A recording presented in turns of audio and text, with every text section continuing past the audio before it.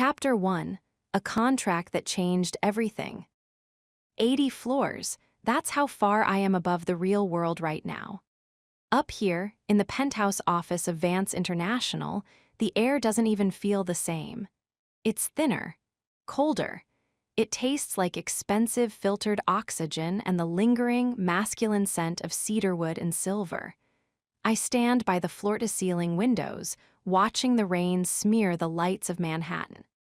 From this high up, the yellow cabs look like tiny, frantic embers trying to stay lit in the dark. I can feel the vibration of the city beneath my heels, or maybe that's just my own heart hammering against my ribs so hard I'm surprised he can't hear it. Behind me, there's a soft, rhythmic sound. Click, click, click. It's the sound of a high-end fountain pen tapping against an obsidian desk. A sound that has signaled the end of billion-dollar companies and the start of global empires. And right now, it's a clock ticking down the seconds of my freedom. The rain isn't going to give you the answers, Evelyn. His voice hits me like a low frequency, vibrating in the center of my chest before it even reaches my ears. Julian Vance, my boss. The man the media calls the glacier because of his calculated, freezing efficiency. He doesn't look like a glacier tonight. He looks like a storm. I turn around slowly, smoothing the fabric of my charcoal pencil skirt. My hands are shaking, so I clench them into fists at my sides. He's sitting there, framed by the shadows of the office. He hasn't turned on the overhead lights, just a single desk lamp that casts sharp, golden angles across his face.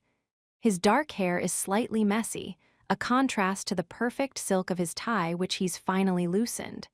His sleeves are rolled up, revealing forearms that look far too powerful for a man who spends his days behind a desk. "I wasn't looking for answers, Mr. Vance," I say. My voice is steady, professional. The mask I've worn for 2 years is still holding, barely. I was looking for a reason to say no. Julian stops tapping the pen. He leans back in his leather chair, the movement fluid and predatory. He watches me with those eyes, blue, but not the blue of the sky. They're the blue of deep water where the light doesn't reach. "And did you find one?" "The contract," I say, gesturing to the thick folder lying on the desk between us. Section 7. The marriage shall remain a secret from all employees, associates, and the public, unless otherwise dictated by Julian Vance. Why the secrecy? If you need a wife to secure your chairmanship, wouldn't you want a woman the world can see? Julian stands up. He doesn't walk, he prowls.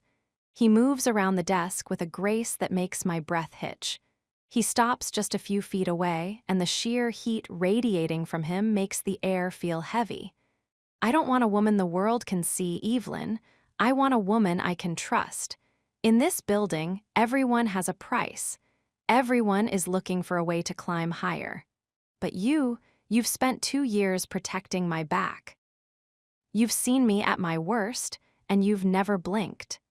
You're the only person in this city who isn't afraid of me, even if you are currently trying to hide the fact that your pulse is racing.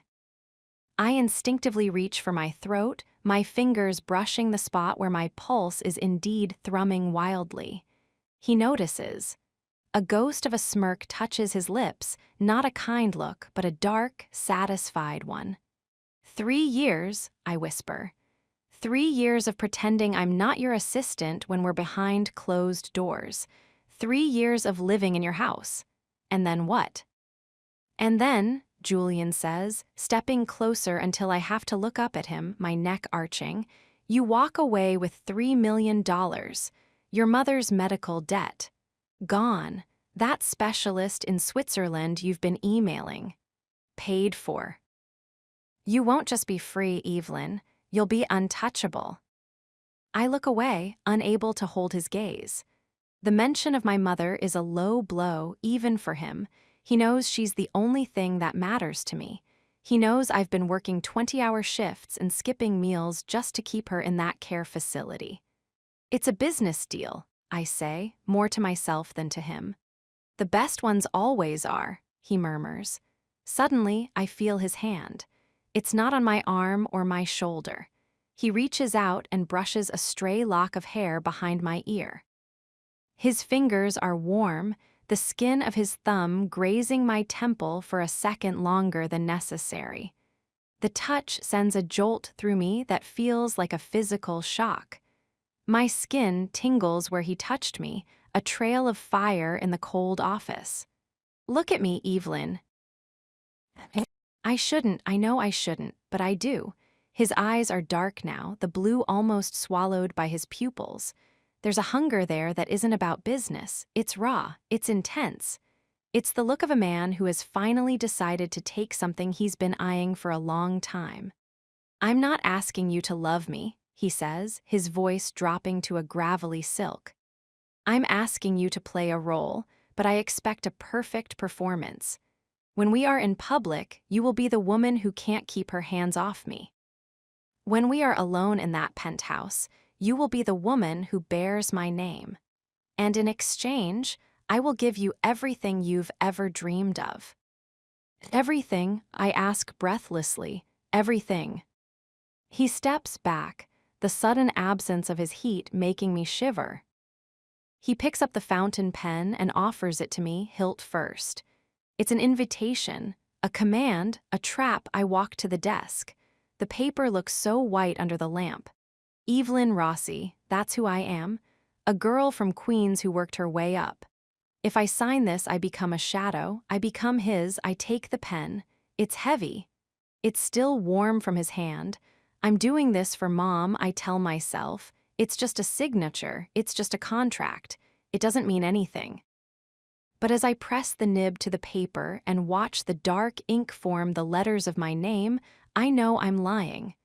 My hand is steady, but my heart is screaming. I sign the last flourish of my last name, and the silence in the room changes. It's no longer the silence of an office. It's the silence of a sanctuary or a prison. I set the pen down. Julian picks up the paper, his eyes scanning my signature. He looks like he's just won a war. "Congratulations, Evelyn," he says. He doesn't look at me as he says the next part. "You're officially the best-kept secret in New York." What happens now?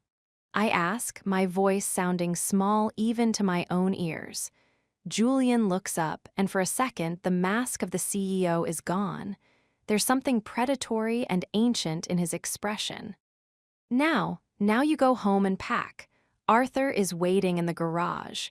He'll take you to your apartment, and he'll wait while you gather your things. You'll be staying in the penthouse starting tonight. Tonight, but I haven't even. The news of my impulse marriage to a mystery woman hits the press tomorrow morning. I need you in my space, Evelyn. I need you where I can see you. He walks to the door and opens it, gesturing for me to leave. As I pass him, he leans down, his breath ghosting over my ear. "And Evelyn, lose the gray suit. Tomorrow, I want you in something that looks like it's easy to take off. We have a narrative to maintain." I don't look back, I can't. I walk out into the hallway, my heels clicking a frantic rhythm on the marble. The elevator doors slide open, and I step inside, leaning my head against the cool steel wall as the lift begins its long, dizzying descent. I reach into the pocket of my blazer and feel the small, velvet box Arthur handed me earlier this evening. I open it. The diamond is so large it looks fake. It's cold. It's heavy. I slide it onto my ring finger. It fits perfectly. Too perfectly. As the elevator hits the lobby and the doors open, I see my reflection in the glass of the front doors. I look the same. My hair is still in its neat bun. My blouse is still tucked in. But as I walk out into the rain and toward the waiting black car, I realize I'm not Evelyn Rossi anymore. I'm the woman who just sold her soul to the devil. And the worst part, As I think about the way his thumb felt against my skin, I realize I'm not sure if I want him to let me go. I slide into the back of the car. The leather is soft, smelling of that same cedar wood. Arthur, the driver, looks at me through the rear-view mirror. He doesn't say a word, but he nods once, a nod of recognition. The car pulls away from the curb, and I look up at the top floor of the tower. The light is still on. Julian is still there, watching the city. Watching me, I lean my head back and close my eyes. The contract is signed. The money is moving. The lie has begun. And as the city lights flicker past my eyelids, I realize that the no emotions clause wasn't for him. It was a warning for me, a warning I'm already failing to heed. Chapter 2: Married Strangers Under One Roof. The cardboard boxes stacked in the center of Evelyn's tiny studio apartment looked like a funeral pyre for her old life. At 4 a.m, the city outside was an eerie, muted blue, the street lamps casting long, skeletal shadows across the hardwood floors. She had lived here for 4 years. It was small, the radiator clanked in the winter, and the view was of a brick wall and a fire escape, but it was hers. Now it was just a shell. She sat on the edge of her mattress, which was now stripped of its floral sheets. In her hand, she held a small, framed photo of her mother. Her mother's smile was pale and weary, taken just before the last round of treatment that had sent their finances into a tailspin. "I'm doing this for you," Evelyn whispered to the empty room. "And maybe I'm doing it because I don't know how to say no to him." The thought sent a traitorous thrill through her. She shouldn't want this. She should feel insulted, bought and sold. Instead, every time she closed her eyes, she felt the ghost of Julian's fingers on her jaw. She felt the weight of his gaze, the way he looked at her as if she were a puzzle he was finally allowed to solve. The headlights of a black town car swept across her wall. He was early. Julian Vance was never late, but he was often early, a habit that forced everyone else to scramble to keep up with his pace. Evelyn grabbed her coat and her suitcase. She didn't look back as she locked the door. She didn't want to see the ghost of the girl who had worked 3 jobs to pay for college, the girl who had arrived at Vance International with nothing but a cheap suit and a terrifyingly sharp mind. That girl was gone. The driver was a man named Arthur, a silent, silver-haired professional who had worked for the Vance family for decades. He took her bags with a polite nod, but his eyes were unreadable. Did he know? Did he know that the woman he was moving into Julian's penthouse was more than just a dedicated assistant?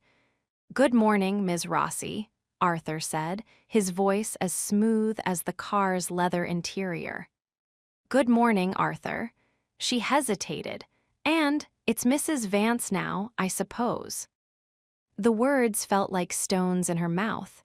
Heavy, permanent. Arthur didn't flinch, he simply opened the door for her. "As you wish, madam." The drive through the sleeping city was a blur of neon and gray. Evelyn watched the world go by, feeling like an astronaut being launched into a beautiful, oxygen-less orbit. When they pulled into the private underground garage of the Vance Heights building, the silence became absolute. The elevator didn't have buttons. It scanned Arthur's retina and then hers. "Mr. Vance is expecting you in the dining room," Arthur said as the doors slid open directly into the penthouse. Evelyn stepped out, her heels clicking softly on the polished white marble. She had been here once before to drop off urgent files, but she had never been past the foyer. Now, the space opened up like a cathedral of modern wealth. The ceilings were 20 feet high, the walls were mostly glass, and the furniture looked like it belonged in a museum of modern art. It was cold. Beautiful, but cold. Until she saw him. Julian was standing by the window, a cup of black coffee in his hand. He wasn't in his suit yet. He was wearing a charcoal silk robe over black lounge pants. The sight of him so domestic, so unbuttoned, made Evelyn stop in her tracks. His hair was slightly damp, pushed back from his forehead, and the sheer masculinity he radiated seemed to shrink the massive room until there was only him. He turned, his eyes tracking her from her shoes to her face. A slow, measuring look that made her skin itch beneath her coat. "You're on time," he said. His voice was deeper in the morning, thick with sleep and authority. "I like that. Most people think a change in status entitles them to a change in discipline." "I'm still your assistant, Julian," she said, trying to find her professional voice. "I don't plan on letting my work suffer because of a living arrangement." Julian walked toward her. He didn't stop until he was within her personal space, the scent of his soap, something like bergamot and rain, overpowering her senses. He reached out, his hand sliding under her chin to tilt her face up. "In this house, you are not my assistant," he murmured. His thumb traced the line of her lower lip, a gesture that was becoming dangerously familiar. "In this house, you are the woman who shares my name, and soon you'll be the woman who shares my bed." Evelyn's heart skipped a beat. The contract said mutually agreed upon, he interrupted, his voice dropping to a seductive silk. "And I am a very patient man, Evelyn. I know how to wait for what I want, but don't mistake my patience for a lack of intent." He let go of her jaw, but the heat of his touch lingered. He gestured to the long, minimalist dining table where a spread of fruit, pastries, and coffee was laid out. "Eat. We have a board meeting at 9. I need you sharp." They sat in silence for a few minutes, the only sound the clinking of silverware. It was the strangest feeling in the world, sitting across from the most powerful man in the city, knowing she was legally bound to him, while he calmly read the Wall Street Journal as if she were a permanent fixture of his life. Where will I be staying?" she asked, breaking the tension. Julian didn't look up from the paper. "There are 4 bedrooms in this wing. Your things have been placed in the suite adjacent to mine. There is a connecting door. It stays unlocked." Evelyn swallowed hard. Unlocked. Now he looked at her. His blue eyes were piercing. "If there is an emergency, or if I simply wish to speak with my wife, I don't intend to knock on a locked door in my own home. You have your privacy, Evelyn, but I have my access." The power play was subtle, but it was there. He was setting the rules. He was showing her that while she had a suite of her own, she was still within his domain. "I understand," she said quietly. "Good." He folded the paper and stood up. The robe parted slightly as he moved, giving her a glimpse of a hard, tanned chest. Evelyn quickly looked down at her coffee, her face burning. "Change into something better," Julian commanded, his eyes flicking over her simple wool coat. "I had several designers send over a wardrobe yesterday. It's already in your dressing room. Pick the navy silk dress. It matches the color of your eyes when you're flustered." He walked away before she could retort, leaving her breathless and agitated. She found her suite and her breath caught. It was larger than her entire apartment. The dressing room was a literal forest of high-end fashion. Labels she had only ever seen in magazines hung in neat rows. She found the navy silk dress. It was exquisite, modest enough for the office, but the fabric was so light it felt like a second skin. When she put it on, she realized Julian's eye for detail was terrifying. It fit her perfectly. It clung to her curves in a way that made her feel powerful and vulnerable all at once. An hour later, they were in the back of the town car, headed to the office. The transition was jarring. The moment the car door closed, Julian's demeanor shifted. The silk-robed man who teased her about her eyes was gone. In his place was the CEO. He was on his phone, barking orders about a shipping delay in Singapore, his face a mask of iron-willed focus. Evelyn took out her tablet and began checking his schedule. "You have the quarterly review at 10, she said, her voice crisp. "The legal team wants to see you at 11 regarding the merger, and you have a lunch with the Sterling Group at 1. "Cancel the lunch," Julian said, not looking away from his screen. "I have a better use for that hour." "What should I put in the calendar?" Julian finally looked at her. For a split second, the CEO mask slipped, and a spark of that dark, domestic heat returned. "Put private consultation," he said. "I want you in my office, door locked, no interruptions." Evelyn's hand hovered over the tablet. "Julian, people will talk. If I'm in there for an hour with the door locked." "Let them talk," he said, leaning back. "They've been talking about us since the day I hired you. They think you're my mistress. They think you're my spy. Let them wonder. It keeps them on their toes." "But we're supposed to be hiding the marriage," she whispered. "We are hiding the marriage," he corrected. "We aren't hiding the fact that I find you indispensable, or the fact that I can't keep my eyes off you." The car pulled up to the front of Vance Tower. The doormen scrambled to open the doors. Julian stepped out first, adjusting his cufflinks. He didn't wait for her, but as he walked toward the gleaming glass entrance, he paused just long enough for her to catch up and walk half a step behind him. To the world, they were the master and his shadow. But as they entered the lobby, Evelyn felt the weight of the gold band hidden on a chain beneath her silk dress, resting right against her heart. Every person who bowed to Julian, every employee who scurried out of his way, had no idea that the woman walking silently behind him was the one who held his name. They reached the executive elevators. The doors closed, sealing them in. Evelyn looked at the floor numbers climbing. 40, 50, 60. Suddenly, she felt a hand on her waist. Julian pulled her back against him, his chest meeting her back.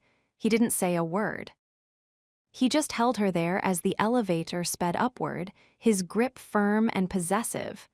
"Julian," she gasped. "The cameras."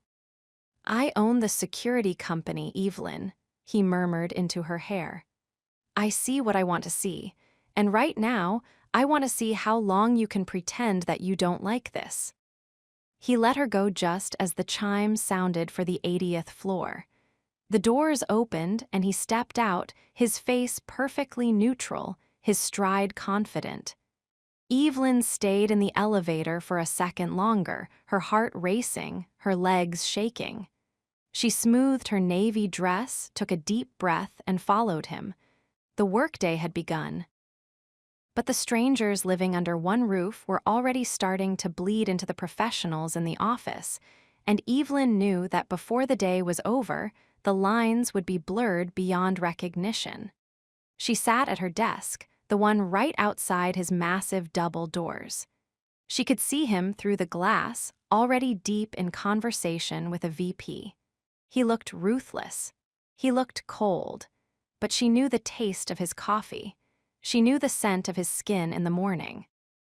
And she knew that tonight, when the lights of the tower went out, she would be going home with him. The first secret glance happened at 10:15 a.m. Julian was in the middle of a heated debate about profit margins. He was standing, pointing at a graph on the wall, his voice booming with authority. But as he turned to emphasize a point, his eyes found hers through the glass. It was only for a second, a blink, but in that second he didn't look at her like an assistant. He looked at her with a raw, primal hunger that made her drop her pen. He didn't miss a beat in his speech, but the message was sent. "I see you. You're mine. And I'm counting the minutes until we're alone." Evelyn looked down at her keyboard, her fingers flying over the keys as she tried to focus. But all she could think about was the private consultation at 1 o'clock. And the fact that for the first time in her life, She wasn't sure if she wanted to be protected by Julian Vance or if she wanted to be consumed by him. As the morning wore on, the office whispers began. It was a low hum, like static in the air. People noticed the way Julian's gaze lingered. They noticed the new dress. They noticed the way Evelyn walked with a bit more grace, a bit more fire. The secretary from the legal department, a woman named Sarah who loved gossip more than law, leaned over Evelyn's desk during a coffee break. "New dress, Evie?" Sarah asked, her eyes narrowed. "That looks like it cost more than my car. Did the boss give you a bonus?" Evelyn didn't look up. "Mr. Vance expects a certain level of professionalism, Sarah. I'm simply meeting his standards." "His standards, huh?" Sarah giggled. "Is that what we're calling it now? Careful. A man like that doesn't give gifts without expecting something in return." "I'm well aware of the cost of everything, Sarah," Evelyn said, her voice cold. "Now, if you'll excuse me, I have a schedule to manage." As Sarah walked away, Evelyn felt a pang of guilt. She was lying to everyone. She was living a double life. But as she looked at the door to Julian's office, she realized she didn't care. Because for the first time in her life, she didn't feel like a girl struggling to survive. She felt like a woman who was being seen. The clock struck 1. The boardroom cleared. The hallways grew quiet as people headed out for lunch. Evelyn stood up, her heart in her throat. She walked to the double doors. She didn't knock. She shouldn't have to. She stepped inside and closed the doors behind her. Julian was sitting at his desk, his jacket off, his tie loosened. He didn't say anything. He just watched her. "Lock the door, Evelyn," he said. She reached back and turned the deadbolt. The click echoed through the room. The private consultation was about to begin, and as Julian stood up and started walking toward her, Evelyn realized that the strangers who moved in together this morning were about to become something much, much more dangerous. He stopped right in front of her, his presence overwhelming. "The navy silk," he remarked, his voice a low growl of approval. "I was right. It looks better on you than it did on the mannequin." "Julian, we shouldn't be doing this here," she whispered, even as she leaned toward him. "I'm the boss, Evelyn," he said, his hand sliding into her hair, pulling her head back so she had to look at him. "I decide what we should and shouldn't do, and right now, I decide that I've spent 4 hours looking at you through a glass wall, and I'm losing my mind." He leaned down, his breath hot against her ear. "Tell me to stop," he challenged. "Tell me you want to go back to being just my assistant. Tell me you want to go back to that cold little apartment and your piles of debt. Tell me, and I'll let you go." Evelyn looked at him, at the intensity in his eyes, the raw need he wasn't even trying to hide anymore. She thought of the contract. She thought of her mother. But mostly, she thought of the way her body hummed whenever he was near. "Don't stop," she whispered. Julian's eyes darkened. "I thought you'd say that." He didn't kiss her. Not yet. He just stood there, holding her, letting the tension build until it was a physical weight between them. This was the slow burn. This was the torture he excelled at. And as the lunch hour ticked away, Evelyn Rossi, now Evelyn Vance, realized that her life would never be the same again. She was a stranger in a beautiful house, a secret in a powerful office, and a woman completely and utterly under the spell of her boss. The shadows of the office grew long as the sun moved across the sky, but inside the locked room, time stood still. They were no longer boss and assistant. They were no longer strangers. They were two people bound by a contract, a secret, and a fire that was just beginning to roar. Chapter 3: The Office Where He Pretends Not to Know Me. The sunlight in Julian's penthouse doesn't just stream in. It invades. I wake up to the motorized hum of the blackout curtains sliding open, revealing a panoramic view of Central Park that most people only see on postcards. For a split second, I forget where I am. I reach out for my old, pilled cotton sheets, but my fingers meet 3,000 thread count Egyptian silk instead. Then it hits me.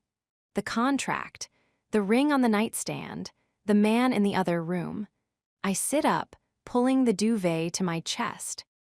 My body feels heavy, humming with a restless energy I can't quite name. Last night was our first night under the same roof as husband and wife, though the thick mahogany door connecting our suites remained closed. I spent hours staring at it, wondering if I heard his footsteps on the other side, wondering if he was staring at the wood, too. I dress quickly in one of the new outfits Julian's stylists curated for me. It's a cream-colored silk blouse and a high-waisted black skirt that hits just below the knee. It's professional, but the way the silk clings to my skin feels intimate, like a secret. When I walk into the kitchen, the scent of fresh espresso and expensive tobacco hits me. Julian is there, standing at the marble island. He's already dressed in a charcoal suit, but his jacket is off, and his tie is still draped untied around his neck. He's reading something on his tablet, his brow furrowed in that specific way that means someone is about to lose their job. He looks up as I enter. His eyes travel slowly, unbearably slowly, from my toes to my face. "You're late," he says. His voice is a low, morning growl. "It's 6:45, Julian. We don't leave until 7. "In this house, my time is your time," he says, stepping toward me. He doesn't stop until he's in my personal space. The air around him is always warmer, charged with a magnetic pull that makes me want to lean in. He reaches out, his fingers brushing my collar. I freeze, my heart thudding against my ribs. "Your button is loose," he murmurs.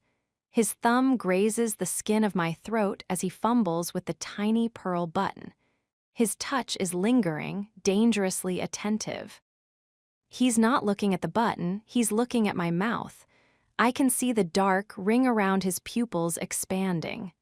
"I can do it," I whisper, my voice trembling. "I've got it," he counters, his voice dropping an octave. He finishes the button but doesn't pull his hand away. Instead, his palm cups my jaw, his thumb tracing the line of my lower lip. "You look beautiful, Evelyn. It's a shame the rest of the world will only see the assistant." "That's what we agreed on," I remind him, though my body is screaming for him to lean down and bridge the inch of space between us. "I know what I agreed to," he says, his eyes darkening. Suddenly, he pulls away, the warmth vanishing as quickly as it came. He grabs his jacket and hooks it over his finger. "Finish your coffee. Arthur is downstairs." The transition is jarring. By the time we reach the lobby of Vance Tower 20 minutes later, the Julian who touched my face is gone. As the gold-plated elevator doors slide open on the 80th floor, he steps out first. He doesn't hold the door. He doesn't look back. He walks with a stride so purposeful and cold that it's as if I don't exist. "Ms. Rossi," he says, his voice loud and clipped as we pass the reception desk. "I need the quarterly reports on my desk in 5 minutes, and cancel my 10 o'clock. It was a waste of my time before it even started." I blink, stunned by the frost in his tone. "Of course, Mr. Vance." The Mr. Vance feels like a slap. I head to my desk, which sits just outside his glass-walled office. All morning, it's the same. He treats me like a piece of office equipment. When he calls me on the intercom, his voice is sharp, demanding, and utterly devoid of the heat I felt in the kitchen. At 11:00 a.m., I walk into his office to deliver the files he demanded. He's on a conference call, leaning back in his chair with his feet on the desk. He doesn't even look up when I enter. He just points to the inbox tray with a dismissive flick of his wrist. I set the files down, my blood starting to boil. The contrast is making my head spin. How can a man go from tracing my lips with his thumb to treating me like an invisible ghost in the span of 3 hours? As I turn to leave, I catch the eye of Marcus, the head of acquisitions, who is sitting in one of the guest chairs. Marcus has always been a bit too friendly, a bit too lingering with his gaze. "Looking sharp today, Evelyn," Marcus says, his eyes raking over my skirt. "That silk really suits you." I feel Julian's energy shift before I hear it. The air in the room suddenly feels pressurized. Julian doesn't stop his conversation on the speakerphone, but his eyes snap up. He looks at Marcus, then at me. His expression is unreadable, a mask of pure professional ice. "Rossi," Julian barks, interrupting his own call. "Yes, Mr. Vance." "The coffee in the break room is swill. Go down to the cafe on the terrace and get me a real espresso. And don't dawdle. I have a meeting in 10. It's a blatant, demeaning errand. Something he could have asked a junior intern to do.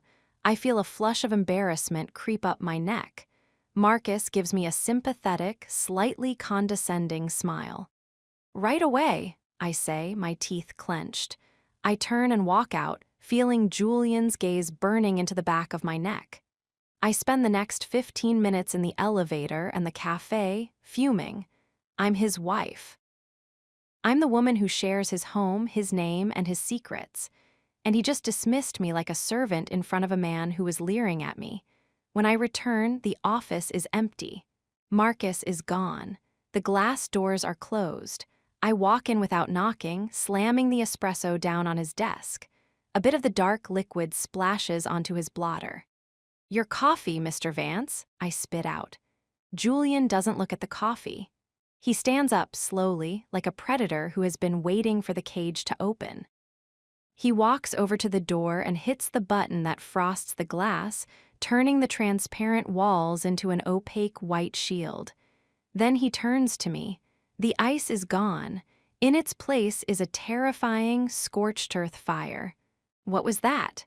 he asks, his voice a low, dangerous silk. "What was what?" "I brought your coffee." "You smiled at him," Julian says, stepping into my space. He's so close I can see the pulse jumping in his jaw. "Marcus was looking at you like you were on the menu, and you smiled." He was being polite, which is more than I can say for you today.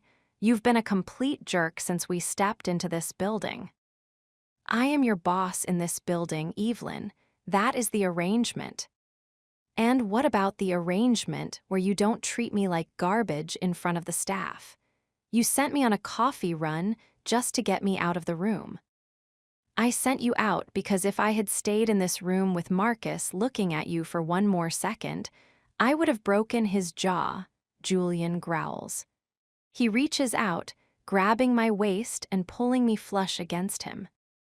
The shock of the contact steals the breath from my lungs. My hands fly up to his chest, feeling the frantic, heavy thud of his heart beneath his dress shirt. "You're mine, Evelyn," he whispers, his face inches from mine. "Do you understand?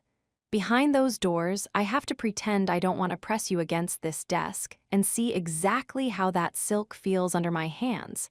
I have to pretend I don't want to roar at every man who looks at you. It is driving me out of my mind." I look up at him, my anger melting into a thick, syrupy desire. The intensity in his eyes is overwhelming. He's possessive, territorial, and completely unhinged by the secret we're keeping. "You're dangerously attentive at home," I breathe, my fingers curling into his shirt. "And you're ruthless here." I don't know which Julian is real. "Both," he says, his hand sliding up to the back of my neck, his fingers tangling in my hair. He pulls my head back slightly, exposing my throat. "But this one, This one has to wait until the sun goes down, and it is the hardest thing I have ever done. He leans down, his lips grazing the sensitive skin just below my ear. I let out a soft moan, my knees going weak. "Julian," I gasp, "someone will hear." "The walls are soundproof," he mutters against my skin, "and the door is locked." He kisses my neck, a sharp, demanding trail of fire that makes my head spin. For a moment, the office disappears. There is no Vance International. There are no reports, no secretaries, no secret contracts. There is only the feeling of his hard body against mine and the intoxicating power he wields over me. But then, the intercom on his desk buzzes. "Mr. Vance, your 11:30 is here. Should I send them in?" Julian freezes. He stays tucked into the crook of my neck for 3 long heartbeats, his breathing heavy and ragged. Then, with a curse, he lets me go. He turns away, smoothing his tie and adjusting his jacket. In 5 seconds, the mask is back. The fire is banked, hidden behind a wall of gray stone. "Fix your hair, Ms. Rossi," he says, his voice cold and professional once again. "And wipe the desk. You've made a mess." He hits the button and the glass walls clear, revealing the bustling office outside. I stand there, my heart racing, my skin still tingling from his touch. I quickly fix my hair in the reflection of the glass, my hands shaking. I wipe the spilled coffee with a tissue, feeling like a criminal. The door opens and a group of executives walks in. Julian doesn't even look at me as I walk past them toward the exit. "Get those memos out by lunch, Rossi," he calls out after me. I walk to my desk and sit down, my legs trembling. I look through the glass at him. He's sitting there, nodding at a spreadsheet, the perfect image of a cold, detached billionaire.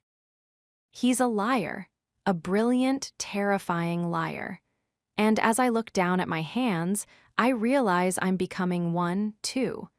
Because despite the way he just treated me, despite the coldness and the commands, all I can think about is the feeling of his teeth against my neck. The office thinks I'm his assistant. He pretends I'm a stranger. But as I catch him stealing one quick, dark glance at me through the glass when he thinks no one is looking, I know the truth. The fire is burning. And before the 3 years are up, I'm afraid it's going to burn this entire building down. Chapter 4: Late-night emails and lingering looks. The office at 9:00 p.m. is a different world. The frantic energy of the day, the ringing phones, the scurrying interns, the sharp clack of high heels on marble has bled away, leaving behind a heavy, humming silence. The overhead lights are dimmed to a power-saving glow, casting long, blue-tinted shadows across the rows of empty cubicles. I'm still at my desk. My back aches, and the blue light of my monitor is starting to make my vision blur, but I can't leave. Not yet. Through the glass wall to my left, I can see him. Julian hasn't moved for an hour. He's silhouetted against the backdrop of the city, hunched over a stack of documents, the glow of his own screen carving out the rugged lines of his profile. He looks exhausted, but even in his fatigue, he looks powerful. Ping. The sound of an incoming email startles me in the quiet room. I look down at my screen. From Julian Vance. To Evelyn Rossi. Subject: Q4 projections. I need the updated figures for the London acquisition. Now, I sigh, my fingers hovering over the keys. I could just walk the 10 feet into his office and give him the file. I could tell him that the figures are already in his shared drive. But we've established a rhythm today, a digital wall that keeps us from touching, from looking, from acknowledging the ring hidden under my blouse. I type back. From Evelyn Rossi. To Julian Vance. Subject: Ari, Q4 projections. They've been in the active mergers folder since 3:00 p.m., Mr. Vance. Perhaps you'd see them if you weren't so busy barking orders. I hit send before I can lose my nerve. My heart flutters. It's a dangerous game, poking the bear when the building is empty and the rules of the day have started to fray at the edges. I watch him through the glass. I see him lean forward, read the email, and then pause. He doesn't look at the folder. Instead, he turns his head slowly toward the glass. Our eyes meet. Even through the partition, the intensity of his gaze is like a physical weight. He doesn't smile. He doesn't frown. He just watches me. I should look away. I should be professional, but I can't.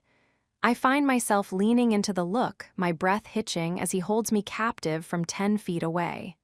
Ping. From Julian Vance to Evelyn Rossi. Subject Ari, Q4 projections. My office, bring the hard copy, and bring me a glass of water. My throat is dry, my stomach doing a slow, heavy roll. I know what he's doing. He's asserting control. He's reminding me that even at 9:00 p.m., even when we're the only two people in this giant glass tomb, he is the one who gives the orders. I get up, my legs feeling a little unsteady. I grab the London file and stop by the small kitchenette to pour a glass of chilled water. My reflection in the stainless steel of the fridge looks flushed. My hair has started to come loose from its bun, soft strands framing my face. I start to tuck them back, then stop.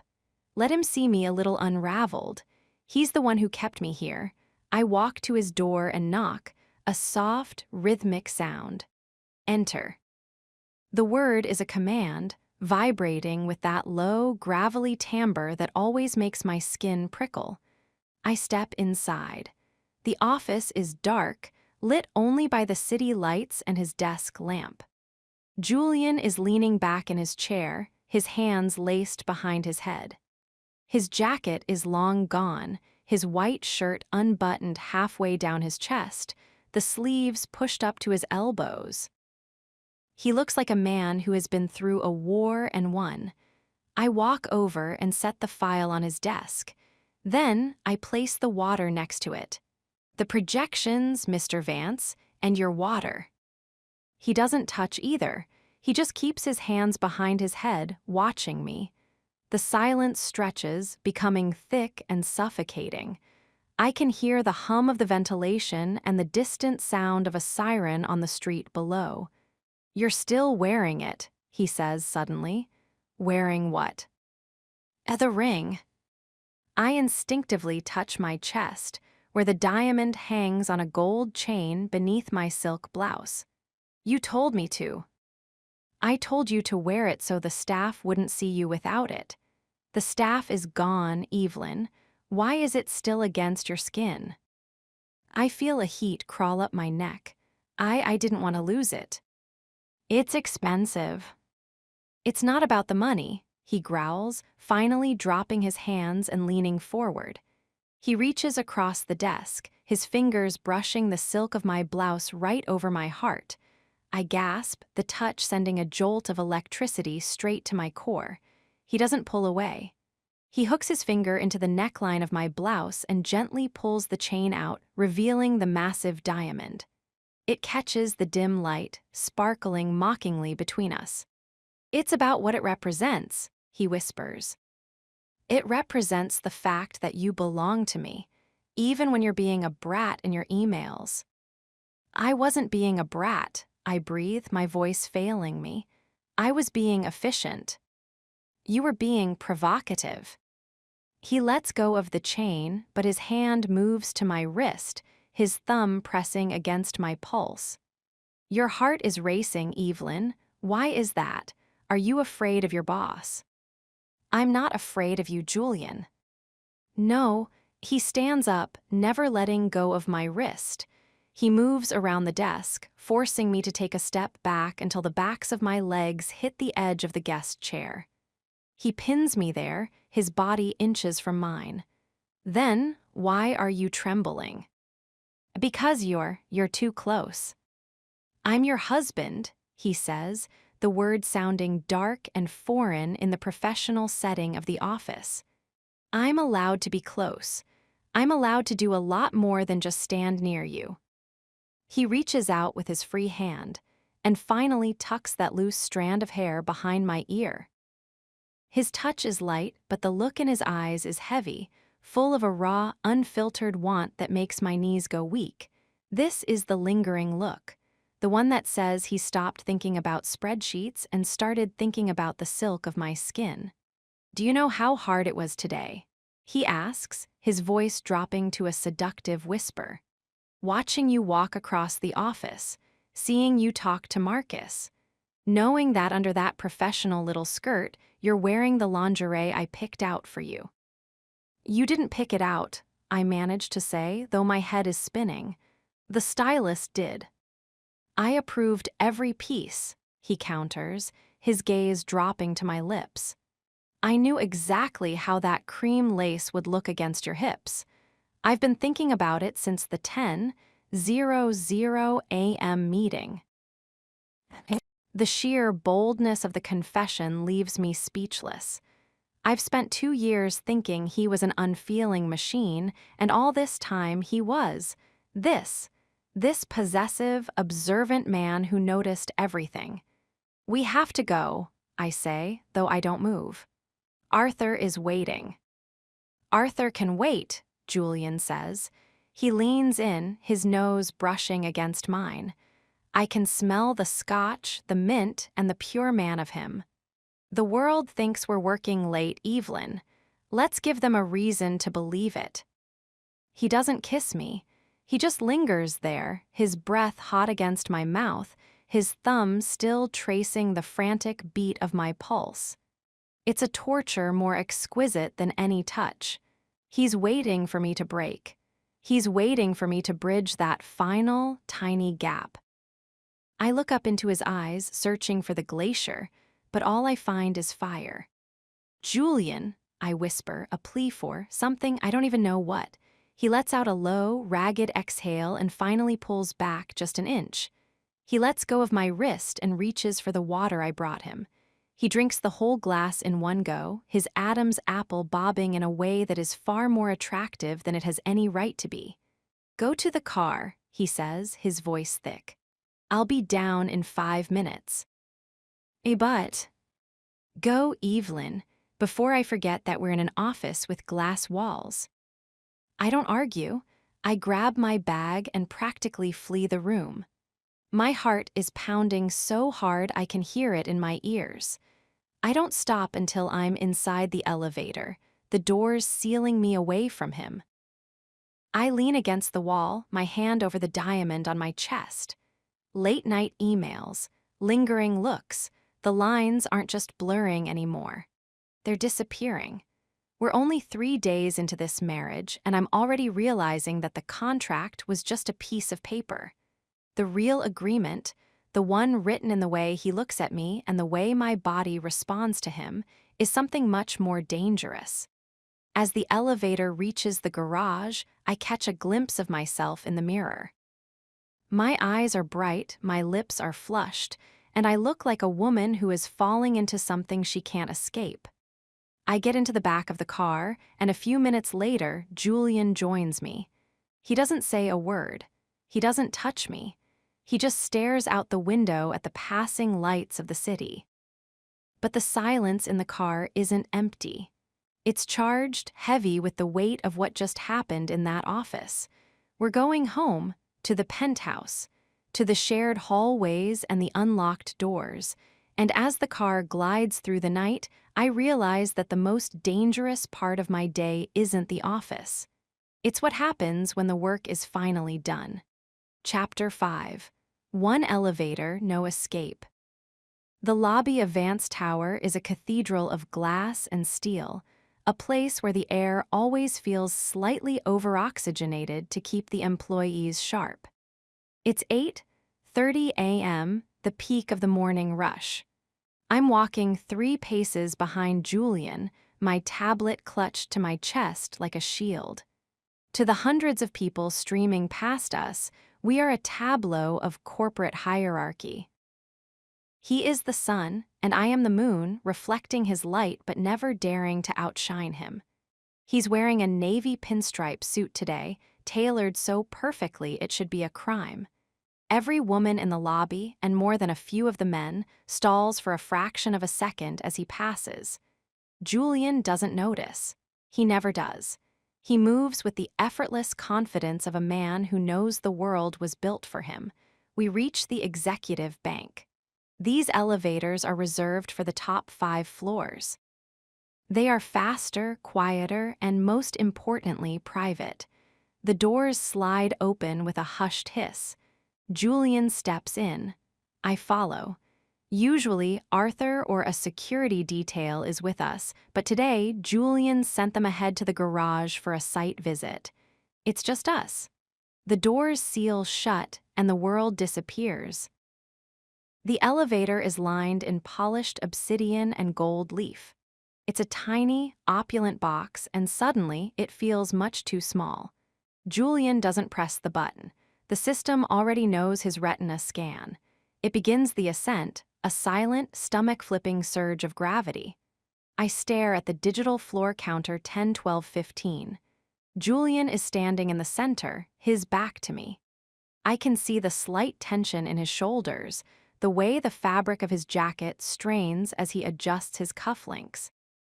The scent of him, that intoxicating blend of bergamot, expensive wool, and pure, raw power, fills the small space until it's all I can breathe. You're standing too far away, Evelyn. His voice is low, vibrating against the obsidian walls. He hasn't turned around. I'm standing where I always stand, Mr. Vance. The Mr. Vance act is getting tiresome, he says. He turns then, slowly, his movements deliberate. He doesn't look like a CEO right now. He looks like a man who hasn't slept, or perhaps a man who has spent all night thinking of ways to break his own rules. We're in a soundproofed, private lift. You can drop the loyal employee routine for 60 seconds. I don't think that's a good idea, I whisper, my heart starting to thud in my throat. The lines are already blurred enough after last night. Blurred, he takes a step toward me. The elevator is large, but with him moving, it feels like it's shrinking. I think they're finally becoming clear. Suddenly, the elevator shudders. It's not a violent jerk, but a subtle, mechanical groan. The floor counter freezes at 42. The smooth hum of the motor dies, replaced by a terrifying, hollow silence. The emergency lights flicker once, twice, and then settle into a dim, amber glow. We've stopped. Julian. My voice is thin, a streak of genuine fear cutting through the tension.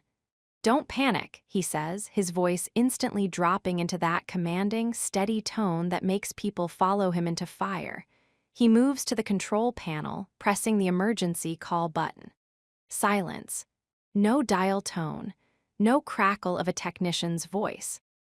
The system is down, he mutters, more to himself than to me. He hits the button again, then tries the open door command. Nothing. We are suspended in a metal box, thousands of feet above the pavement. I feel a wave of claustrophobia wash over me.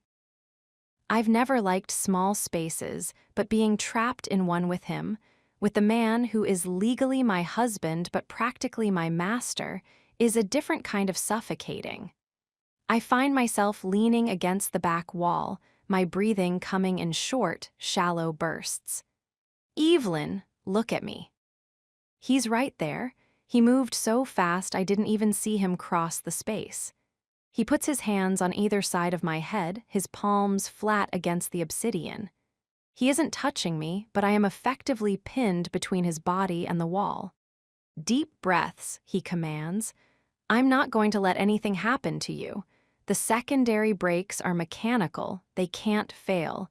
It's just a software glitch. They'll have us moving in minutes. I hate this, I gasp, my eyes searching his. In the dim amber light, his features are carved from shadow. He looks devastatingly handsome and terrifyingly close. I can't breathe. Yes, you can. Focus on my voice. He leans in closer, his chest almost brushing mine. Focus on me, Evelyn, not the walls, just me. I try, I really try. But focusing on him is worse for my heart rate than the elevator stall. I can see the faint stubble along his jawline, the way his eyelashes cast long shadows over his cheekbones, and his mouth, so close I can feel the warmth of his breath on my lips. That's it, he whispers, his voice dropping to a seductive, gravelly hum. Just breathe with me. He takes a slow, deep breath, and instinctively I mimic him. Our chests rise and fall in a jagged, unsynchronized rhythm. The fear of the height is being rapidly replaced by a different kind of panic, the kind that comes from being trapped with a man you desire more than your next breath. Better, he asks. No, I breathe. Worse. His eyes drop to my lips. His hands on the wall slide down, his fingers grazing the hair near my temples. The air in the elevator is getting hotter. It's thick with the unspoken things we've been burying under contracts and spreadsheets for years. Why is it worse? He asks, though I can tell by the dark flare in his pupils that he already knows. Because you're doing it again. Doing what? Pretending we're just two people in a room. We're not. We're a lie, Julian, a $3 million lie, and being this close to you, it makes me forget that. Julian lets out a low, guttural sound, half laugh, half growl. He moves one hand from the wall, his fingers tangling in the hair at the nape of my neck. He pulls my head back slightly, forcing me to expose the line of my throat. Is that what you think this is? He asks, his face inches from mine. You think I'm playing a part right now? You think I bribed the elevator to stop just so I could be near you? I don't know what to think with you. Then stop thinking, he growls. He leans down, his lips ghosting over my jaw, moving toward my ear. I let out a soft, broken whimper, my eyes fluttering shut. Every day, he whispers against my skin, I sit behind that desk and I watch you. I watch the way you bite your lip when you're concentrating. I watch the way you look in those dresses I chose for you. I hear the way your voice changes when you say my name. And every day, I have to act like I don't want to lock the door and do exactly what I'm thinking about doing right now. Julian, I reach out, my hands finding his shoulders. The wool of his suit is soft, but the man beneath it is hard, all lean muscle and tension. We can't, the cameras. The cameras are on the same circuit as the motor, he murmurs, his mouth moving to the sensitive spot just below my ear. He bites down, gently, and a jolt of pure fire shoots straight to my core. They're dark, Evelyn. We are the only two people in the world right now. He kisses my neck, his tongue tracing a path that makes my knees buckle. I would have fallen if he wasn't holding me up. He slides his other hand down my back, pulling my hips flush against his. I gasp as I feel the physical evidence of his desire. He's not the glacier right now. He's a man on the edge of his control. He pulls back just far enough to look me in the eye. His expression is raw, almost pained. Tell me to stop, he says. It's not a command this time, it's a plea. Tell me you don't want this as much as I do, and I'll move to the other side of this box and won't touch you again until we're in public. I look at him, really look at him. I see the vulnerability he hides from the world. I see the man who bought me to save his empire, but who looks at me like I'm the only empire worth having. I don't tell him to stop. I reach up, my fingers sliding into his dark hair, and I pull him down to me. The kiss is explosive. It's not the soft, tentative kiss of a first date. It's the collision of 2 years of repressed longing. It's frantic, hungry, and deep. He tastes like coffee and cold ambition, and I drink him in like a dying woman. He groans into my mouth, his hands roaming over my back, pulling me closer, trying to merge our bodies into one. I lose track of where I am. The elevator doesn't matter. The height doesn't matter. There is only the slide of his tongue against mine, the roughness of his palms, and the way he says my name between gasps for air. He lifts me up, my legs instinctively wrapping around his waist. He pins me against the obsidian wall, his hands sliding under my skirt to grip my thighs. The cool stone against my back and the heat of his body in front of me is a sensory overload. "Evelyn," he groans, his forehead resting against mine. "You have no idea what you do to me." "I think I do," I whisper, my hands fumbling with his tie, wanting to feel his skin. "Because you're doing it to me, too." Just as he leans back in to capture my lips again, the elevator jolts. Clang.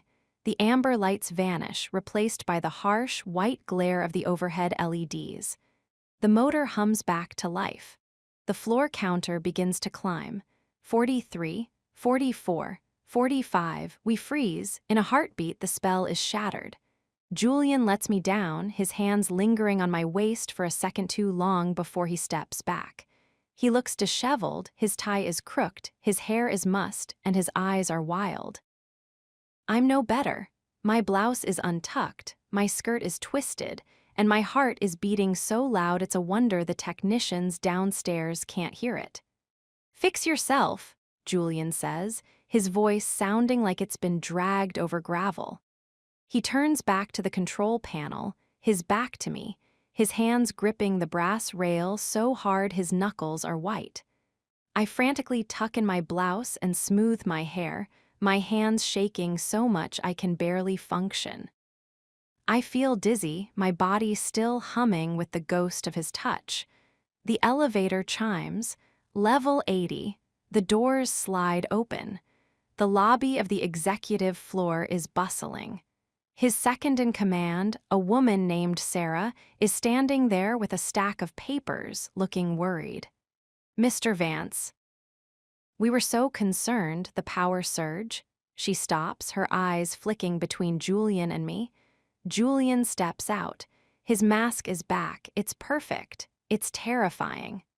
"A minor inconvenience, Sarah," he says, his voice smooth, cold, and utterly professional.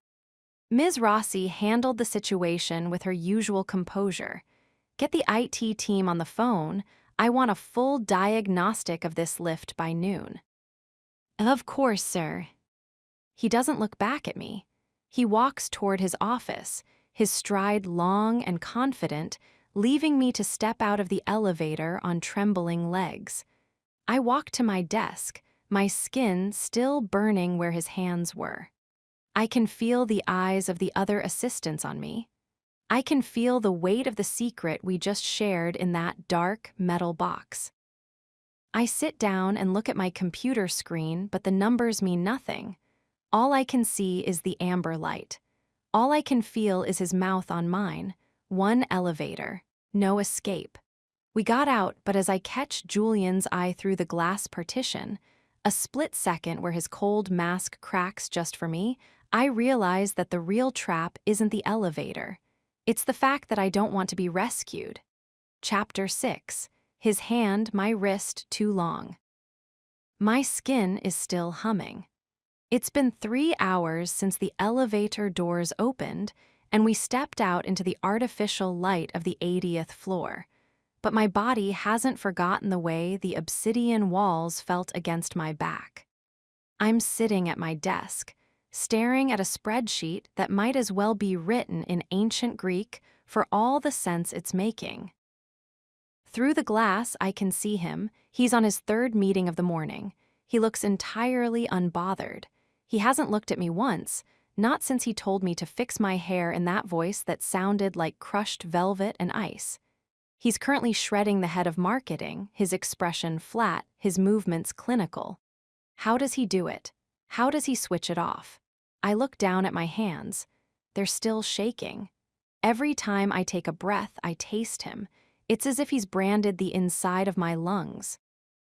Evelyn, the final drafts for the Sterling merger. Are they ready? I jump, my pen skittering across the desk. It's Marcus. He's leaning against my cubicle wall, a smug, curious look in his eyes. He's been hovering all morning, ever since he saw us step off that stalled elevator.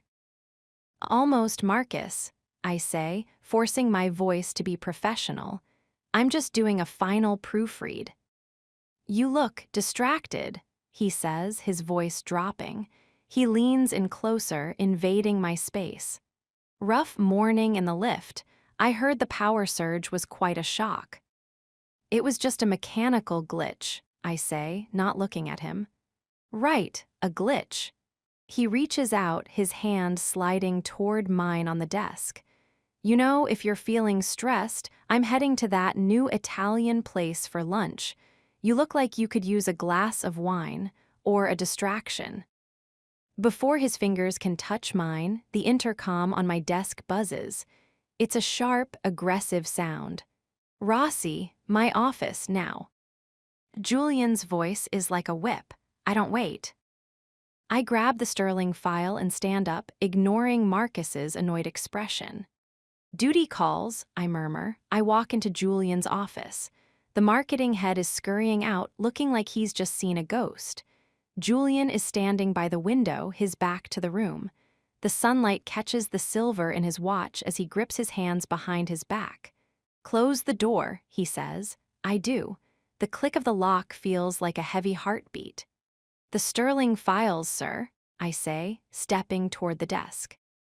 He doesn't turn around. What was Marcus saying to you? He was asking about the merger. Liar, Julian turns then. His eyes are like blue flame. He was leaning into your space. He was going to touch you. He was being a colleague, Julian. Something you're currently pretending we aren't. Julian walks toward me. He doesn't stop at the desk. He rounds it, his presence expanding until the room feels half its size. I hold the file out between us like a shield, but he ignores it. I need the signature on page 12, I say, my voice breathy. He reaches out, but he doesn't take the file. His hand moves with agonizing slowness. He reaches past the paper and wraps his fingers around my wrist. My breath hitches. His grip isn't violent, but it's firm, possessive. His thumb rests right over my pulse, which is currently thudding like a trapped bird. The heat of his skin is a shock, a direct contrast to the freezing temperature of the air-conditioned office. Julian, I whisper, someone will see through the glass. The glass is frosted, Evelyn. I turned it on the moment you walked in. He doesn't let go, he just stands there holding my wrist. 1 second, 2, 5. It's long past the point of an accidental touch. It's a claim. Your pulse is frantic, he murmurs, his eyes locked on mine. Is it Marcus? Does he make your heart race like this? You know he doesn't. Then why do you let him near you? He pulls me a fraction closer, my arms stretched between us. His thumb begins to move, making slow, hypnotic circles against the sensitive skin of my inner wrist. It's the most erotic thing I've ever felt. It's just a hand on a wrist, but the way he's looking at me, like he wants to consume me, makes my knees feel like water. I have to work with him, I manage to say. We have to be normal, Julian. That's the rule. Hidden. Remember. I'm finding it very difficult to remember the rules today, he growls. He lifts my hand, his eyes never leaving mine, and brings my wrist to his lips. He doesn't kiss it. He just lingers there, his breath hot against my skin, his nose brushing the spot where the diamond on my neck would be if it were visible. You're shaking, he whispers against my pulse. Because you're holding me too long. How long is too long, Evelyn? A minute, an hour, a lifetime. He finally kisses the center of my wrist, a soft, lingering press of his lips that feels like a promise. Then he slides his hand down, interlacing his fingers with mine. His palm is calloused and warm, his grip squeezing mine in a way that says you are mine. Julian, the merger. To hell with the merger, he mutters, but he lets go. He takes the file from my other hand, his fingers grazing mine one last time, a deliberate spark that leaves me breathless. He walks back to his desk and sits down, flipping through the pages as if he hadn't just been branding my skin with his touch. The transition is so fast it makes my head spin. He's the CEO again. Cold, efficient, remote. The figures on page 8 are slightly off, he says, his voice flat. Fix them and bring them back by 2. And Evelyn. Yes. He looks up. For a split second, the mask cracks, and I see the raw, desperate hunger he's trying so hard to bury. Tell Marcus if he touches you, he'll be looking for a new job by 3. Am I clear? Perfectly clear, Mr. Vance. I turn and walk out, my wrist still burning. When I get back to my desk, I sit down and try to type, but I can't. I keep looking at my arm. I can still see the faint, pale marks where his fingers were. It wasn't an accident. It wasn't a mistake. He's marking his territory. He's showing me that even when we're surrounded by people, even when there's a glass wall between us, I belong to him. I touch the spot where his lips were, and a shiver traces its way down my spine. The contract says we're strangers. The office thinks we're boss and assistant, but my body knows the truth. His hand was on my wrist for too long, and the terrifying thing is, I never wanted him to let go. Chapter 7, Rules We're Already Breaking. The silence of the penthouse is louder than the chaos of the office. It's nearly midnight. I'm standing in the kitchen, the cold marble of the floor biting at my bare toes. I couldn't sleep. Every time I closed my eyes, I felt the phantom pressure of Julian's hand around my wrist. I felt the way his thumb traced my pulse, a rhythmic brand that seemed to sync with my own heartbeat. I'm wearing a silk slip, navy, thin, and far too revealing for a woman who is supposedly just a contractual partner. But in the dark, with only the ambient glow of the city lights filtering through the floor-to-ceiling windows, I thought I was alone. I reach for a glass on the top shelf, my fingers just grazing the rim. I stretch, the silk hiking up my thighs, and that's when I hear it. The sound of a glass clinking against stone. I freeze. My breath hitches. I know that sound. I know the heavy, steady presence that just entered the room without making a sound. On the left, Julian says. His voice is a low vibration in the darkness, coming from the shadows of the living area. I turn, my heart doing a slow, heavy roll in my chest. He's sitting in one of the leather armchairs, a glass of amber liquid in his hand. He isn't wearing his suit jacket or his tie. His white shirt is unbuttoned nearly to his waist, the sleeves rolled haphazardly up his forearms. He looks undone. He looks dangerous. I didn't think you were still up, I say, my voice sounding breathy and thin in the vast space. I could say the same to you. He stands up, his movements fluid and predatory. He walks toward the kitchen, the light of the city catching the hard lines of his face. He doesn't stop until he's standing right in front of me. He reaches up, his arm brushing mine as he easily retrieves the glass I was struggling to reach. He doesn't hand it to me. He sets it on the counter behind me, effectively trapping me between the cold marble and his heat. You're breaking the rules, Evelyn. The rules? I ask, my eyes fixed on the hollow of his throat. I can see his pulse beating there. Steady. Strong. Rule number 1, maintain a professional distance in private to avoid complications. He quotes the contract with a dry, dark irony. You're standing in my kitchen at midnight, dressed in something that was clearly designed to keep a man awake, looking at me like you're waiting for me to lose my mind. I was just thirsty, Julian. And I didn't know you'd be sitting in the dark like a ghost. I wasn't sitting like a ghost. I was watching the rain, and then I heard you. He leans in, his scent, cedar, scotch, and something purely him, overwhelming my senses. I heard your footsteps. I heard the way your breath hitched when you realized I was here. Your body knows the rules are already broken, even if your head is still trying to follow the script. We signed a contract, I whisper, though I'm leaning toward him, drawn in by the magnetic pull I can no longer fight. No emotions, no expectations, just 3 years and a clean slate. Tell me, he growls, his hand coming up to rest on the counter next to my hip. He doesn't touch me, but the proximity is a torture of its own. Which part of the contract covers the way I felt in the elevator today? Which paragraph explains why I can't stop thinking about the taste of your skin? That's just chemistry, physical proximity. It doesn't mean anything. A liar. He reaches out then. His fingers don't go for my waist or my shoulders. He slides his hand into my hair, his palm cupping the back of my head. He pulls me back just enough so I have to look him in the eye. You think you're the only one scared of this? He asks, his voice dropping to a raw, honest whisper. I've built an empire on logic, Evelyn. I've spent my life calculating risks and eliminating variables.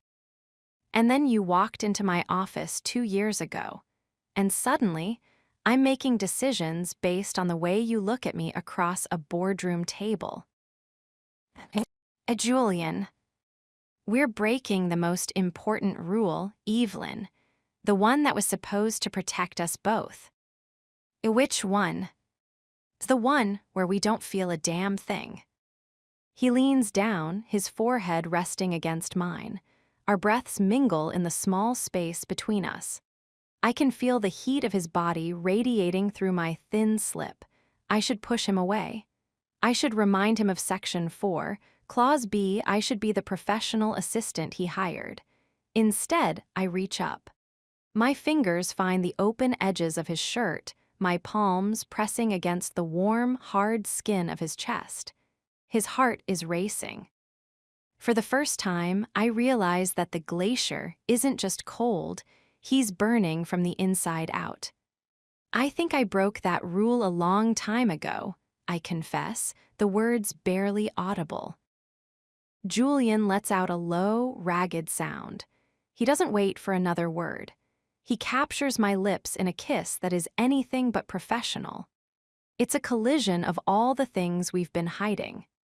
It's the hunger of the office glances, the tension of the late-night emails, and the raw, possessive need that's been building since I first put on his ring. He tastes of scotch and desperation, and I drink him in, my hands sliding up his chest to tangle in his hair. He lifts me onto the marble counter, his hands gripping my thighs with a fierce intensity. The cold stone against my skin and the heat of his mouth are a sensory overload. He kisses me like he's trying to reclaim every second we spent pretending we were strangers. Rules be damned, he mutters against my lips. He moves his kisses to my neck, biting gently at the spot where he branded me in the elevator. I arch my back, a broken moan escaping my throat. In this moment, the penthouse isn't a showroom and the contract isn't a shield. It's just us. Julian, we shouldn't. I gasp even as I pull him closer. I know, he whispers, his breath hot against my skin, but I've never been very good at following orders, especially my own. He pulls back just enough to look at me, his eyes dark with a mix of passion and something that looks terrifyingly like affection.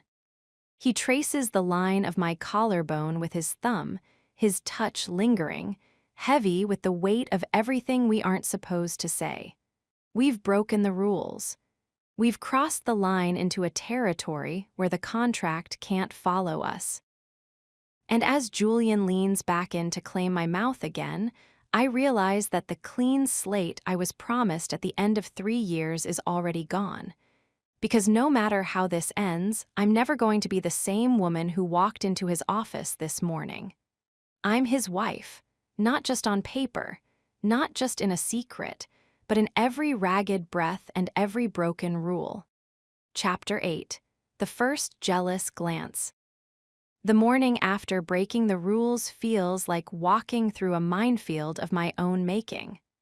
I sat across from Julian at the breakfast table this morning, the sun glinting off the silver espresso machine, and the silence between us was no longer cold. It was vibrating. Every time his fork clinked against the porcelain, my skin jumped. Every time he looked up from his tablet, I felt the phantom heat of his hands on my thighs from the night before. But now, back in the tower, the glacier has returned with a vengeance. I'm standing in the grand conference room, smoothing the tablecloth and double-checking the water carafes. We have a meeting with the Thorn Group in 10 minutes. It's a massive deal, a partnership that could expand Vance International into the European luxury market. Julian is at the head of the table, his face a mask of terrifying neutrality. He's reviewing notes, his fingers moving with surgical precision. He hasn't looked at me once since we stepped into the office. Not a glance, not a word that wasn't a direct order. Ping. The heavy double doors swing open. Julian, it's been too long. Caleb Thorne walks in like he owns the air he breathes. He's younger than the typical CEOs we deal with, mid-30s, golden blonde hair, and a smile that screams old money and zero consequences. He's the kind of man who treats life like a game he's already won. Julian stands, his expression unreadable. Caleb, you're on time for once. They shake hands, a brief, hard squeeze of two titans measuring each other. But Caleb's eyes don't stay on Julian for long. They slide over to me. And who is this vision of efficiency? Caleb asks, his voice smooth and laced with a deliberate, flirtatious lilt. I feel Julian's posture stiffen. It's subtle, a tightening of his shoulders, a slight shift in his weight, but I've spent 2 years reading his body language. He's gone from CEO to predator in a heartbeat. My executive assistant, Evelyn Rossi, Julian says, his voice is flat, dead. Caleb doesn't just nod. He walks around the table, stopping far too close to me. He reaches out, taking my hand before I can offer it. Instead of a professional handshake, he bows slightly, his thumb grazing the back of my knuckles. Evelyn, Caleb purrs. Julian, you've been hiding the best part of your company in the shadows. A woman this beautiful shouldn't be buried under spreadsheets. I assure you, Mr. Thorne, I'm quite happy with my work, I say, trying to pull my hand back politely. Caleb doesn't let go immediately. He leans in, his eyes raking over my face. Work can wait. Perhaps after this meeting, you'd let me take you to dinner. I find I work much better when I'm properly inspired. The temperature in the room drops 20 degrees. I look at Julian. He's still standing at the head of the table. His hands are flat on the mahogany surface. His jaw is so tight I can see the muscle pulsing in his cheek. His eyes aren't icy anymore. They are dark, roiling pits of blue fire. It's the first time I've seen it. The jealousy. It's not the petty jealousy of a boyfriend. It's the terrifying, possessive rage of a man seeing someone else touch his most prized possession. The meeting is starting, Caleb, Julian says. The words are clipped, vibrating with a suppressed violence that makes the hair on my arms stand up. Sit down. Caleb finally releases my hand, giving me a wink that makes my stomach churn with discomfort. Of course, business first. The next hour is a masterclass in psychological warfare. Julian doesn't just negotiate, he eviscerates. Every time Caleb tries to make a joke or steer the conversation back to a lighter tone, Julian shuts him down with a cold, brutal logic. He's ruthless. He's demanding more from the Thorn Group than we ever discussed in the prep meetings. But it's the way he's looking at me that's the most intense. Every time I move to pour water or hand over a document, Julian's eyes track me. Not with his usual professional detachment, but with a gaze that feels like a physical touch. When I stand near Caleb to give him a folder, I can feel Julian's stare burning into the side of my head. His jaw tightens every time Caleb looks my way. His fingers grip his pen so hard I'm waiting for the plastic to snap. "I think we've covered enough for today," Julian says abruptly, cutting Caleb off mid-sentence. "We haven't even discussed the logistics of the Paris office," Caleb says, looking confused. "My assistant will send you a memo," Julian says, standing up.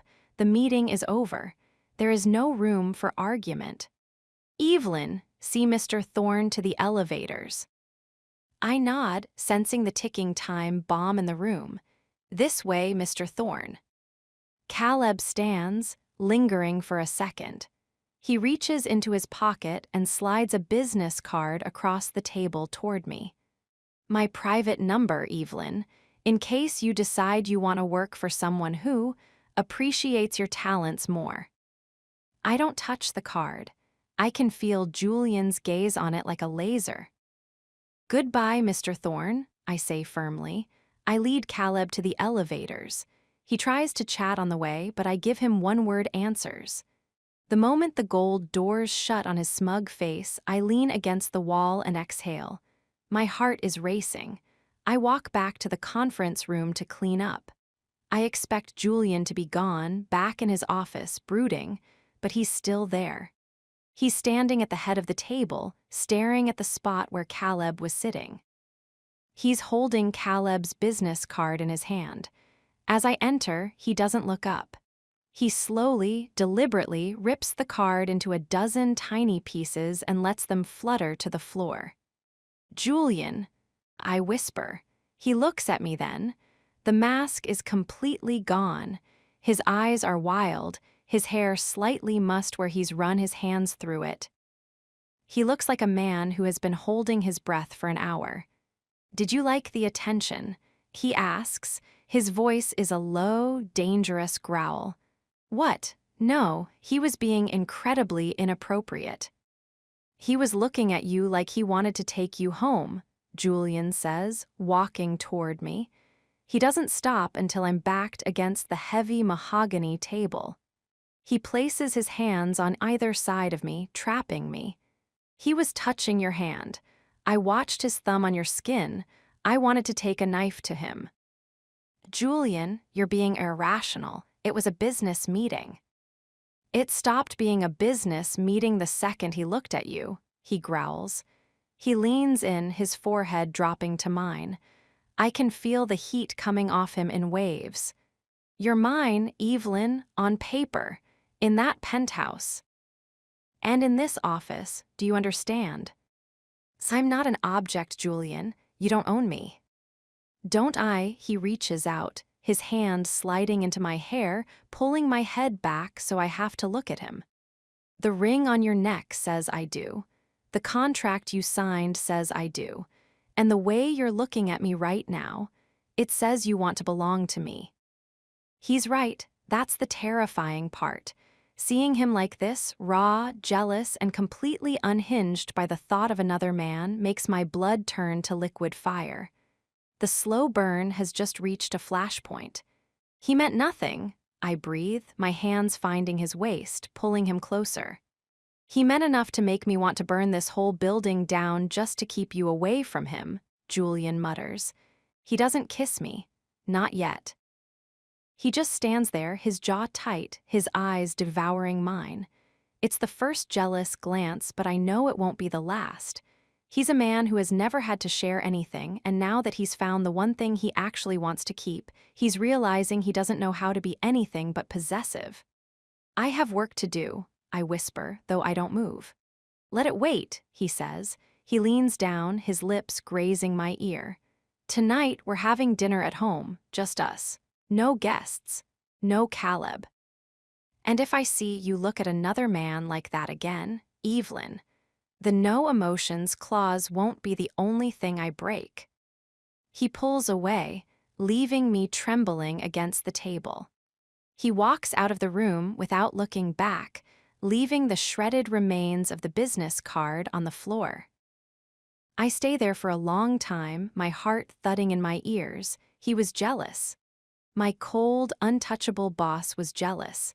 And as I look down at my hand, the one Caleb touched, I realize I want to go home and wash it until the only scent left on my skin is Julian's. The act is ending. The reality is beginning. And it's much more dangerous than I ever imagined. Chapter 9, Dinner at Home, Eyes Full of Fire. The penthouse is different tonight. Usually the vast, open floor plan feels cold, a monument to Julian's success built of glass, marble, and shadow. But tonight, the air feels heavy. Thick. It's as if the tension we carried home from the office has localized here, sitting between us like an uninvited guest. I've changed out of my office armor. No more pencil skirts or silk blouses buttoned to the chin. I'm wearing a simple, soft knit dress that clings to my curves in a way that makes me feel exposed, even though I'm fully covered. My hair is down, falling in waves over my shoulders. I'm in the kitchen, pouring the wine, a deep, blood-red Cabernet. My hands are still a little unsteady as the liquid swirls in the crystal glass. Behind me, I hear his footsteps. Julian has traded his suit for black trousers and a black cashmere sweater. The dark color makes his eyes look like chips of ice, but the way he's looking at me, there's nothing cold about it. He's standing by the floor-to-ceiling window, the lights of the Chrysler building glowing behind him, but he isn't looking at the view. He's looking at me. The wine needs to breathe, Evelyn, he says. His voice is a low, velvet rasp that travels straight down my spine. I know, I whisper, turning to face him. I hand him his glass, our fingers brushing for a fraction of a second. The contact sends a jolt through me, a familiar spark that I'm becoming addicted to. I needed a sip. You had a long day. He takes the glass but doesn't drink. He just holds it, his eyes locked on mine. Caleb Thorne is a parasite. I shouldn't have let him speak to you like that. It's over, Julian. He's gone. Is he? Julian takes a step toward me, then another. He doesn't stop until he's close enough that I have to tilt my head back. Because I can still see the way you looked when he touched your hand. I can still see the way you flushed. I was uncomfortable, Julian, not inspired. He sets his wine glass down on the counter behind me, his arm brushing my waist. He doesn't pull away. He leans in, his face inches from mine. The silence in the kitchen is absolute, broken only by the distant hum of the city and the frantic thudding of my heart. Eat, he commands softly. The chef left dinner in the warming drawer. Let's sit. We move to the dining table, a massive slab of dark wood that could seat 20. Tonight, we sit at the corner, close enough that our knees occasionally knock together. The meal is exquisite, but I couldn't tell you what it tastes like. My entire world has shrunk down to the man sitting across from me. Every movement he makes is magnified. The way he cuts his steak with surgical precision. The way his throat moves when he swallows his wine. The way his fingers, long, powerful, and deceptively gentle, grip the stem of his glass. We don't talk, we don't have to. The silence is a conversation of its own. It's full of the things we aren't allowed to say. It's full of the memory of the elevator, the hand on my wrist, and the kiss in the kitchen. I look up and catch him watching me. He isn't even pretending to eat anymore. He's leaning back, his glass raised halfway to his lips, staring at me with a gaze so intense it feels like he's stripping away every secret I've ever kept. His eyes are full of fire. Not the fire of anger, but the dark, slow-burning embers of a man who is reaching the end of his patience. "Why are you looking at me like that?" I ask, my voice trembling. Like what?" Like you're hungry, and not for the food." Julian sets his glass down with a deliberate thud. He leans forward, his elbows on the table, invading my space. "Because I am Evelyn, I'm starving. I've spent 2 years being the perfect boss. I've spent the last week being the perfect contractual husband. But sitting here in my house with you wearing that dress and looking at me with those wide, honest eyes." He reaches across the table. His hand finds mine, his fingers interlacing with mine. His palm is hot, his grip firm. "I'm tired of the rules," he growls. "Julian, we have to be careful. If we start feeling things, if this becomes real, the contract doesn't work. The plan fails." "To hell with the plan," he mutters. He stands up, not letting go of my hand, and pulls me up with him. He doesn't lead me to the bedroom. He leads me to the window, forcing me to look out at the sprawling, glittering city below. He stands behind me, his chest pressed against my back. He wraps his arms around my waist, his hands resting on my stomach. I can feel the heat of him through my dress, the steady, powerful beat of his heart against my shoulder blades. "Look at all that," he whispers into my ear, his breath hot and intoxicating. "Millions of people, thousands of secrets, but right here in this room there is only one truth." "And what is that?" He turns me around in his arms, his hands sliding up to cup my face. His thumbs trace the line of my cheekbones, his touch so tender it makes my throat ache. "The truth is that I didn't pick you because you were efficient, Evelyn. I didn't pick you because you were a ghost." I hold my breath. Then why? "I picked you because from the moment you walked into my office for that first interview, I haven't been able to think about anyone else. I picked you because I wanted a reason to keep you close. I wanted a reason to make you mine." The confession is a physical blow. All this time, I thought I was just a convenient tool for his empire. I thought I was the one falling alone. "You're not just my assistant," he says, his voice dropping to a raw, jagged whisper. "And you're not just a secret marriage. You're the fire that's been burning me alive for 2 years." He leans down, his eyes searching mine. The fire in them is roaring now, a beautiful, terrifying blaze. "Tell me to stop," he says, the same plea from the elevator. "Tell me you want to go back to the way it was. Tell me you want the ice again."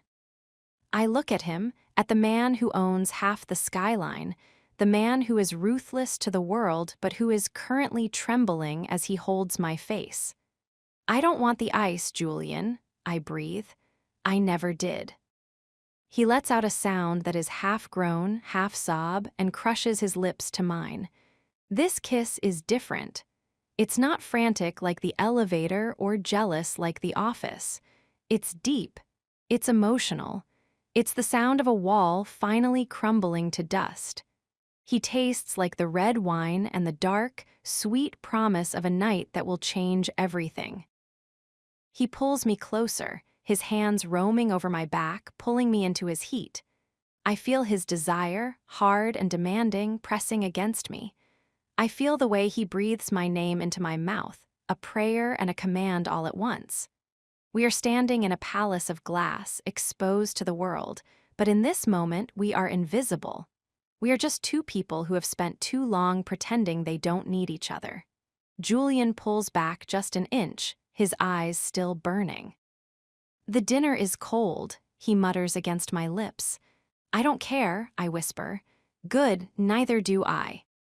He sweeps me up into his arms, his eyes never leaving mine. As he carries me toward the hallway, away from the glass and the city and the rules, I realize that the slow burn is over. The fire has taken hold. And tonight, we're going to let it burn us both to the ground. Chapter 10, Almost Crossing the Line. The journey from the living room to the hallway feels like a blur of shadow and heat. Julian's arms are solid beneath me, his chest a wall of warm cashmere that I've wanted to press my face against for 2 years. He doesn't carry me like I'm fragile. He carries me like I'm something he's finally reclaimed. Every step he takes vibrates through my own body, a steady, rhythmic thrum that matches the frantic pace of my heart. We reach the door to his master suite. He doesn't stop. He pushes it open with his shoulder, and we step into a world of charcoal silk and dim, amber accent lights. The air in here is different. It smells more strongly of him, that intoxicating mix of sandalwood and expensive skin. He sets me down beside the massive, low-profile bed, but he doesn't let me go. His hands stay on my waist, his thumbs hooked into the fabric of my dress, pulling me so close that there isn't even room for a breath between us. "Evelyn," he whispers, his voice sounding like it's been dragged through the dark. "Julian," I breathe back. He leans in, his forehead resting against mine. We're both breathing hard, our exhales tangling in the small space. I can feel the tension in him, a coiled, vibrating energy that feels like a live wire.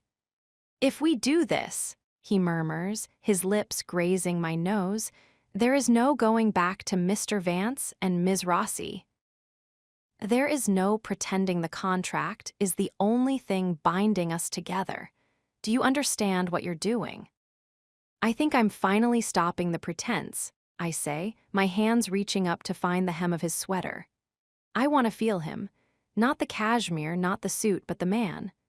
I pull the fabric up and he helps me, stripping it over his head and tossing it somewhere into the shadows. When he turns back to me, the sight steals the air from my lungs. He's all lean muscle and tanned skin, his chest broad and etched with the kind of definition that comes from a disciplined life. He reaches for the zipper at the back of my dress. The sound is loud in the silent room, a slow, metallic hiss that feels like the undoing of my entire life. The knit fabric loosens, sliding down my shoulders, pooling at my waist before falling to the floor. I'm standing in front of my boss in nothing but the lace lingerie he or his stylist selected. Julian's breath hitches. His eyes travel over me with a slow, agonizing heat, devouring the sight of me in the amber light. For a moment, he doesn't move. He looks like a man standing on the edge of a cliff, deciding whether to jump or fly. "You are so much more than I imagined," he growls. He pulls me back into him, his bare skin meeting mine. The shock of it is electric. I let out a soft cry as my breasts press against his hard chest, my hands sliding over his shoulders, marveling at the strength there. He kisses me again, a deep, territorial kiss that tastes of the wine we shared and a hunger that's been years in the making. He moves us toward the bed, the backs of my knees hitting the soft mattress. He follows me down, pinning me into the silk sheets, his weight a delicious pressure that makes my body ache for more. His hands roam over me, tracing the curves he's only ever seen through professional layers. He's worshipful and demanding all at once. Every touch is a question, every moan I give is an answer. But as he moves his mouth to the valley between my breasts, his hand brushes the gold chain around my neck. The ring. The heavy, cold diamond slides across my skin, catching the light. It's a reminder. A cold, hard piece of reality in the middle of this beautiful, feverish dream. Julian freezes. He stays there for a moment, his face buried against my skin, his breathing ragged. I can feel his heart hammering against mine. Then, slowly, he pulls back. He looks at the ring, then up at my eyes. The fire is still there, but something else has clouded it. A hesitation. a sudden, sharp clarity that cuts through the haze of desire. "Julian," I whisper, my voice trembling. "What is it?" He doesn't answer at first. He reaches out, his thumb gently moving the diamond back to the center of my chest. "This ring," he says, his voice thick and raw, "it was supposed to be a lie, Evelyn, a shield to protect my interests. But tonight it feels like I'm using it to trap you."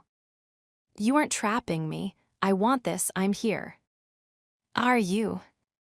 He sits up, running a hand through his dark hair, looking suddenly, uncharacteristically vulnerable. "Or are you here because the lines got so blurred you don't know where the assistant ends and the woman begins? If we do this tonight, in the heat of a jealous day and a bottle of wine, will you look at me tomorrow morning and see your husband? Or will you see the man who bought your 3 years?" The question is a bucket of ice water. I sit up, pulling the sheets to my chest, feeling the sudden chill of the room. I want to tell him he's wrong. I want to tell him that I've loved him since long before the contract. But the words stick in my throat, because he's right, the contract is still there. The $3 million is still there. We've built this house on a foundation of secrets and business deals. If we cross this line now, while the ink is still wet on the paperwork, will we ever know if what we feel is real? "I don't want to be another transaction for you, Evelyn," he says, his eyes searching mine with a painful intensity. "And I don't want you to be one for me. I've waited 2 years to have you in this room.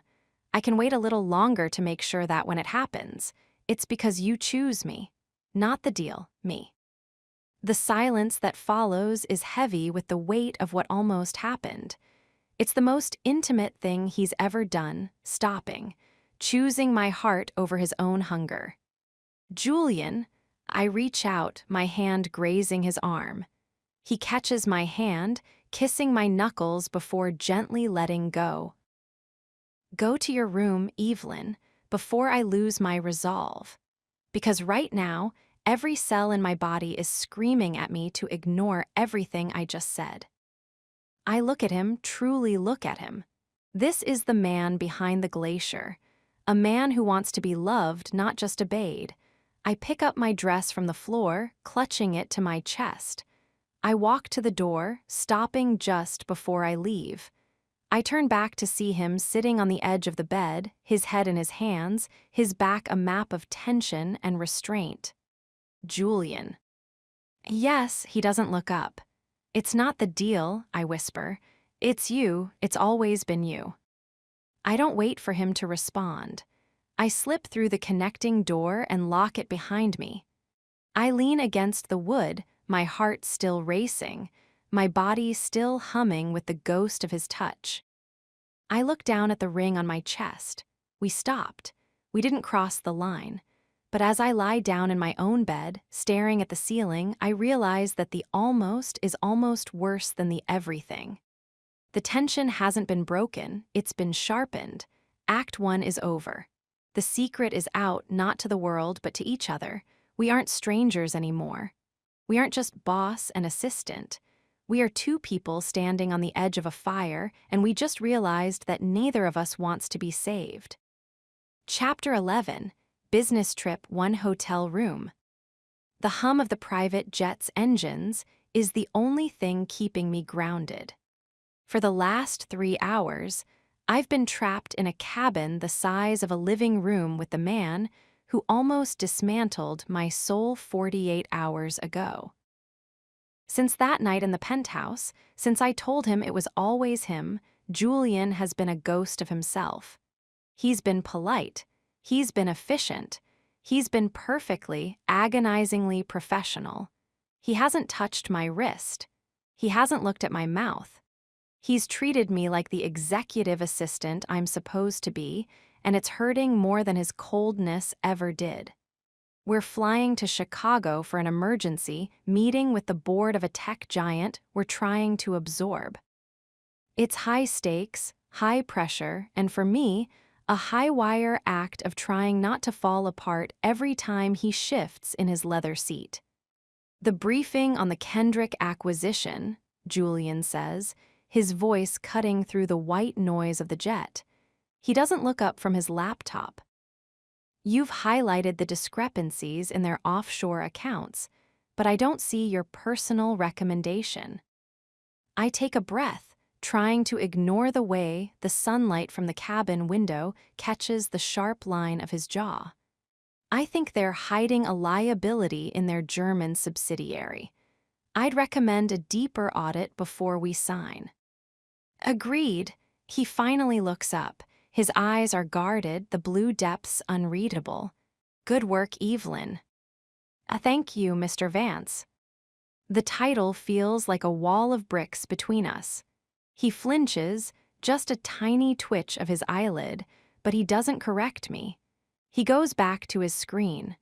By the time we touch down at O'Hare and the car drops us off at the Obsidian, a boutique hotel that screams excess.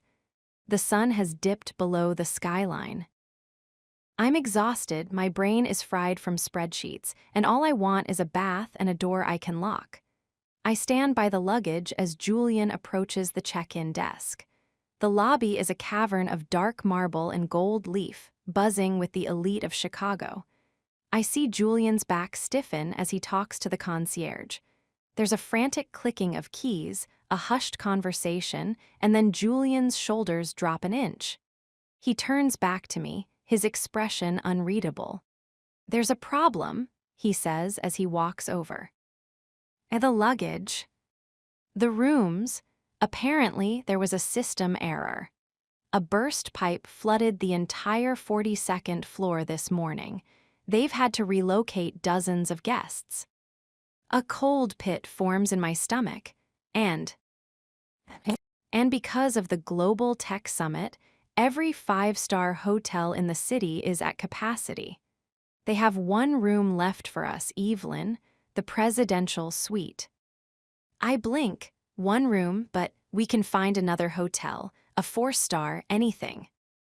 Arthur already checked. There is nothing, not even a motel near the airport.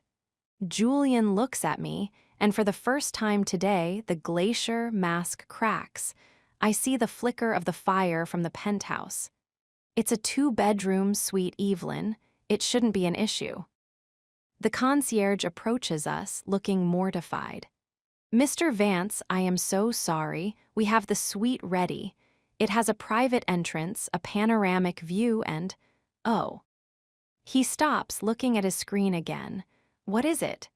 Julian asks, his voice dropping to that dangerous, low register. "It seems the 2nd bedroom is currently being used for storage of the new furniture for the renovation. It hasn't been cleared yet, but the master bedroom is quite large, and the sofa is a custom Italian pullout." "No," Julian says, the word is a sharp, final strike. "We'll make it work." He grabs the key cards and walks toward the elevators, not waiting for my reaction. I follow him, my heart doing a frantic tap dance against my ribs. One room, one bed, one night of pretending we aren't burning for each other. The elevator ride is silent, the tension so thick it's a wonder the doors can close. When we step into the suite, my breath catches. It's magnificent.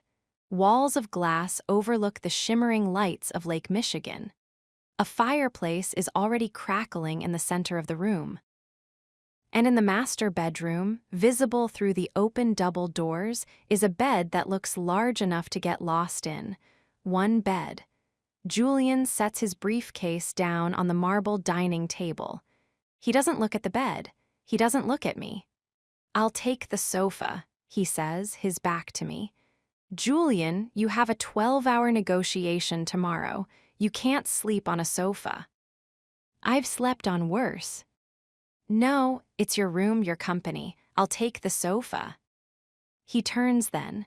He's across the room in 4 long strides, stopping so close I can feel the heat of his anger, or is it something else? "You are my wife, Evelyn, on paper and in this room. I am not letting you sleep on a pull-out while I take the master. End of discussion. It's not a discussion if you're the only one talking. I snap back, my own frustration boiling over. Why are you being like this? You've been a stranger for 2 days and now you're acting like you care about where I sleep. I have always cared. He roars, the sound echoing off the glass walls. The silence that follows is deafening. Julian closes his eyes, taking a ragged breath. He runs a hand through his hair, looking more unraveled than I've ever seen him. I'm going for a walk, he mutters. I need air. The room service is on the tab. Eat something, get some sleep. He walks out before I can say a word. The heavy oak door clicks shut, leaving me alone in the sprawling, beautiful silence of the suite. I don't eat. I don't sleep. I take a shower so hot it turns my skin pink, trying to wash away the feeling of his eyes on me. I put on a silk nightgown, another one of those approved pieces, and a matching robe tying the sash tight. I lie down on the edge of the massive bed, staring at the ceiling. The city lights flicker like distant stars. I listen for the door. 1 hour. 2. Finally, at midnight, I hear it. The soft beep of the key card, the heavy thud of the door. I hold my breath, closing my eyes, pretending to be asleep. I hear his footsteps, slow, heavy, approaching the bedroom. He stops in the doorway. I can feel his gaze on me. It's like a physical touch, a warm weight that makes my skin tingle. He stays there for a long time. I can hear his breathing, jagged and rhythmic. Then, I hear the sound of his shoes being kicked off, the rustle of his shirt being unbuttoned, the clink of his watch on the nightstand. The bed shifts. He doesn't get under the covers.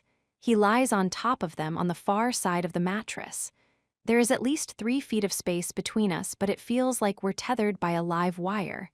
The air between us is vibrating, charged with the memory of his mouth on mine. I know you're awake, Evelyn, he whispers. His voice is so low it's almost part of the silence. I open my eyes, looking at the wall. I couldn't sleep, I confess.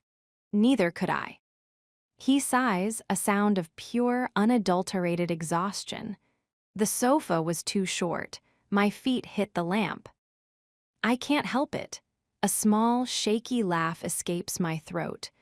I turn over, lying on my side, looking at his silhouette in the dark. He's lying on his back, staring at the ceiling, his hands behind his head. The great Julian Vance defeated by a lamp, I murmur. The lamp was the least of my problems tonight. He turns his head, his eyes finding mine in the shadows.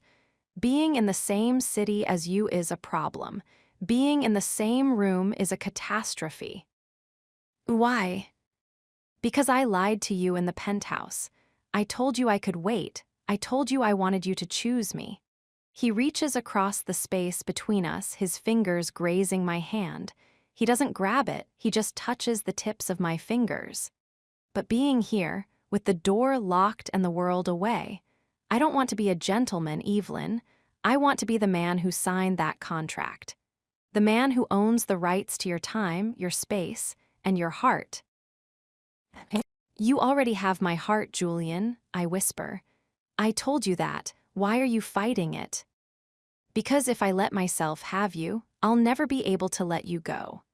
And 3 years from now, when the contract ends and you realize you want a real life, a life without secrets and hidden marriages, I'll be the man who has to watch you walk away. I don't think I'd survive that. The honesty in his voice breaks something inside me. I move then, sliding across the silk sheets, closing the gap until I'm inches away from him. I reach out, my hand finding his cheek. His skin is rough with evening stubble, his jaw tight. Then don't let me go, I say, my voice steady. The contract is just paper. This is real. Julian lets out a broken groan. He turns, his arms wrapping around me, pulling me flush against his heat. He buries his face in the crook of my neck, inhaling deeply, his body trembling. "You're going to be the ruin of me, Evelyn Rossi," he mutters against my skin. "Then let's be ruined together." He pulls back, his eyes searching mine one last time. The hesitation is gone. The glacier has melted into a roar of fire. He leans down, his lips meeting mine in a kiss that is no longer a question. It's an answer. It's the business trip that was supposed to be about a merger, but as Julian's hands find the silk of my robe and the room disappears, I realize that the only thing being absorbed tonight is us. One hotel room, no escape. And for the first time, I don't want to be anywhere else in the world. Chapter 12, Midnight Confessions. The air in the room has shifted. It's no longer the sharp, pressurized tension of the office or the frantic, desperate energy of the elevator. It's something softer, something heavier. My lips are still tingling from the weight of his mouth. My skin feels sensitized, as if every pore is reaching out for the heat radiating from Julian's body. We're lying under the heavy duvet now, the silk sheets cool against my back while he is a solid wall of warmth against my side. He hasn't let me go.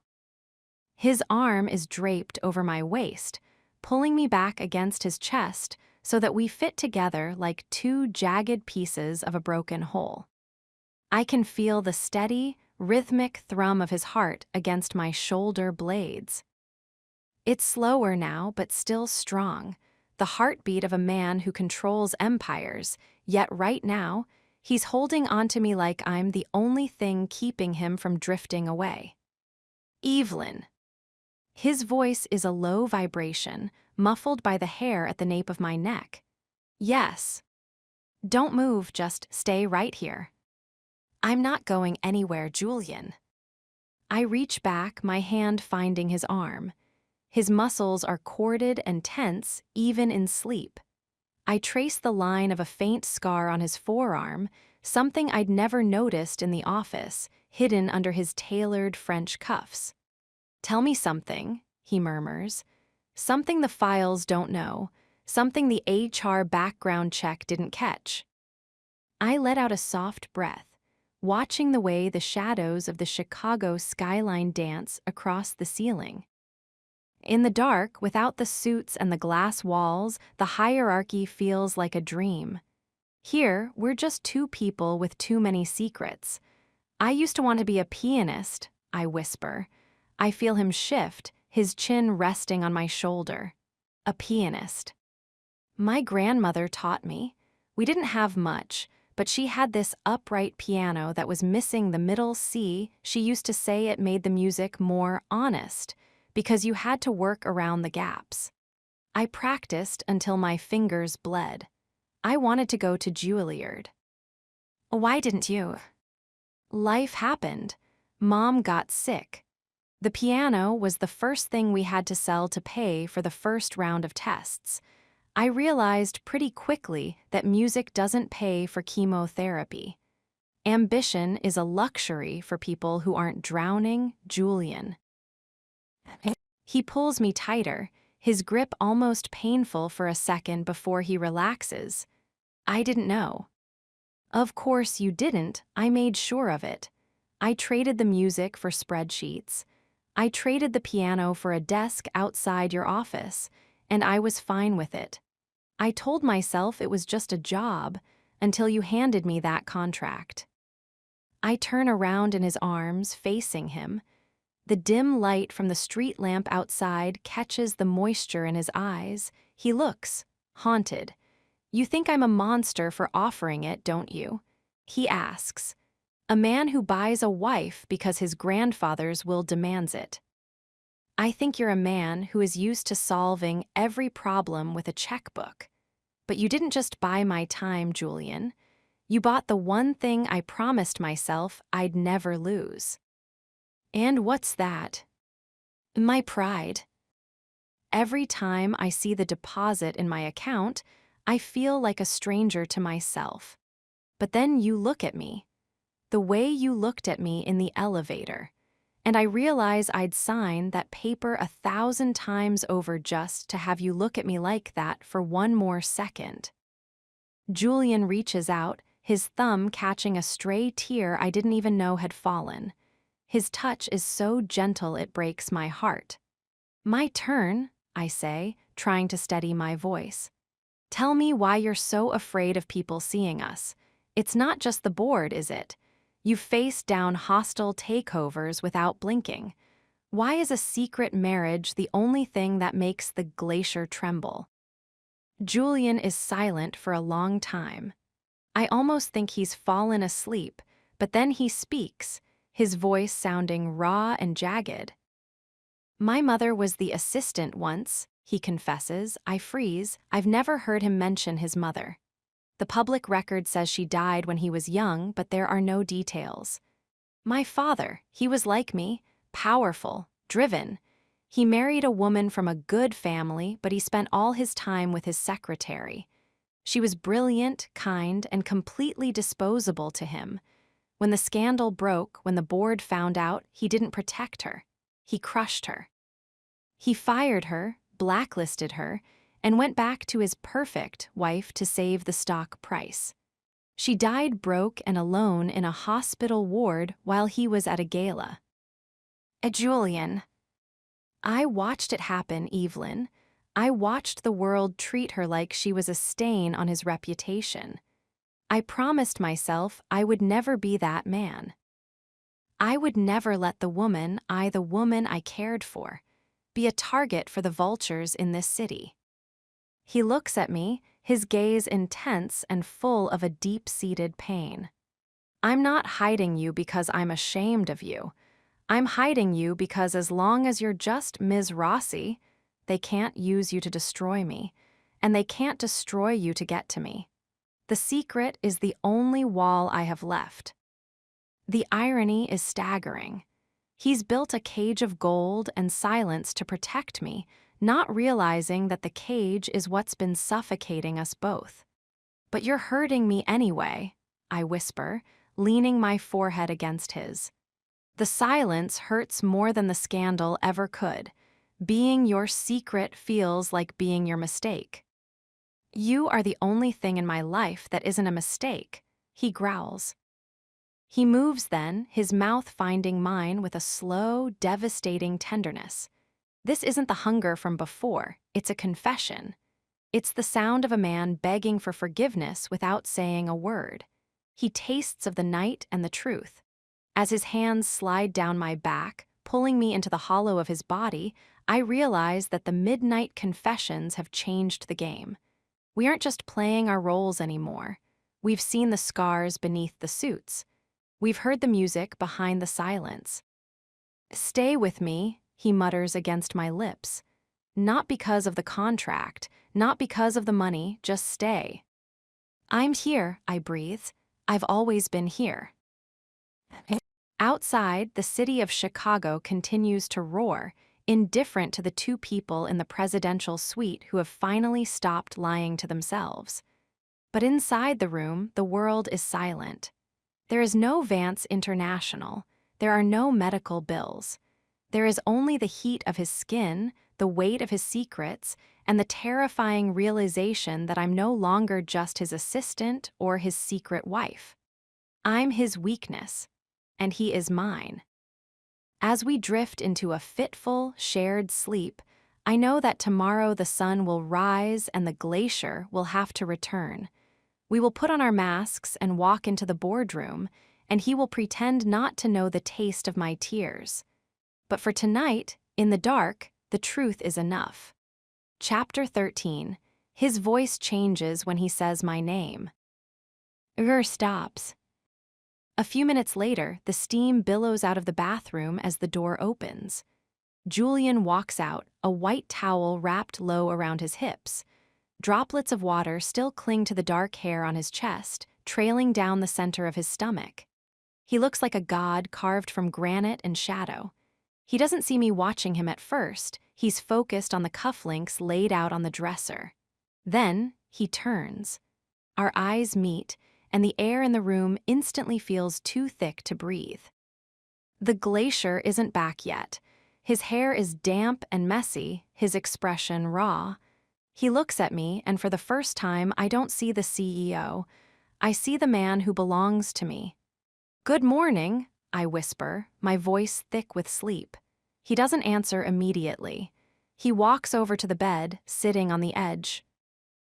The mattress dips under his weight. He reaches out, his hand sliding into my hair, his thumb tracing the line of my jaw. "You should still be sleeping," he says, his voice. It's different. It's not the sharp, clipped tone he uses in the office. It's not even the low, desperate growl from the elevator. It's deeper, more resonant. It's a voice that sounds like it's been softened by the night, like he's speaking only to me and no one else in the world will ever hear this specific frequency. "I have to get ready," I say, though I make no move to get up. "The Kendrick meeting is at 9. "The Kendrick meeting can wait 10 minutes. He leans down, his lips grazing my forehead. "How are you feeling, Evelyn?" The way he says my name, it's like a physical caress. He doesn't just say it, he breathes it. He lingers on the vowels, making my name sound like a prayer he's just learned. It's the sound of want beneath control. "I'm fine," I breathe. "Just a lot to process." "Don't process it," he murmurs against my skin. "Just feel it. We have a long day ahead of us. People will be watching. I need you to be Ms. Rossi today. Can you do that?" "I've been doing it for 2 years, Julian. I'm an expert at it." "It's going to be harder today," he warns. He pulls back, his eyes searching mine. "Because now I know what you look like when you wake up. Now I know the sound you make when I touch you here."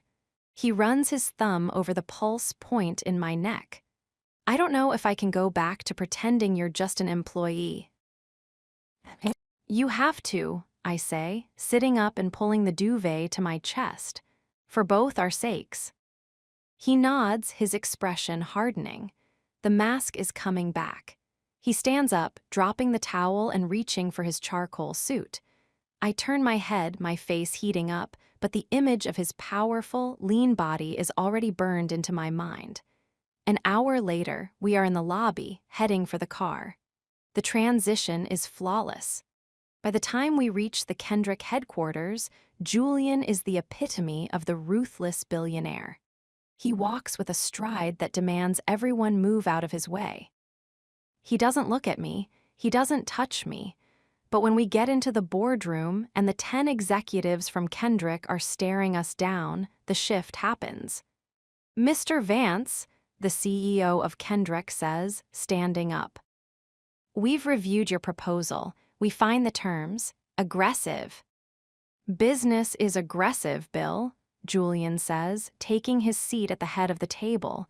He doesn't look at the men, he looks at his tablet. "Evelyn, do you have the revised projections?" I freeze for a split second. He used my name. In a formal meeting like this, he always calls me Rossi. Or my assistant. He never uses my first name. The room goes silent. I can feel the eyes of the other executives flicking between us. Yes, Mr. Vance," I say, my heart hammering. I hand him the file. As our fingers touch, he doesn't pull away immediately. He lets his hand linger on the folder, his gaze locking onto mine. "Thank you, Evelyn," he says. The voice is there again. That low, intimate vibration that sounds like he's whispering in my ear in the middle of a crowded room. It's possessive. It's a claim. He isn't just asking for a file, he's telling everyone in this room that I belong to him, even if they don't understand the context. I sit down, my face burning. I can feel the confusion from across the table. Bill Kendrick clears his throat, looking between us with narrowed eyes. So, as I was saying, Bill starts. The meeting lasts for 3 hours. It's a grueling, high-stakes negotiation. Julian is brilliant, he's cold, he's precise. He dismantles their arguments one by one until they have no choice but to agree to his terms. But throughout the entire 3 hours, he never calls me Rossi again. Every time he needs a document, every time he wants a clarification, he says Evelyn. And every time he does, his voice changes. It drops an octave. It becomes smoother, richer. It's the sound of a man who is barely holding onto his restraint. He's doing it on purpose. He's marking me in the most subtle, dangerous way possible. By the time the meeting ends and the contracts are signed, I'm exhausted from the sheer effort of keeping my composure. We walk out to the elevators, the Kendrick team trailing behind us. We'll have the final signatures by end of day, Julian says, his back to me. We step into the elevator, the doors shut. Finally, we are alone. I turn to him, my anger bubbling up. What was that, Julian? And what was what? He looks at me, his expression innocent, but there's a spark of triumph in his eyes. You called me Evelyn 4 times in front of the entire Kendrick board. You never do that. You know how people talk. I told you, he says, stepping toward me. He traps me against the mirrored wall of the lift. I don't think I can go back to pretending. And besides, I liked the way your name felt on my tongue today. I liked the way it made them look at you. Julian, you're going to get us caught. Let them suspect, he growls. He reaches out, his hand sliding under my chin. Let them wonder why the coldest man in New York sounds like he's falling in love every time he speaks to his assistant. It keeps them off balance. Falling in love. I whisper, my breath hitching. Julian freezes. The word love hangs in the air between us like a physical weight. He didn't mean to say it. I can see the flicker of panic in his eyes before he covers it with a mask of desire. I said sounds like, he corrects, his voice dropping to that dangerous, seductive silk. We're maintaining a narrative, remember. A narrative, I repeat, feeling a sudden, sharp pang of disappointment. Right. He leans in, his lips brushing mine. But the voice, that part isn't an act, Evelyn. That part is the only thing I can't control. He kisses me then, a hard, demanding kiss that tastes of victory and frustration. The elevator chimes, the doors opening to the lobby, and he pulls away just in time. He steps out, his face neutral, his stride confident. Call the airport, MS. Rossi, he says, his voice back to the professional ice. I want to be back in New York by dinner. I follow him, my heart in my throat. His voice changes when he says my name. It's a secret he's whispering to the world, a crack in the armor he's spent his life building. And as I watch him walk away, I realize that the narrative is no longer enough to contain what's happening between us. The want is there. The desire is igniting. And soon, not even the glacier will be able to stop the fire. Chapter 14, Morning After Nothing Happened. The sunlight in the New York penthouse is colder than it was in Chicago. I wake up in my own bed, the one Julian carried me away from in my mind. But physically, we returned to our separate wings the moment the elevator doors opened last night. The flight back had been a study in silence. A heavy, suffocating silence that felt like the atmosphere of a planet where humans weren't meant to survive. I stare at the ceiling, my fingers tracing the outline of the gold ring hanging from the chain around my neck. Nothing happened. That's what I keep telling myself. We didn't cross the final line. We didn't lose ourselves in the sheets of that hotel room. We talked. We held each other. He told me about his mother. I told him about my piano. We shared a bed, but the marriage remains unconsummated. Technically, the contract is still intact. Technically, I am still just an employee with a very expensive secret. But as I sit up and feel the ache in my heart, I realize that nothing happened is the biggest lie of all. Everything changed. The way he said my name in that boardroom. The way he looked at me when he thought I was sleeping. It has rewritten the code of my life. I get out of bed and head to the kitchen. I expect the glacier to be there, already suited up, already distant.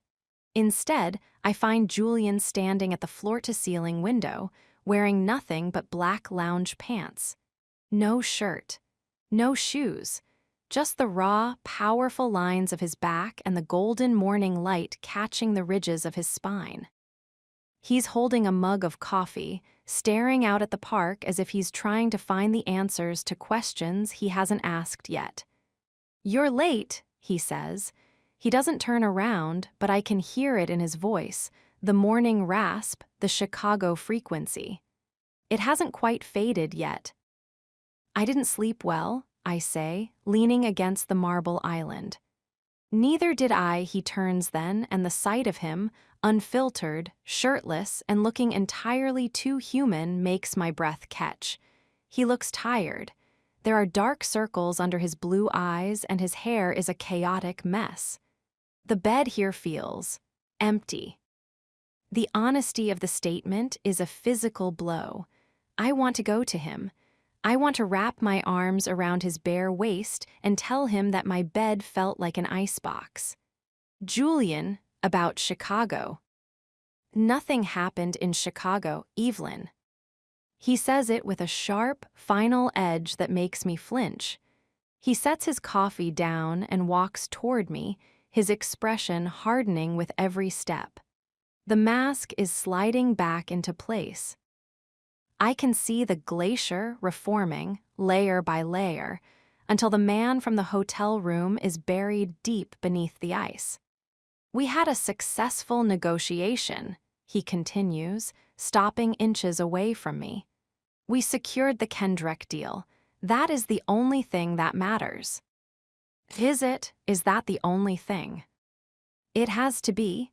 He reaches out, his hand hesitating for a split second before he grabs a stray lock of my hair and tucks it behind my ear. His touch is cold. We were tired. We were in a high-pressure situation. The lines got blurred. It was a lapse in professional judgment. "A lapse," I whisper, my eyes stinging. "You told me I was the only thing in your life that wasn't a mistake." Julian's jaw tightens so hard, I can hear his teeth grind. For a moment, the fire flares in his eyes, a desperate, longing heat that tells me he's lying to both of us. But then he blinks, and the ice is back. "I said a lot of things in the dark, Evelyn, things that have no place in the light of day. Today, we go back to work. Today, you are my assistant, and I am your boss." He pulls away, the loss of his touch feeling like a sudden drop in temperature. "Dress professionally," he says over his shoulder as he walks toward his suite. "We have the post-merger press conference at noon. I need you focused, not distracted." Distracted, is that what I am to him now? A distraction? I stand in the kitchen, trembling with a mix of fury and heartbreak. I want to throw my coffee mug at him. I want to scream that he can't just open his soul to me and then shut the door in my face. But I don't. I do exactly what I've been trained to do. I go to my room, I put on a high-collared navy dress that covers every inch of the skin he touched, and I pin my hair back into a bun so tight it makes my scalp ache. The drive to the office is a nightmare. We sit in the back of the car, 3 feet apart, not speaking. I keep my eyes on my tablet, reviewing the press release, while Julian stares out the window. Every time the car hits a bump and our shoulders brush, I feel a jolt of electricity that makes my hands shake. "You missed a typo in paragraph 3, Julian says, his voice flat and clinical. "I'll fix it." "See that you do. We can't afford any mistakes today. The world is watching us." The world is watching, he's right. As we pull up to Vance Tower, the paparazzi are already gathered. They don't know about the marriage, not yet, but they're hunting for a story. They're hunting for a crack in the armor of the man who just conquered Chicago.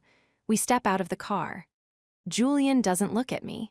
He walks ahead, his stride long and arrogant, the perfect image of the untouchable CEO. I follow 3 paces behind, the loyal, invisible assistant. As we enter the lobby, I see Sarah from the legal department whispering to a group of secretaries. Their eyes follow us, narrow and curious. The office whispers have started.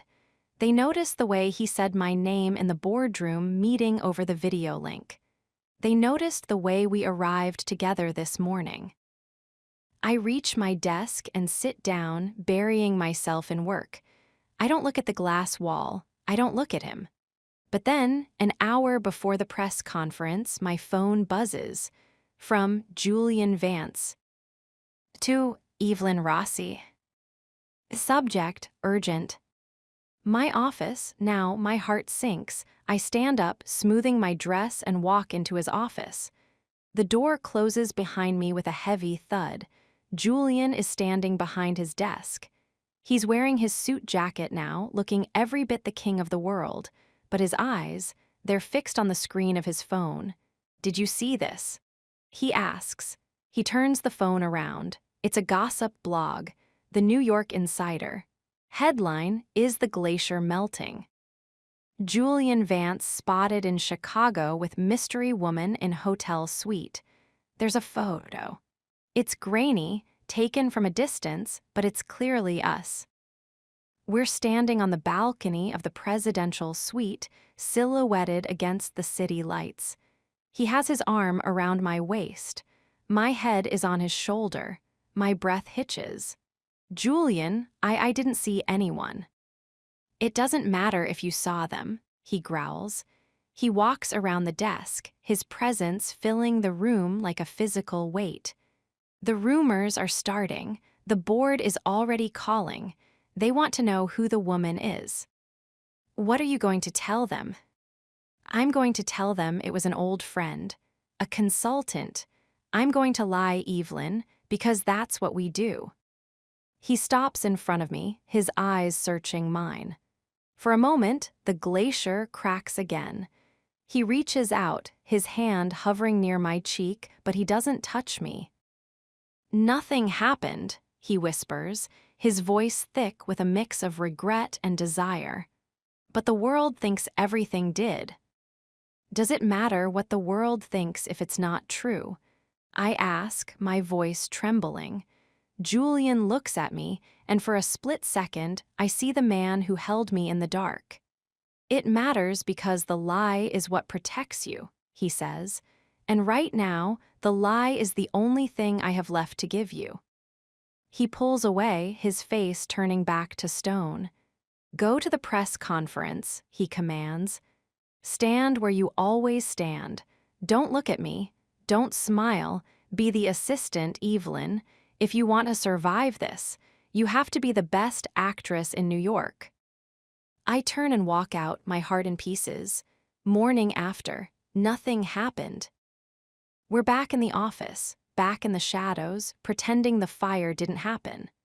But as I stand at the back of the press room, watching Julian lie to the world with a perfectly straight face, I realize that the nothing is going to be the end of me. Because even as he denies my existence to the cameras, his eyes find mine for one brief, agonizing second. And in that second, I know. The morning after might be cold, but the fire is still burning. And soon, not even the glacier will be able to hide the smoke.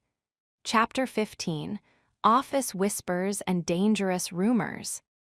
The walk from the elevator to my desk has never felt so long. Usually, I move through the 80-floor hive of Vance International like a shadow, essential but unnoticed. Today, I feel like I'm walking under a spotlight. I can feel the eyes of the junior analysts tracking me as I pass. I can hear the sudden, sharp silence that falls over the clusters of secretaries at the coffee station the moment I come into view. They've seen the photo. Even if it was grainy, even if the blog didn't name me, the silhouette is unmistakable to anyone who sees me every day. The height, the hair, the way I hold my head. I keep my eyes fixed forward, my chin tilted up. Assistant. I am just the assistant. Morning, Evelyn. I stop at my desk. Sarah from the legal department is already there, leaning against my cubicle wall with a paper cup of coffee and a smile that doesn't reach her eyes. Sarah is the kind of woman who treats information like currency, and right now, she's looking to get rich. Morning, Sarah, I say, my voice flat. I sit down and power up my monitor, hoping the glow of the screen will act as a barrier. Is the Kendrick merger paperwork ready? It's being filed, she says, dismissing the business talk with a wave of her hand. She leans in closer, the scent of her perfume cloying in the small space. So, Chicago, I heard the hotel situation was a nightmare, a flood on the 42nd floor. A minor inconvenience, I reply, my fingers flying over the keyboard. Is that what we're calling it? She taps her fingernail against the edge of my desk. Click, click, click. Because the New York Insider says it was a romantic getaway. They've got a picture of the boss with a mystery woman on a balcony. Same height as you, same elegant profile. I stop typing. My heart is thudding, but I force my expression to remain a mask of professional boredom. I turn to look at her, meeting her gaze head-on. I'm sure Mr. Vance has many mystery women in his life, Sarah. My job is to manage his schedule, not his social life. If you have questions about his personal affairs, I suggest you ask him yourself. Sarah flinches. No one asks Julian Vance about his personal affairs unless they want to be escorted out by security. She lets out a sharp, nervous laugh. Touchy, she mutters. I was just saying people are talking. They're saying you've been acting. Different. Since Chicago, a bit more confident, a bit more at home in the executive wing. I'm confident because the merger was a success. Now, if you'll excuse me, I have a dozen calls to return. She lingers for a second, her eyes narrowed, before she finally struts away. I let out a long, shaky exhale, my hands trembling as I reach for my mouse. It's happening. The secret is leaking like a cracked pipe. Through the glass wall, I can see Julian. He's standing by his desk, talking into his headset. He looks like he's made of iron. He hasn't glanced my way once this morning. To the world, I don't exist. But I know that behind that glass, he's feeling the same heat I am. The rumors aren't just in the hallways, they're in the air. At 11:00 a.m., I have to go to the break room to refill his water carafe. It's a task I usually enjoy, a 5-minute reprieve from the screens, but today the break room is a lion's den.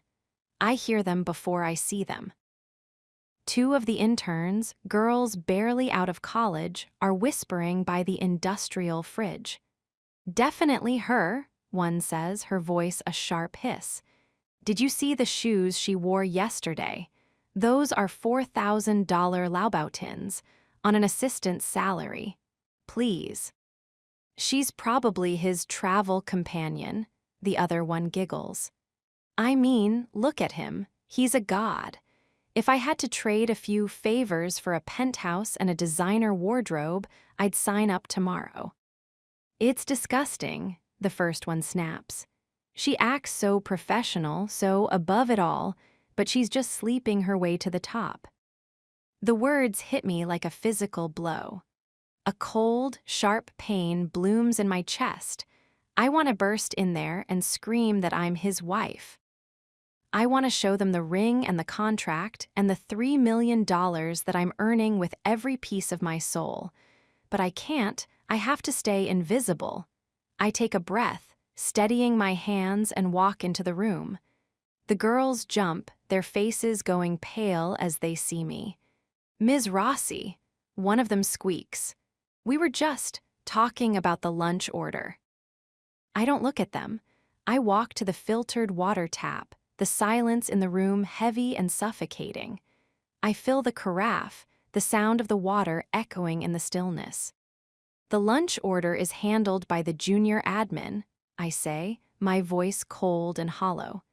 Your time would be better spent on the Q4 projections, unless you'd like me to tell Mr. Vance that you have enough free time to stand in the kitchen and gossip.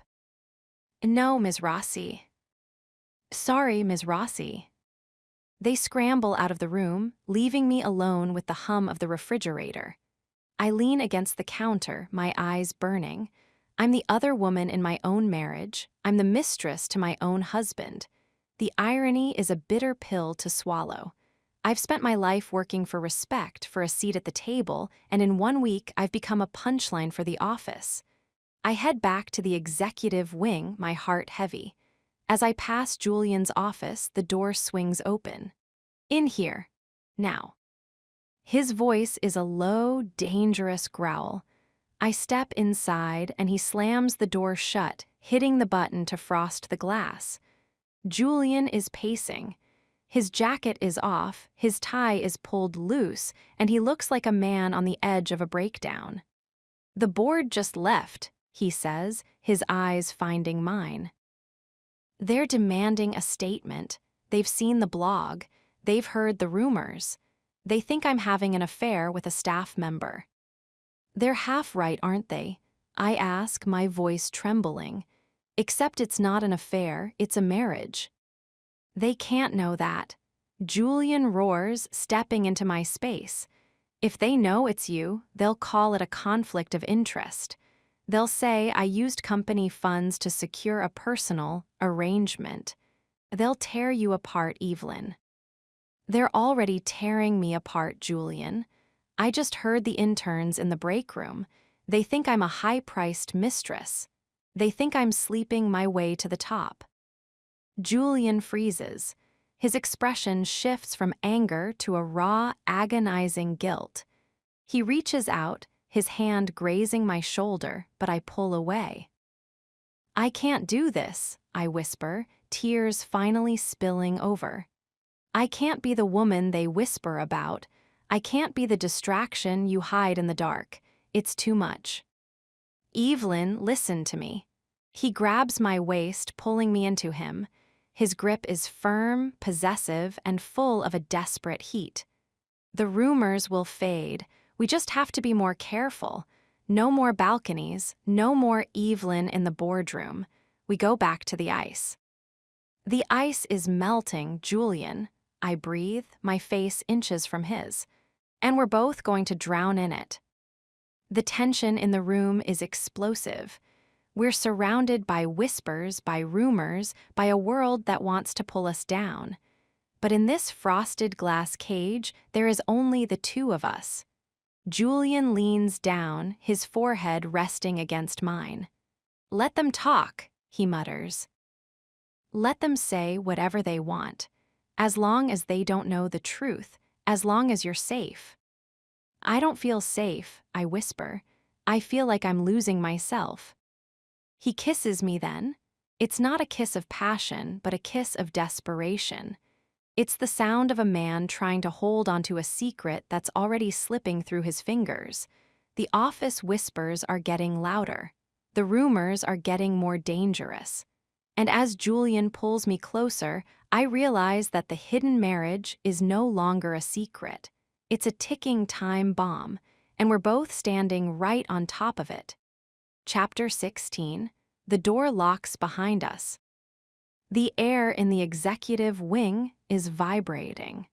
It's not just the usual hum of high-stakes business.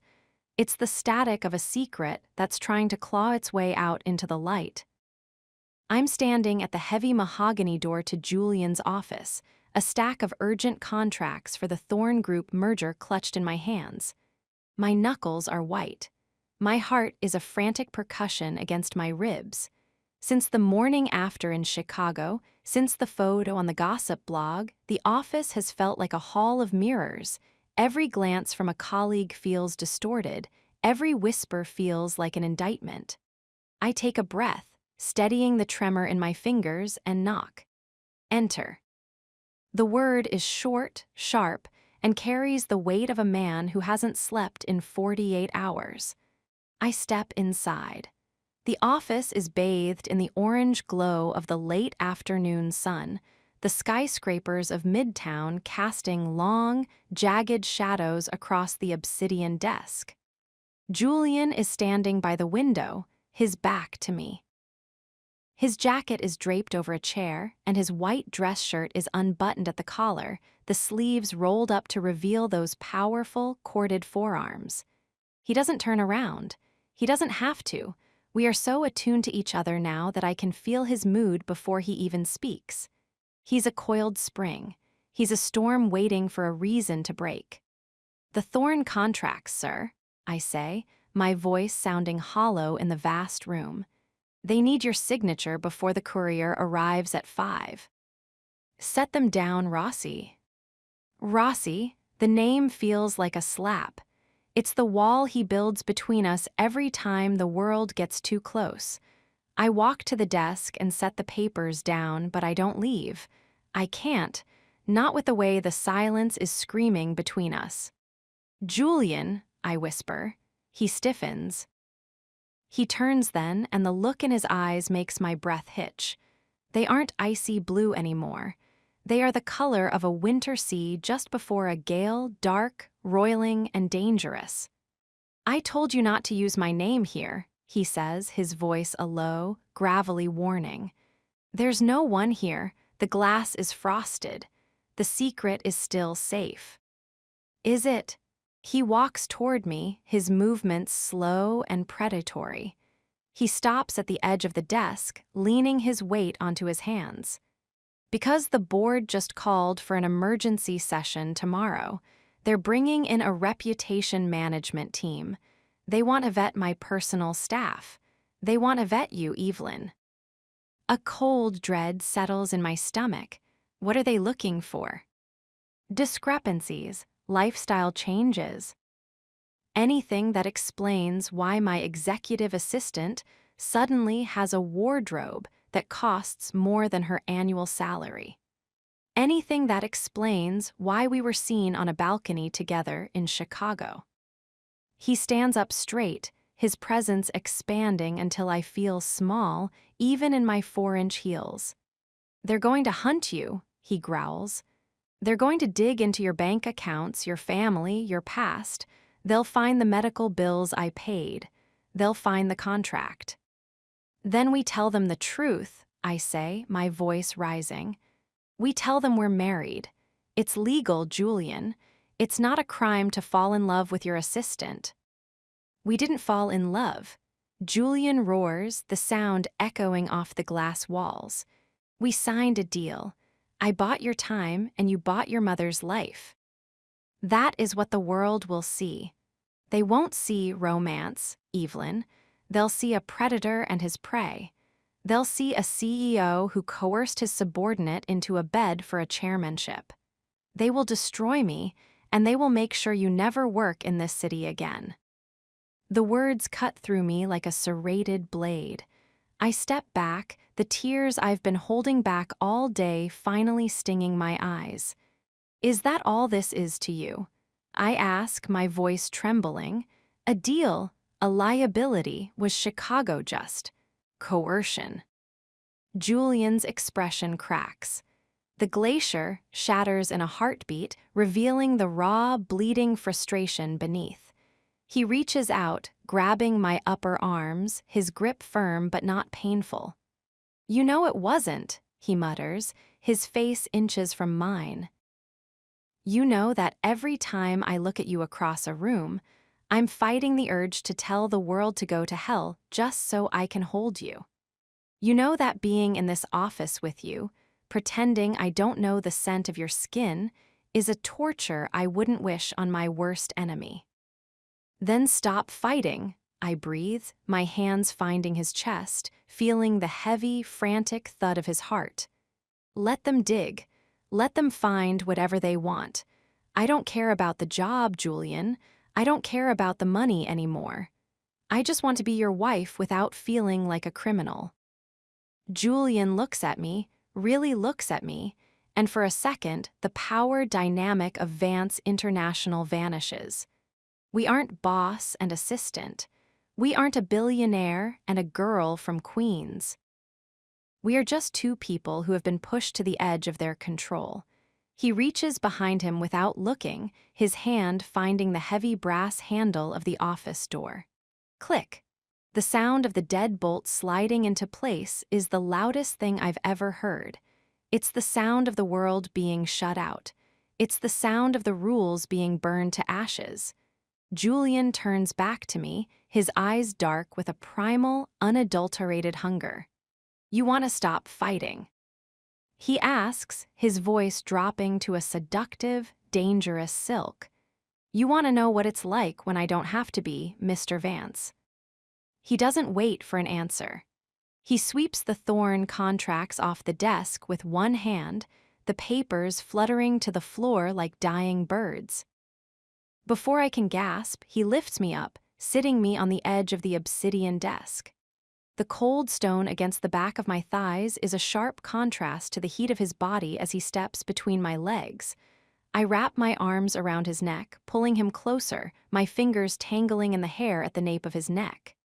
"Julian," I gasp, my head falling back as his mouth finds the sensitive skin of my throat. "The door is locked, Evelyn," he murmurs against my skin. "The glass is dark. No one is coming in. And for the next hour, you are the only thing that exists in my world." He kisses me then, a hard, demanding kiss that tastes of the whiskey he's been drinking and the desperation we've been sharing. It's not the gentle kiss of a husband or the tentative kiss of a lover. It's a collision. It's the release of 2 years of repressed longing, of every "yes, sir," and "right away, Mr. Vance" that I've ever forced through my teeth. His hands roam over me, his palms hot against the silk of my dress. He traces the curves of my hips, his grip possessive and fierce. I can feel his desire, hard and unrelenting against me, and it sends a surge of pure, liquid fire through my veins. I pull at his shirt, wanting to feel his skin. I need to know he's real, that he's not just a ghost I've conjured in the dark. He helps me, the buttons popping and skittering across the floor, until I can press my palms against the warm, solid muscle of his chest. "I've wanted this since the day you walked into that interview," he growls into my mouth. "Since the first time you corrected me on a contract. You were so sharp, so untouchable. I wanted to see you like this. I wanted to be the one to break that perfect professional mask." "Then break it," I whisper, my legs tightening around his waist. "Break all of it." The office around us disappears. The looming boardroom session, the gossip blogs, the suspicious board members, they all fade into a distant, irrelevant hum. There is only the sound of our breathing, the slide of skin on skin, and the terrifying, beautiful intensity of Julian Vance finally letting go.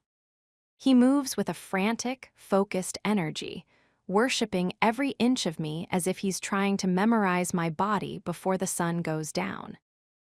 And I give as good as I get, my hands exploring the map of his back, my teeth grazing his shoulder, marking him as mine just as he's marking me. In the shadows of the darkened office, the lines aren't just blurred anymore. They are gone.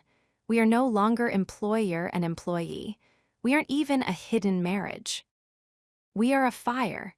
And as Julian pulls me closer, whispering my name like a secret he's been keeping for a lifetime, I realize that the door might be locked, but the real escape happened the moment he touched me. The world can wait.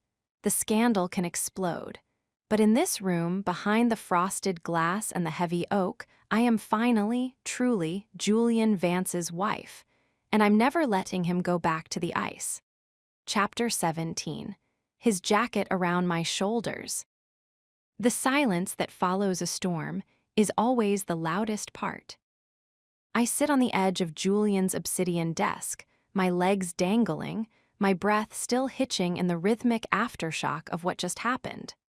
The office is dark now, the orange sunset replaced by the cold, violet bruising of a New York twilight. My silk dress is wrinkled, my hair is a chaotic curtain around my shoulders, and my skin is still humming, a low electric vibration that feels like it's coming from my very bones. Julian is standing a few feet away, his back to me. He's silhouetted against the city lights, his chest rising and falling in heavy, jagged movements. He's shirtless, his white shirt a discarded ghost on the floor. I watch the muscles of his back ripple as he reaches for a glass of water on his side table. He drinks it in one long, desperate gulp, then sets the glass down with a hand that I notice is slightly trembling. The glacier didn't just melt tonight, he evaporated. "Evelyn," he says, his voice is a wreck, low, shredded, and thick with a raw intimacy that makes my stomach flip. "I'm here," I whisper. He turns around. His eyes are dark, the pupils so dilated the blue is almost gone. He looks at me, and for the first time in 2 years, there is no shield. No Mr. Vance. No CEO. Just a man who is looking at a woman as if she is the only oxygen in a room that's running out of air. "We have to go," he murmurs, though he doesn't move. "The cleaning crew hits this floor at 7. Arthur is waiting in the basement." As I know. I slide off the desk, my legs feeling like they're made of smoke. I gather my things, my shoes, my fallen hairpins, the dignity I've spent years building. I try to fix my hair in the reflection of the glass, but my hands are shaking too much. Every time I touch my own skin, I feel the ghost of his mouth. Julian approaches me. He doesn't touch me, not yet, but his presence is so heavy it feels like a physical weight. He's dressed now, his shirt buttoned, though his tie is stuffed into his pocket. He looks managed, but his eyes are still wild. "You're shivering," he notes. "It's the air conditioning," I lie. "It's not the air conditioning. It's the adrenaline. It's the realization that we just crossed a line that makes the contract look like a child's drawing. We didn't just break the rules, we burned the rule book and danced in the ashes." "Let's go," he says. We walk out of the office together. The executive floor is eerie when it's empty, the long, carpeted hallways silent, the blue emergency lights casting a cold glow over the mahogany doors. We don't speak. We don't touch. We are back to being the master and his shadow, but the shadow is burning. We reach the elevators. The doors slide open, revealing the polished interior of the private lift. As we descend, I catch our reflection in the brass panels. We look perfect. We look professional. It's a lie. When the doors open at the garage level, the cold air of the underground space hits me like a slap. New York in November is a thief. It steals the warmth right out of your skin. I'm wearing a sleeveless dress, and the transition from the heated office to the drafty concrete garage makes my teeth chatter. Arthur is standing by the car, the engine idling. But as we walk toward him, a figure steps out from behind one of the concrete pillars. It's Caleb Thorne. My heart stops. Julian's entire body goes rigid, a low, predatory growl vibrating in his chest. Caleb is leaning against a sleek silver sports car, a cigarette dangling from his lips. He looks bored, but his eyes are sharp as glass. "Late night, Julian?" Caleb asks, his voice echoing in the hollow space. "I thought you were a man of discipline. It's nearly 8. "What are you doing in my private garage, Caleb?" Julian's voice is a lethal silk. He steps in front of me, partially shielding me from Caleb's gaze. "I left my briefcase in the conference room. Security let me down." Caleb's eyes slide over Julian's shoulder, finding me. He smiles, a slow, oily look that makes my skin crawl. "And I see you brought your dedicated assistant along for the overtime. You look a bit disheveled, Evelyn. Hard work."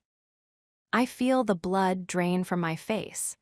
I reach up to smooth my hair, realizing too late that I'm missing an earring. the one Julian bit off in the heat of the moment. Julian doesn't wait for a reply. He doesn't even give Caleb the satisfaction of a retort. He turns to me. In one fluid motion, he strips off his heavy charcoal suit jacket. It's warm. I can feel the heat radiating from it before it even touches me. He drapes it around my shoulders, the expensive wool heavy and smelling deeply of cedarwood, scotch, and him. The jacket is huge on me. It swallows my frame, the hem hitting mid-thigh, the sleeves hanging past my fingers. But the moment it settles on me, the cold disappears. I am encased in his scent. I am wrapped in his protection. "Get in the car, Evelyn," Julian commands. His voice is soft, but it carries a possessive edge that is unmistakable. He isn't just giving me a jacket, he's marking me. In front of Caleb, in front of Arthur, in front of the world. He is telling Caleb Thorne that I am under his care, his mantle, his ownership. Caleb's smile falters. His eyes drop to the jacket, then back to Julian's face. He isn't stupid. He knows a business jacket on an assistant's shoulders isn't just about the weather. It's an intimate act. It's the visual equivalent of a snarl. "I'll see you at the board meeting tomorrow, Julian," Caleb says, his voice losing its playful edge. "I hope you have your priorities straight." Julian doesn't answer. He places a hand on the small of my back, his bare palm against the silk of my dress, and guides me into the car. The door closes, sealing us into the quiet luxury of the back seat. As Arthur pulls away, I look down at the jacket. I pull the lapels closer to my face, inhaling. It feels like he's still holding me. Julian is sitting next to me, his shirt sleeves rolled up, his jaw set in a hard, angry line. He's staring out the window, his chest still heaving slightly. "Julian," I whisper, "that was risky. Caleb isn't blind." "I don't care," he growls. He turns to me, his eyes softening as they land on me, practically buried in his clothes. "I don't care what he sees. I wasn't going to let him look at you like that. Not while you're cold, not while you're mine." He reaches out, his hand sliding under the oversized lapel of the jacket to find my shoulder. He squeezes gently. "The jacket stays on," he says, "until we're inside." "I'm not cold anymore," I say, and it's the truth. I'm burning. I know. He leans in, his forehead resting against mine. The car moves through the neon-soaked streets of Manhattan, a private bubble in a city of millions. "But I like seeing you in my clothes, Evelyn. It reminds me that the contract is just a piece of paper. This is the reality." He kisses my temple, a slow, lingering press of his lips. For the first time, the secret marriage doesn't feel like a burden or a lie. It feels like a sanctuary. Wrapped in his jacket, under the cover of the night, I realize that his protection is more seductive than his passion. It's one thing for a man to want you in the dark. It's another for him to cover you in the light. The office whispers will be louder tomorrow. Caleb Thorne will likely use this against us. The board will be circling like sharks. But as I lean into Julian's side, the weight of his jacket around my shoulders feels like armor. Let them come. I am no longer just the assistant in the shadows. I am the woman in his jacket, and Julian Vance is no longer just my boss. He is my husband. And he is finally starting to fight for me. Chapter 18, when he gets angry for me. The morning air in the Vance Tower lobby feels like a razor blade. I'm not wearing his jacket today. I've returned to my armor. A charcoal gray sheath dress with a high neckline and sleeves that hit just above the elbow. My hair is back in its signature bun, every strand lacquered into place. I look like the perfect executive assistant. I look like a woman who didn't spend the previous evening draped in a billionaire's scent or pinned against an obsidian desk until the stars came out. But the lobby doesn't care how I look. It knows. The whispers are no longer whispers. They're a low-frequency hum that follows me from the security turnstile to the executive elevator. I see the heads of the marketing team tilt toward each other as I pass. I see the receptionist, a girl who used to smile at me, suddenly find her computer screen very fascinating the moment our eyes meet. The reputation management team is already on the 80th floor. I see them through the glass of the small conference room, 3 men in identical navy suits with tablets and expressions that look like they were carved out of granite. They're here to scrub the glacier clean. They're here to find out who the woman on the balcony was, and I'm the prime suspect. I sit at my desk, my fingers hovering over my keyboard, but I can't focus. My heart is a frantic bird in a cage. Every time the elevator dings, I jump. Every time Julian's office door opens, I hold my breath. At 10:00 a.m., the door finally swings wide. Julian doesn't look like a man under investigation. He looks like a god of war. He's in a black suit today, the kind of black that absorbs light, and his face is a mask of pure, unadulterated ice. He walks past my desk without a word, heading toward the boardroom. The reputation team follows him like 3 dark shadows. "Rossi," he barks over his shoulder. "The Q3 analytics for the Thorn Group. Bring them in. Now." I scramble to grab the files. My hands are shaking so hard the papers rattle. I follow them into the boardroom, the heavy double doors closing behind us with a sound like a tomb sealing shut. The room is full. Not just the reputation team, but several senior board members, including Mr. Sterling, a man who has been on the board since Julian's father was in charge. He's 70, looks like a vulture, and thinks women are decorations at best and distractions at worst. And then there's Caleb Thorne. He's sitting at the far end of the table, looking smug, his eyes tracking me from the moment I enter. "Set them down, Ms. Rossi," Mr. Sterling says, his voice a dry rasp. He doesn't look at me. He looks at Julian. "Julian, we were just discussing the optics of your recent Chicago trip. The board is concerned that your focus is being diverted by personal entanglements." Julian leans back, his hands laced behind his head. It's a position of extreme confidence, but I can see the tension in his neck.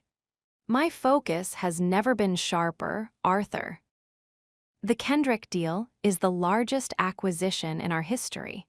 The numbers speak for themselves." "The numbers do," Caleb Thorne chimes in, his voice oily. "But the gossip speaks louder. A mystery woman on a balcony. A jacket draped around an assistant's shoulders in a private garage. It looks untidy, Julian. It looks like you're losing your grip." I feel the blood drain from my face. I'm standing by the sideboard, pouring water into the carafes, trying to be invisible. "Perhaps," Sterling says, turning his cold gaze to me for the first time, "the problem isn't Julian's focus. Perhaps the problem is a staff member who doesn't know her place, an assistant who thinks her extra duties entitle her to a level of intimacy that compromises the office." The room goes dead silent. I freeze, the water pitcher halfway to a glass. The insult is clear. He's calling me a social climber. He's calling me a whore in front of the board, in front of the man I married. "Arthur," Julian says, his voice is quiet, too quiet. It's the sound of a fuse that has reached the powder. "I'm just saying what everyone is thinking, Julian," Sterling continues, emboldened by the silence. "Ms. Rossi is a capable girl, I'm sure. But girls like her, ambitious, pretty, they often confuse proximity with importance. If she's becoming a liability to your reputation, she needs to be replaced. Plenty of efficient men can handle your schedule without the added baggage." Caleb chuckles. "I'm sure she's worth the baggage, Arthur, in the dark at least." I feel a hot, stinging tear prick my eye. I look down at the table, my knuckles white as I grip the pitcher. I've worked so hard. I've sacrificed everything for this job, for this man, and in one sentence, they've reduced me to a pretty liability. Then it happens. Julian doesn't just get angry, he explodes. He slams his hand down on the mahogany table with a crack that sounds like a gunshot. Everyone in the room jumps. Caleb's smug smile vanishes. Sterling flinches back in his chair. Julian stands up. He doesn't look like the CEO anymore. He looks like a predator who has just seen his mate threatened. "Get out," Julian growls. "Julian, really?" Sterling starts. "Get out." Julian roars, his voice vibrating through the glass walls, through the floor, through my very soul. "All of you, now." "Julian, we are the board," Sterling stammers, his face reddening. "You can't." "I am the majority shareholder of this company, Arthur, and this is my office. You will not sit at my table and insult my staff. You will not imply that Ms. Rossi's position is anything other than the result of her brilliant mind and her unmatched dedication. If I hear one more word out of your mouth that disrespects her, professional or otherwise, I will buy out your shares by noon and have security escort you to the curb. Do I make myself clear?" Sterling looks like he's having a stroke. Caleb Thorne looks terrified. He's never seen the glacier burn like this. "And you, Caleb," Julian says, his eyes narrowing as he looks down the table. "If you ever mention the dark and my assistant in the same sentence again, I will not only kill the Thorne merger, I will make it my life's mission to see your company delisted by Friday. Get out." The room scrambles. The board members, the reputation team, and a very pale Caleb Thorne practically trip over each other to reach the doors. They vanish into the hallway, the double doors swinging shut with a heavy thud. Silence. The air in the room is thick with the smell of ozone and Julian's rage. He's still standing at the head of the table, his chest heaving, his hands gripped into fists so tight his knuckles are white. I'm still by the sideboard. I'm trembling. The pitcher is still in my hand. "Evelyn." His voice is different now. The rage is there, but it's tempered with a raw, agonizing concern. He walks toward me, his stride fast and urgent. He takes the pitcher from my hand and sets it on the sideboard, then grabs my shoulders. "Did they hurt you?" he asks, his eyes searching mine. "What they said. Evelyn, I am so sorry." "Julian," I whisper, the tears finally falling. "You shouldn't have done that. Sterling is your biggest ally on the board. You just threatened to ruin him for me." "I don't care about the board." He growls, pulling me into his chest. He wraps his arms around me, holding me so tight I can feel his heart hammering against my ear. "I don't care about the shares or the merger or the reputation. I sat there and watched them try to strip you of your dignity. I watched them treat you like you were nothing. I have never been so angry in my entire life." "It's just words, Julian. I've heard worse." "Not from them, not while I'm standing there." He pulls back, cupping my face in his hands. His thumbs wipe away my tears, his touch surprisingly gentle given the violence of his words moments ago. "You are my wife, Evelyn. You are the most important person in this building, and I will burn every single one of them to the ground before I let them make you feel small." I look at him, truly look at him. This isn't just about a contract anymore. A man doesn't risk his billion-dollar empire for a contractual arrangement. He doesn't lose his mind with rage for a secret he's trying to keep. He's angry for me. In that moment, the fear of the secret being exposed, the fear of the board, the fear of the future, it all vanishes. I realize that I matter to him, not as an assistant, not as a ghost, but as a woman. "You're going to have a lot of explaining to do," I say, a small, watery smile touching my lips. The reputation team is probably writing their report right now. CEO loses mind, defends assistant with terrifying violence. Let them write it, Julian mutters. He leans down, his forehead resting against mine. The heat from his body is a sanctuary. Let the whole world know that I'm unhinged when it comes to you. Maybe then they'll stop looking at you like you're an option. He kisses me then. It's not the hungry, desperate kiss from the office yesterday.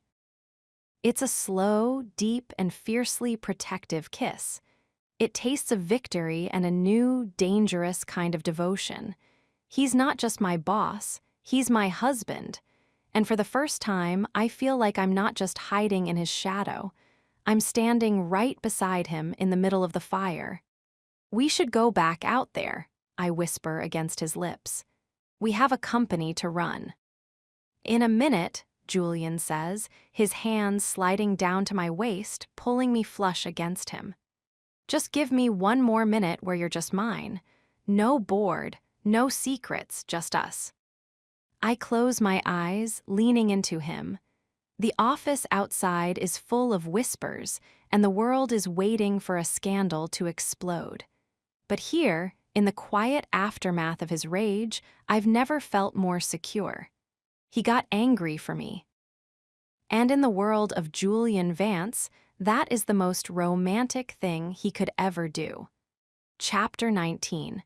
The kiss that was never supposed to happen. The air in the office still tastes like ozone. Julian is standing by the window, his back to me, watching the vultures, otherwise known as his board of directors, scurry into their black town cars 80 floors below. His hands are shoved deep into his pockets, his shoulders still tight enough to snap. I'm sitting on the edge of the velvet sofa in the corner of his office, my hands folded in my lap. I've spent the last 10 minutes trying to stop my knees from shaking. The memory of his voice, that raw, terrifying roar as he defended me, is echoing in my ears like a physical pulse. He risked it all. For me, not for the contract, not for the secret. He risked his chair for the girl from Queens who makes his coffee and manages his life. Julian, I say, my voice barely a whisper. He doesn't turn around. Don't, Evelyn. Don't what? Don't tell me I shouldn't have done it. Don't tell me about the stock price or the reputation management team. I don't want to hear it. If I had to sit there for one more second and listen to Arthur Sterling talk about you as if you were a disposable asset, I would have burned this entire building to the ground with us inside it. He finally turns. His face is pale, his eyes rimmed with a weary, desperate red. He looks like a man who has been fighting a war for a century and just realized he's lost. We need to fix this, I say, standing up. My legs are a little steadier now. The reputation team, they saw everything. They're going to report that you're emotionally compromised. They're going to hunt for the woman in Chicago even harder now. Let them hunt, Julian growls, walking toward me. He stops just out of reach, as if he's afraid that touching me will shatter what's left of his restraint. I spent my whole life being exactly what they wanted, the perfect heir, the cold CEO, the man who never lets a woman get close enough to see the cracks. But then you happened, and I can't do it anymore. We have to be professional, Julian. That was the rule. That was the only thing keeping us safe. Safe, he lets out a hollow, bitter laugh. Is this what you call safe? Living under one roof and pretending I don't know the exact way your voice sounds in the morning. Watching you walk past my desk every day and knowing I can't reach out and touch you. It's not safety, Evelyn. It's a slow-motion execution. I take a step toward him. The space between us is charged, the air heavy with the scent of his rage and my longing. We decided this, I remind him, though my heart isn't in it. Act 1. The secret. We were supposed to be strangers. The strangers are dead, he whispers. They died the moment I put that ring on your finger. Or maybe they died the first time you smiled at me 2 years ago and I forgot how to breathe. He reaches out then. It's not the possessive grab from the elevator or the territorial grip from the boardroom. He reaches out with a hand that is visibly trembling, his fingers grazing my cheek with a tenderness that makes my throat ache. "Evelyn," he breathes. His voice has that frequency again, the one that belongs only to me. This was the moment we were supposed to walk away. This was the moment we were supposed to call our lawyers, settle the mess, and go back to the roles we played so well. We were supposed to reset the boundaries. We were supposed to be the glacier and the assistant one more time. But I can see the surrender in his eyes, and I feel the same surrender in my bones. I reach up, my hands finding his wrists, pulling his palms flat against my face. I lean into his touch, closing my eyes. "We shouldn't do this, Julian. Not here, not now." "I know," he murmurs, his face inches from mine. "This is a mistake.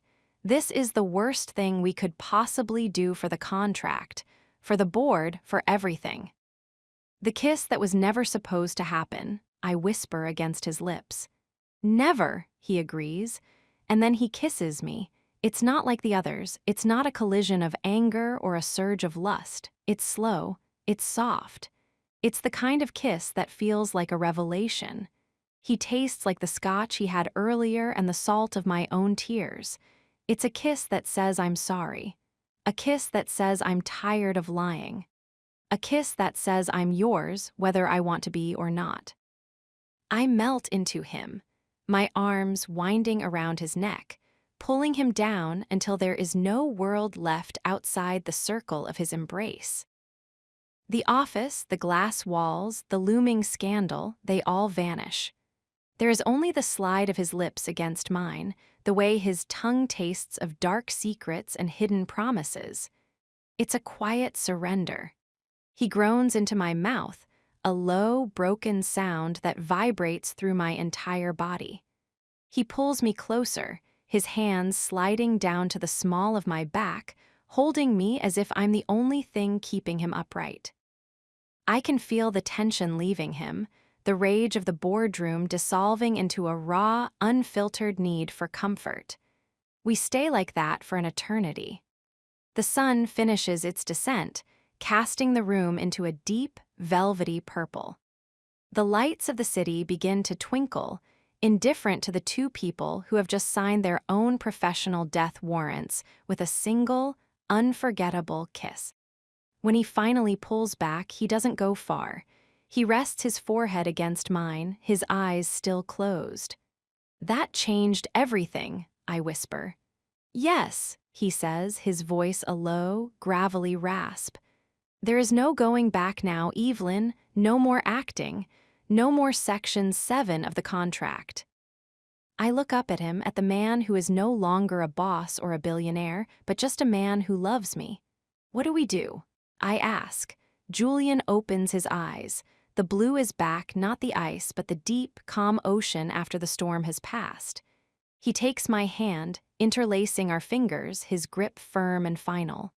"We survive," he says, "together, no more hiding from each other. If the world wants to take us down, they'll have to go through me first." I look at our joined hands. The secret marriage is still a secret to the world, but in this room, it's finally real. The kiss that was never supposed to happen has become the only thing that matters. We've crossed the line. There is no turning back. And as the city roars outside, I realize that the slow burn hasn't just ignited. It's become a wildfire. Chapter 20, Crossing the Line, No Turning Back. The clock on Julian's wall has stopped being a tool for productivity and has become a countdown. It's 8:45 p.m. The cleaning crews have finished. The security guards are on their rounds 3 floors down. The 80-floor tower, which usually feels like a living, breathing beast of commerce, is finally still. The only sound in the room is the rhythmic, heavy hum of the ventilation and the ragged cadence of our breathing. We are still standing by the window, our foreheads pressed together in the aftermath of the kiss that changed the game. Julian's hand is still interlaced with mine, his grip so tight it's as if he's afraid I'll evaporate if he lets go. "Evelyn," he whispers. The way he says my name now, it isn't a command, it isn't a secret, it's a surrender. I know, I breathe, I know what he's asking. He's asking if I'm ready to set fire to the life I've built. He's asking if I'm ready to stop being the girl who plays by the rules and become the woman who breaks them all for him. He pulls back just enough to look me in the eye. The blue in his gaze is dark, swirling with an intensity that makes my knees feel like water. There is no glacier left. There is only Julian, raw, wanting, final.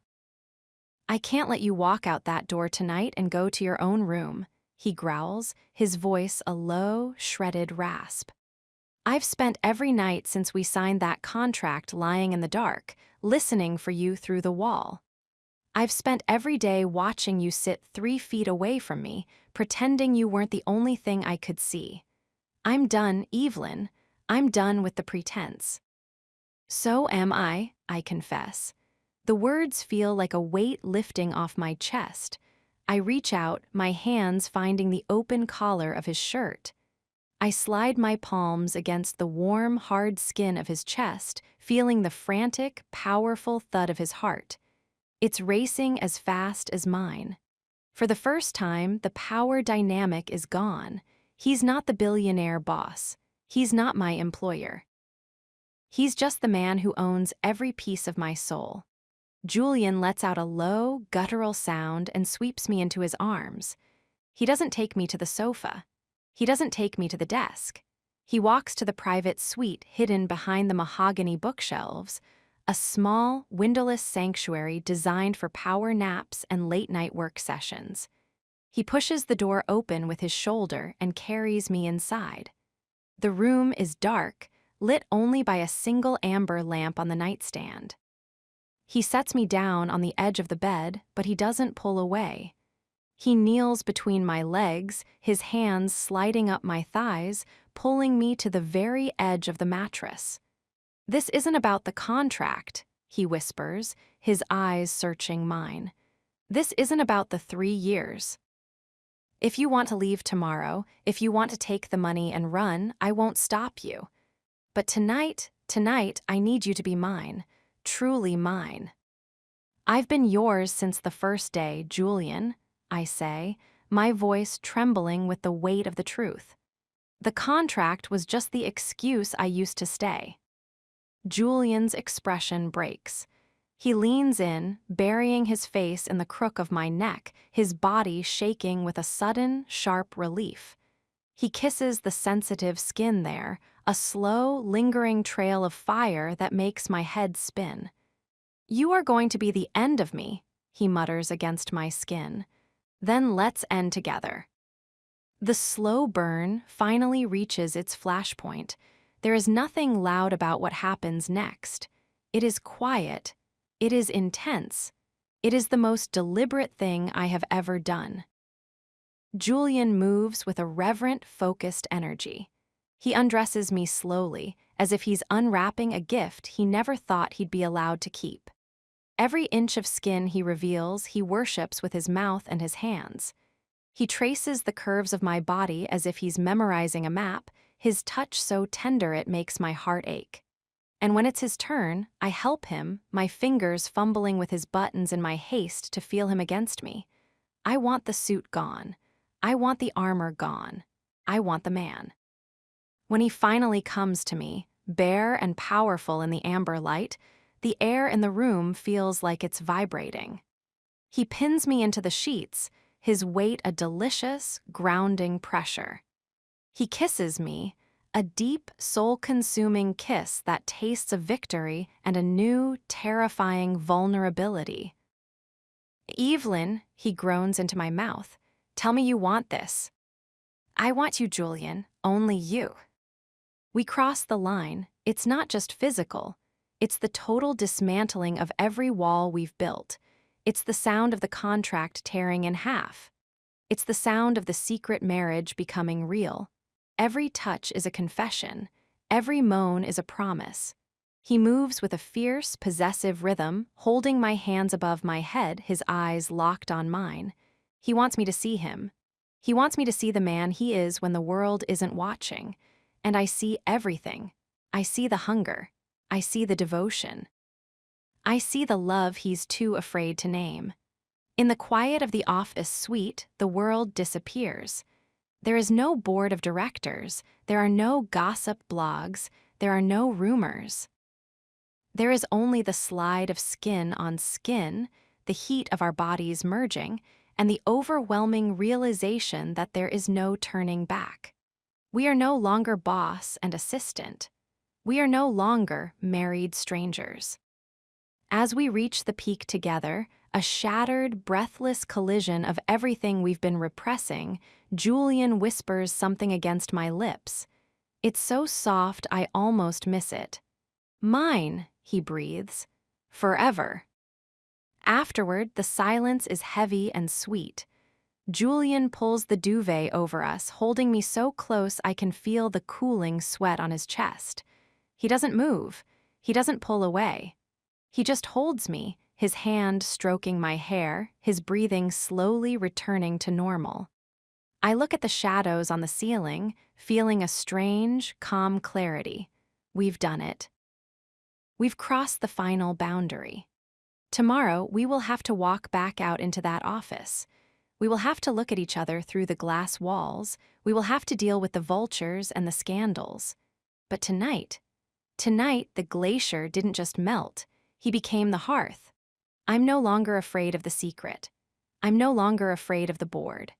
Because as I fall into a deep, dreamless sleep in Julian Vance's arms, I realize that for the first time in my life, I'm exactly where I'm supposed to be. The line is behind us, and ahead of us. Ahead of us is a fire that will either save us or burn us both to the ground. And as I close my eyes, I realize I don't care which one it is, as long as he's the one holding the match. Chapter 21. Secret Glances Across the Boardroom. The first thing I notice about the morning after is the weight. Not the weight of the secret, which has been crushing me for weeks, but the physical weight of Julian's arm draped over my waist. In the dim, pre-dawn light of his master suite, the world feels soft. The sharp edges of the glass tower are blurred by the early morning mist, and for a few blissful minutes, I am just a woman lying in bed with the man she loves. But then, the alarm on the nightstand lets out a low, polite hum. Julian stirs behind me. He doesn't pull away. Instead, he pulls me closer, his face burying in the crook of my neck. He inhales deeply, a ragged sigh escaping him that vibrates through my skin. "Don't," he mutters, his voice thick with sleep and a newfound tenderness. "Tell the sun to go back down. We aren't finished yet." "We have the 9:00 a.m. with the Singapore investors, Julian," I whisper, though I'm leaning back into him, my heart aching with the need to stay. "And you have the final review of the Thorn merger at 11. I don't care about Singapore. I don't care about Thorn." He turns me around in his arms, his eyes searching mine. The blue is clear, bright, and terrifyingly honest. "I only care about how I'm supposed to sit 3 feet away from you today and pretend I don't know the exact way your pulse jumps when I kiss you right. Here." He presses his lips to the hollow of my throat. A jolt of pure fire shoots through me, and I have to grip his shoulders to keep from melting back into the silk sheets. "You have to," I breathe. "You're the glacier, remember. You're the man who doesn't have a heart." "You stole it," he growls, his teeth grazing my skin. "You're a thief, Evelyn Rossi, a beautiful, brilliant thief." He kisses me then, a slow, deep, and devastatingly thorough kiss that nearly makes me forget the time. But when he finally pulls away, the mask begins to settle.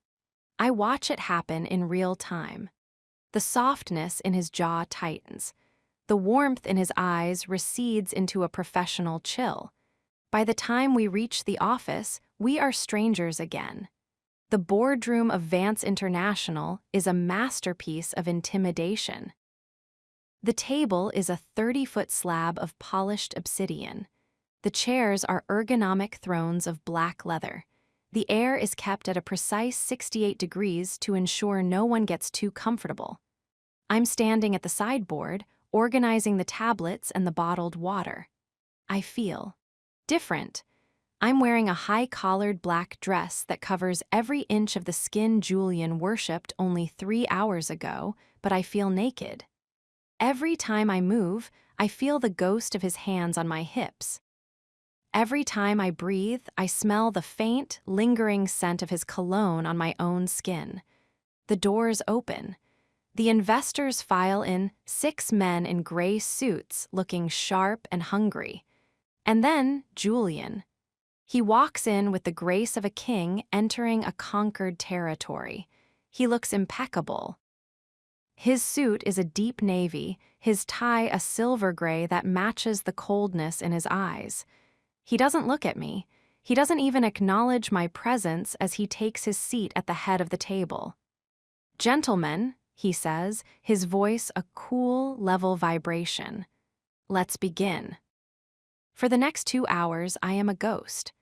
I move around the table, handing out documents, refilling glasses, taking notes on my tablet. I am the perfect executive assistant. Invisible, efficient, silent.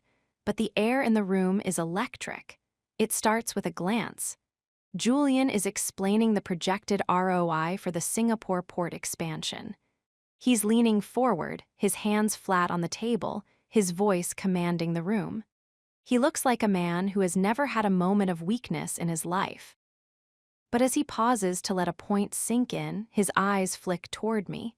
It's less than a second, a blink, but in that fraction of a time, the glacier vanishes. He looks at me and I see the memory of the night before. I see the hunger he's trying so hard to bank.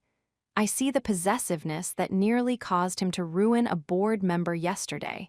I feel my face heat up. I quickly look down at my tablet, my heart thudding against my ribs. Stay professional, stay invisible, but he won't let me. A few minutes later, I'm standing by his shoulder, leaning down to place a revised chart in front of him. I make sure not to touch him. I keep a precise 2-inch gap between my arm and his. But as I pull my hand away, Julian shifts. His hand, the one that was just pointing at a graph, moves. His knuckles graze my wrist. The contact is brief, but it feels like a lightning strike. I stumble slightly, my breath catching in the quiet room. One of the investors, a man named Mr. Chen, looks up, his brow furrowing. "Are you all right, Ms. Rossi?" Mr. Chen asks. "Fine," I say, my voice sounding an octave too high. I lost my footing for a moment. My apologies." I beat a hasty retreat to the back of the room. I can feel Julian's gaze on me. He hasn't looked back, but I can feel his awareness of me like a physical weight. He's enjoying this. He's enjoying the danger, the razor-thin line between a successful meeting and a catastrophic scandal. The meeting continues, but the atmosphere has changed. For me, at least. Every time Julian speaks, I hear the frequency of the man who held me in the dark. Every time he adjusts his cufflinks, I remember his hands in my hair. Then comes the most dangerous glance of all. We reach the final part of the presentation. Julian is standing by the large digital screen, showing the final acquisition numbers. He's at his most dominant, his most powerful. "The merger will be finalized by Friday," Julian says, his voice booming with authority. Vance International will be the primary stakeholder. There is no room for negotiation on this point. He turns to look at the board. His eyes sweep the room, landing on me at the very end. This time, he doesn't blink. He holds my gaze for 3, 4, 5 seconds. It's a challenge. It's a claim. In front of 6 foreign investors and a room full of hidden cameras, he is looking at me as if he's about to walk across that obsidian table and take me right there. I can't look away. I'm paralyzed by the intensity of it. My pulse is racing so hard I can hear it in my ears. I feel the ring on the chain beneath my dress, the secret gold that marks me as his. Mr. Vance. Mr. Chen asks, noticing the long silence. Is something wrong? Julian finally breaks the look. He turns back to Chen, a slow, predatory smirk touching his lips. No, Julian says, his voice dropping to a low, dangerous silk. Everything is exactly where it needs to be. The meeting ends. The investors file out, shaking Julian's hand, praising his vision. I stay behind, pretending to organize the water bottles, my hands shaking so much I almost drop one. The heavy double doors shut. Finally, we are alone. Julian doesn't move. He's still standing by the screen, his back to me. You're dangerous, Evelyn, he says. His voice is a low growl, echoing in the empty boardroom. Me, you're the one who kept looking at me. You almost got us caught, Julian. Mr. Chen was suspicious. He turns around. He's across the room in 3 long strides, stopping so close that I'm backed against the sideboard. He places his hands on the marble on either side of me, trapping me. I couldn't help it, he mutters, his eyes devouring mine. Seeing you in that dress, looking so professional, so untouchable, while I still have the marks of your fingernails on my back. It's driving me out of my mind. Julian, we have to be careful. The board is already circling. I don't care about the board right now. He leans in, his breath hot against my ear. I want to take you back to that office, lock the door, and remind you who you belong to. You have a luncheon in 10 minutes, I breathe, even as I lean toward him. Cancel it. I can't, it's with the city controller. Julian lets out a frustrated sound, a half-groan, half-laugh. His forehead drops to mine. This is going to be the hardest 3 years of my life. We chose this, I remind him. No, he says, pulling back to look me in the eye. We chose the contract. We didn't choose this fire. But now that it's burning, I don't know how to put it out. He reaches out, his thumb grazing my lower lip, his gaze dropping to my mouth. For a second, I think he's going to kiss me, right here in the boardroom. But then, the intercom on the wall buzzes. Mr. Vance, your car is ready for the luncheon. Julian freezes. He stays there for one more heartbeat, his thumb lingering on my lip. Then, with a curse, he steps back. The glacier returns. Fix the files, Ms. Rossi, he says, his voice cold and professional. And make sure the notes from this meeting are on my desk by 1. Yes, Mr. Vance. He walks out without looking back. I stay in the boardroom, my skin still tingling where he touched me. I look at the obsidian table, the leather chairs, the symbols of the empire he built. Secret glances, dangerous chemistry. We're in Act 3 now. The love is in the shadows, and the stakes have never been higher. Every look is a risk. Every touch is a gamble. And as I look at my reflection in the polished table, I realize that the most dangerous thing in this building isn't a hostile takeover or a stock market crash. It's the way my husband looks at me across a crowded room. Chapter 22. Married yet still hiding. The gold band feels like a lead weight against my sternum. I'm standing in front of the vanity mirror in my suite, the morning light filtered through the gauzy curtains of the penthouse. I'm already dressed in my work attire, a sharp, tailored suit in a deep emerald green that Julian said made my eyes look like dangerous gems. My hair is pinned up with surgical precision. I reach inside the collar of my blouse and pull out the thin gold chain. The diamond ring catches the light, throwing tiny, mocking rainbows across the marble walls. I look at it, and for a second, a wave of pure, unadulterated irony washes over me. I am Mrs. Julian Vance. I share his bed. I know the way his breath hitches when he's about to fall asleep. I know the way he likes his coffee, not because I'm his assistant, but because I've watched him drink it in the silence of our kitchen at 5:00 a.m. I am the woman he swore to protect, the woman he defended with a roar that shook the board of directors. And yet, in 20 minutes, I will walk through the lobby of Vance Tower and pretend that my heart doesn't skip a beat when he walks into a room. I will call him Mr. Vance. I will stand 3 paces behind him. I will be the invisible ghost in the machine of his life, married, yet still hiding. It's a paradox that's starting to eat me alive. Evelyn. I jump, dropping the ring back against my skin. Julian is standing in the doorway connecting our rooms. He's already in his suit trousers and a crisp white shirt, but his tie is still draped over his shoulders untied. He looks at me, his gaze softening, the glacier nowhere to be found. "You're staring at the wall again," he says, walking toward me. "I was just thinking about the irony," I whisper as he reaches me. He wraps his arms around my waist from behind, his chin resting on my shoulder. We look at each other in the mirror. We look like a power couple. We look like we could own the world.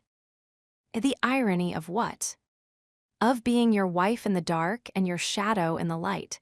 How long can we keep this up, Julian? The board is already suspicious. The reputation team is hunting for the mystery woman.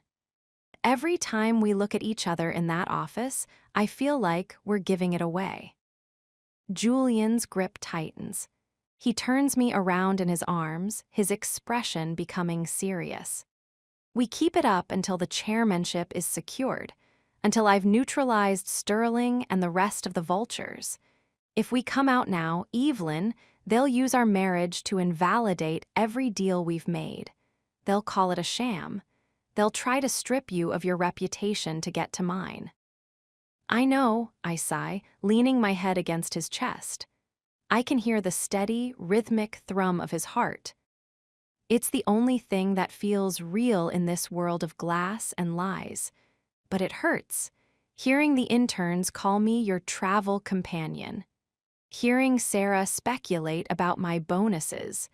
I want to tell them. I want to show them the ring and tell them to go to hell. Julian lifts my chin, his eyes burning with a fierce, protective heat. I know it hurts, and I hate that I'm the one putting you in this position, but look at me, Evelyn. You are not a travel companion, you are not a mistress. You are the woman who owns Julian Vance. In that tower, I am the boss, but in this house and in every way that matters, I am yours. Let them whisper. Their words are empty. This. He gestures between us. This is the only thing that's real. He leans down and kisses me, a slow, grounding kiss that tastes of promise and desperation. It's the kind of kiss that's supposed to sustain me through 8 hours of being Rossi. But as we break apart and he begins to tie his tie, the mask starts to settle. I see it in the way he adjusts his cuffs. I see it in the way his eyes go distant, focusing on the day's meetings. "The car is downstairs," he says, his voice losing its morning warmth. "We have the budget review at 10. Make sure the department heads are prepared. I'm not in the mood for excuses today." "Yes, Mr. Vance," I say, the words tasting like ash. The office is a hive of activity. The air is thick with the scent of ozone from the printers and the nervous energy of 500 employees. I'm sitting at my desk, my fingers flying over the keyboard. I've already fielded 3 calls from the reputation management team. They're interviewing the staff today. They're looking for the leak. They're looking for me. Through the glass, I see Julian. He's in a heated discussion with the CFO. He looks ruthless. He looks like the man who would fire his own mother if the profit margins were off by 0.5%. He hasn't looked at me once in 2 hours. I reach for my water glass, my hand trembling slightly. Ms. Rossi. I look up. It's one of the investigators from the reputation team, a man named Mr. Miller. He's thin, wears glasses that make his eyes look unnaturally large, and has a smile that feels like a trap. Mr. Miller, I say, my voice perfectly neutral. How can I help you? I was wondering if you had a moment for a few follow-up questions about the Chicago trip. My heart hammers a frantic rhythm against the ring on my chest. I've already provided my itinerary and my notes from the Kendrick meetings, Mr. Miller. Oh, I have those. Very impressive work. But I'm more interested in the gaps. For instance, the evening of the 14th. Mr. Vance's security detail reported that he left the hotel for a walk at midnight and didn't return until 2. You were seen in the lobby shortly after. Did you accompany him? I feel a cold sweat break out at the base of my neck. I remember that walk. I remember the way he looked when he came back, his hair windblown, his eyes full of the confession he was about to give me. I went down to the cafe for a late-night coffee, I say, my voice steady. I saw Mr. Vance in the lobby. We discussed the strategy for the next morning's meeting for about 10 minutes, and then I returned to my room. I assume he went for his walk after that. Miller leans in, his eyes narrowed behind his glasses. 10 minutes. Interesting, because a guest on the 42nd floor reported seeing a man and a woman on the balcony of the presidential suite much later than that. The woman was described as having your build. Chicago is a city of millions, Mr. Miller. I'm sure many women have my build. If you're suggesting that I was on a balcony with my employer at 1:00 a.m., I'd suggest you find a witness who can actually identify me, rather than a blurred silhouette from a gossip blog. I turn back to my monitor, dismissal written in every line of my body. It's the Vance move, the cold, arrogant shutdown. I learned it from the best. Miller lingers for a second, the tension between us thick enough to cut. Then he lets out a small, dry chuckle. You're very loyal, Ms. Rossi. Mr. Vance is lucky to have an assistant who protects his interests so fiercely. He walks away, but I can feel his eyes on my back until he turns the corner. I close my eyes for a second, my lungs burning. We're so close. The ice is so thin. At noon, I have to bring the final Thorn documents into Julian's office. I knock, wait for the enter, and step inside. The glass is clear. Anyone can see us. Julian is sitting at his desk, his jacket off, his sleeves rolled up. He looks at me, and for a split second, I see the worry in his eyes. He saw Miller at my desk. The Thorn files, sir, I say, my voice loud enough to carry through the door. I walk over and set the papers down. As I do, Julian reaches out. He doesn't grab my hand, that would be too obvious. Instead, he drops a pen. We both lean down to grab it. In the sanctuary of the desk's shadow, hidden from the view of the office, his hand finds mine. He squeezes my fingers, a hard, desperate pressure that says I'm sorry I'm here, hold on. He's digging, I whisper, the words barely a breath. I know, Julian murmurs back. I'll handle Miller, just keep your head down. Julian, he knows about the balcony. Julian's grip tightens. He looks at me, his eyes dark with a sudden, sharp ferocity. He knows nothing. He has theories, he has no proof. I won't let him touch you, Evelyn, I promise. We stand up at the same time. I hand him the pen. Thank you, Ms. Rossi, he says, his voice back to the professional ice. That will be all. I walk out, my heart racing. I spend the rest of the day in a blur of spreadsheets and silent screams. I see Sarah whispering to Miller in the break room. I see the department heads looking at me with new, calculating eyes. The secret isn't a shield anymore. It's a target.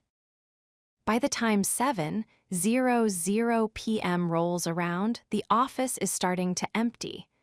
I'm still at my desk, finishing the minutes from the Singapore meeting. Julian's office is dark. He left an hour ago for a private dinner with Sterling, a move to smooth over the rage from the day before. I'm alone, or I think I am. Working late again, Evelyn. I jump. It's Caleb Thorne. He's leaning against the entrance to my cubicle, his suit jacket hooked over one finger. He looks relaxed, but there's a predatory gleam in his eyes that makes my blood run cold. Mr. Thorne, I didn't know you were still in the building. I had some last-minute details to iron out with legal, but I saw your light on. I thought I'd offer you a ride. It's raining, and cabs are impossible this time of night. I have a car coming, thank you. A car or the car. Caleb walks into my space, his scent, something expensive and spicy, overpowering the office air. He leans down, his face far too close to mine. You know, Evelyn, Julian is a very talented man, but he's also a very loud man when he's angry. That performance in the boardroom, it was quite revealing. He was defending a staff member from an insult, Mr. Thorne. It's called leadership. Is it? Caleb reaches out, his finger grazing the edge of my desk, dangerously close to my hand. Because it looked a lot like a man defending his wife, or his lover. I don't blink, I don't breathe. I'm sure your imagination is very vivid, Mr. Thorne, but I have work to do. You're good, Caleb purrs, his eyes raking over me. The best I've ever seen, but even the best actress forgets her lines eventually. Tell me, does he treat you well, in the dark, or is he just as cold there as he is here? I stand up, my chair screeching against the floor. You are being incredibly inappropriate, Mr. Thorne. If you don't leave my office right now, I will call security. Caleb laughs, a low, mocking sound. Security, Julian's security. I'm sure they're already well acquainted with your requirements. Good night, Evelyn. Enjoy your car. He walks away, leaving me trembling with a mix of fury and terror. He knows, or he suspects enough that it doesn't matter. I grab my bag and practically run to the elevator. The ride down feels like an eternity. When I reach the garage, Arthur is waiting. He opens the door and I slide into the back, burying my face in my hands. The drive to the penthouse is a blur. When I walk through the front door, the silence of the apartment hits me like a wall. Julian isn't back yet. The lights are dimmed, the city glittering outside like a million uncaring eyes. I go to the kitchen and pour a glass of wine, but my hand is shaking so much the liquid splashes onto the marble. I look at the dark stain, and suddenly I can't take it anymore. The hiding, the whispers, the lying to Miller, the leering from Caleb. It's too much. I go to the bedroom, strip off my emerald suit, and throw it into the corner of the closet. I put on one of Julian's oversized white dress shirts, the one he wore in Chicago, and climb into the center of the massive bed. I pull the duvet to my chin, but I can't get warm. An hour later, I hear the front door. I hear Julian's heavy, rhythmic footsteps. He stops in the kitchen, probably seeing the wine stain. Then he moves toward the bedroom. The door opens softly. He's still in his suit, his tie loosened, looking exhausted. He sees me in the bed, wearing his shirt, and his expression softens into something so full of love it makes my chest ache. "Evelyn," he whispers, walking to the bed.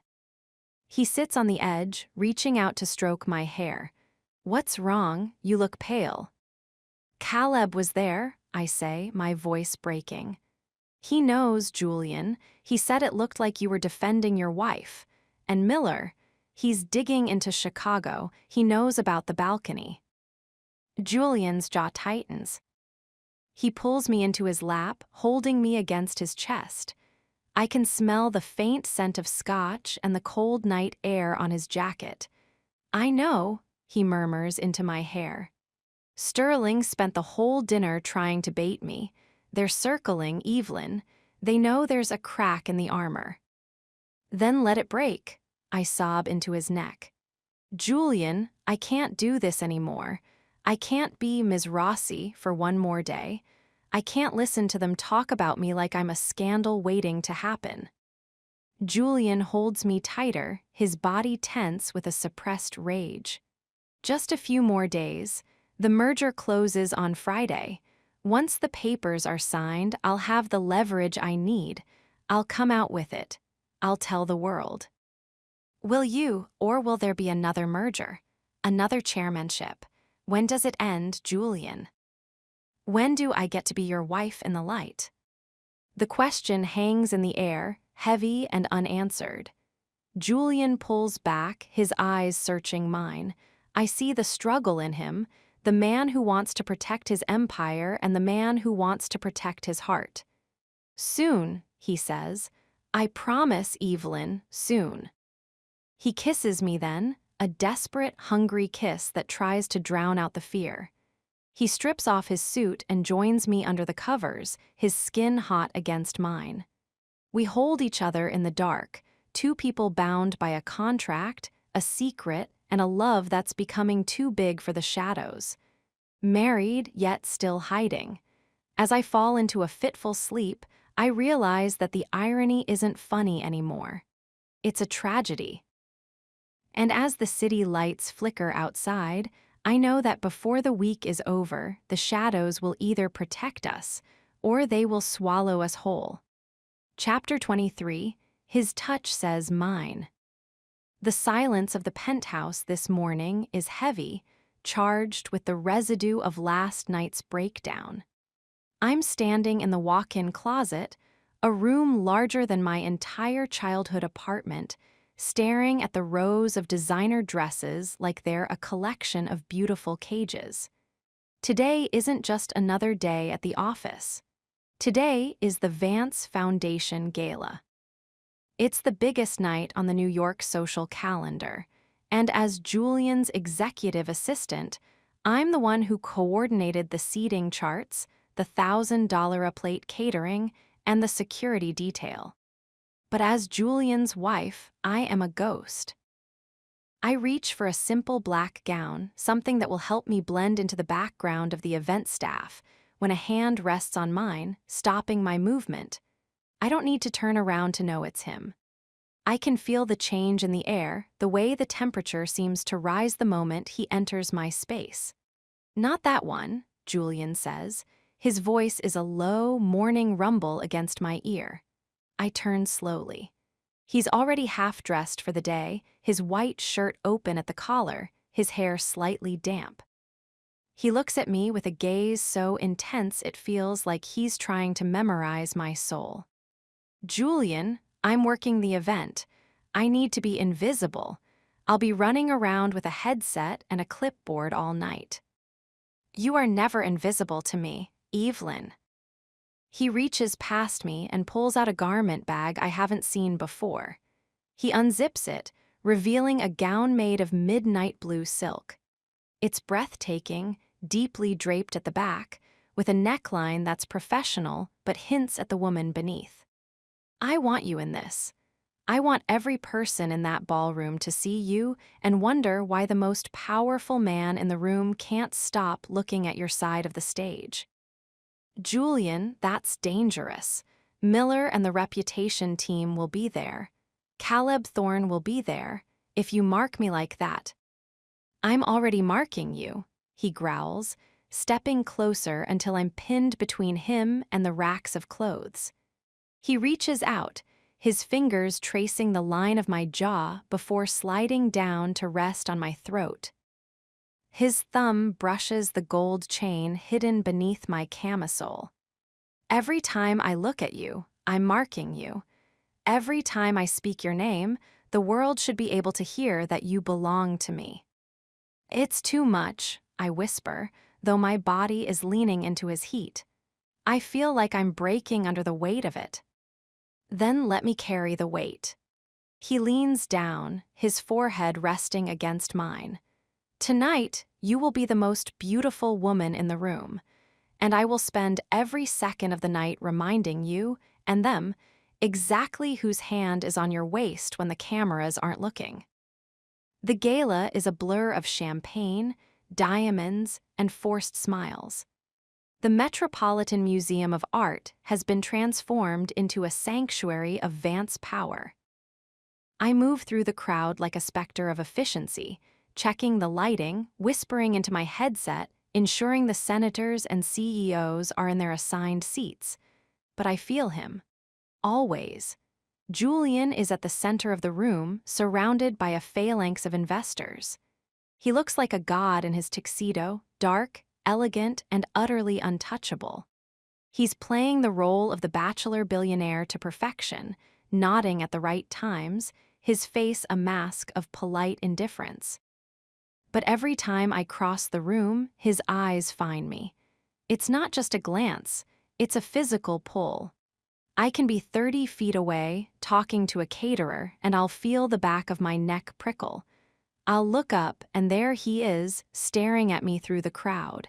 His gaze says things no assistant should ever hear. It says, I remember the way you tasted this morning. It says, I can't wait to get you out of that dress. It's intoxicating, and it's terrifying. At 10:00 p.m., I'm standing by the velvet curtains of the stage, checking the teleprompter for Julian's keynote speech. The room is loud, a roar of 1,000 conversations, but the space behind the curtain is dim and quiet. Suddenly, the curtain shifts. Julian steps into the shadows with me.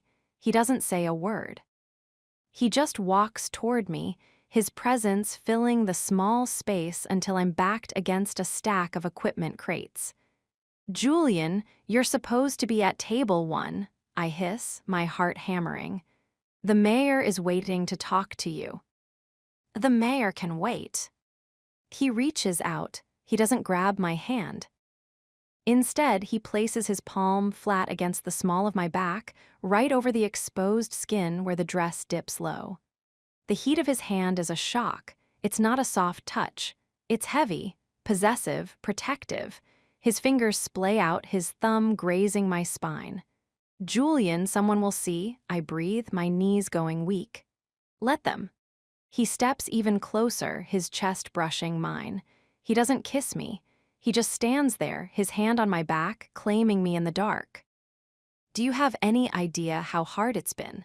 Watching Caleb Thorne lean in to whisper in your ear. Watching that senator touch your arm. They were just being polite. They were touching what is mine. His voice is a low, dangerous vibration. His hand slides lower, his grip tightening on my hip. It's a touch that says mine. Not my assistant, not my secret. Just mine. He leans down, his breath hot against my ear. I'm going out there to give a speech about the future of this city, but all I can think about is the future of the next hour.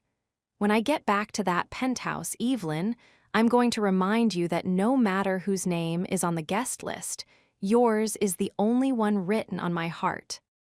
He pulls away, but the ghost of his hand remains on my skin like a brand. He steps out from behind the curtain, his face instantly smoothing into the mask of the CEO. I stay in the shadows for a long time, my hands shaking as I grip my clipboard. The gala continues, but for the rest of the night, the dynamic has shifted. Julian is back in the spotlight, but he's no longer the cold, distant boss. Every time he passes me, he finds a reason to touch me. A hand on my shoulder as he asks for a briefing. A graze of his fingers against my waist as he moves through a narrow gap. To the world, it looks like a busy CEO relying on his assistant, but I feel the intent. I feel the possessiveness in the length of the touch, the pressure of his fingers, the way he lingers a second too long. His touch is a secret language, a silent roar of ownership that Caleb, Thorne, and Miller are starting to translate. I see Caleb watching us from across the room. He's nursing a drink, his eyes narrowed, tracking every accidental contact Julian makes with me. He knows. He might not have proof, but he sees the way Julian's body language changes when I'm near. He sees that the glacier only thaws for one person. The night finally ends. The last of the town cars pulls away and the museum returns to the silence of history. Julian and I are the last to leave. We walk toward the waiting car in the cool night air. The city is quiet, the street lamps casting long, lonely shadows on the pavement. Arthur opens the door and we slide into the back. The moment the door shuts, the silence becomes heavy. Julian doesn't wait. He pulls me into his lap, his arms wrapping around me with a fierce, desperate intensity. He buries his face in my neck, his breathing ragged. "The way they looked at you tonight," he mutters against my skin. "I wanted to kill them all."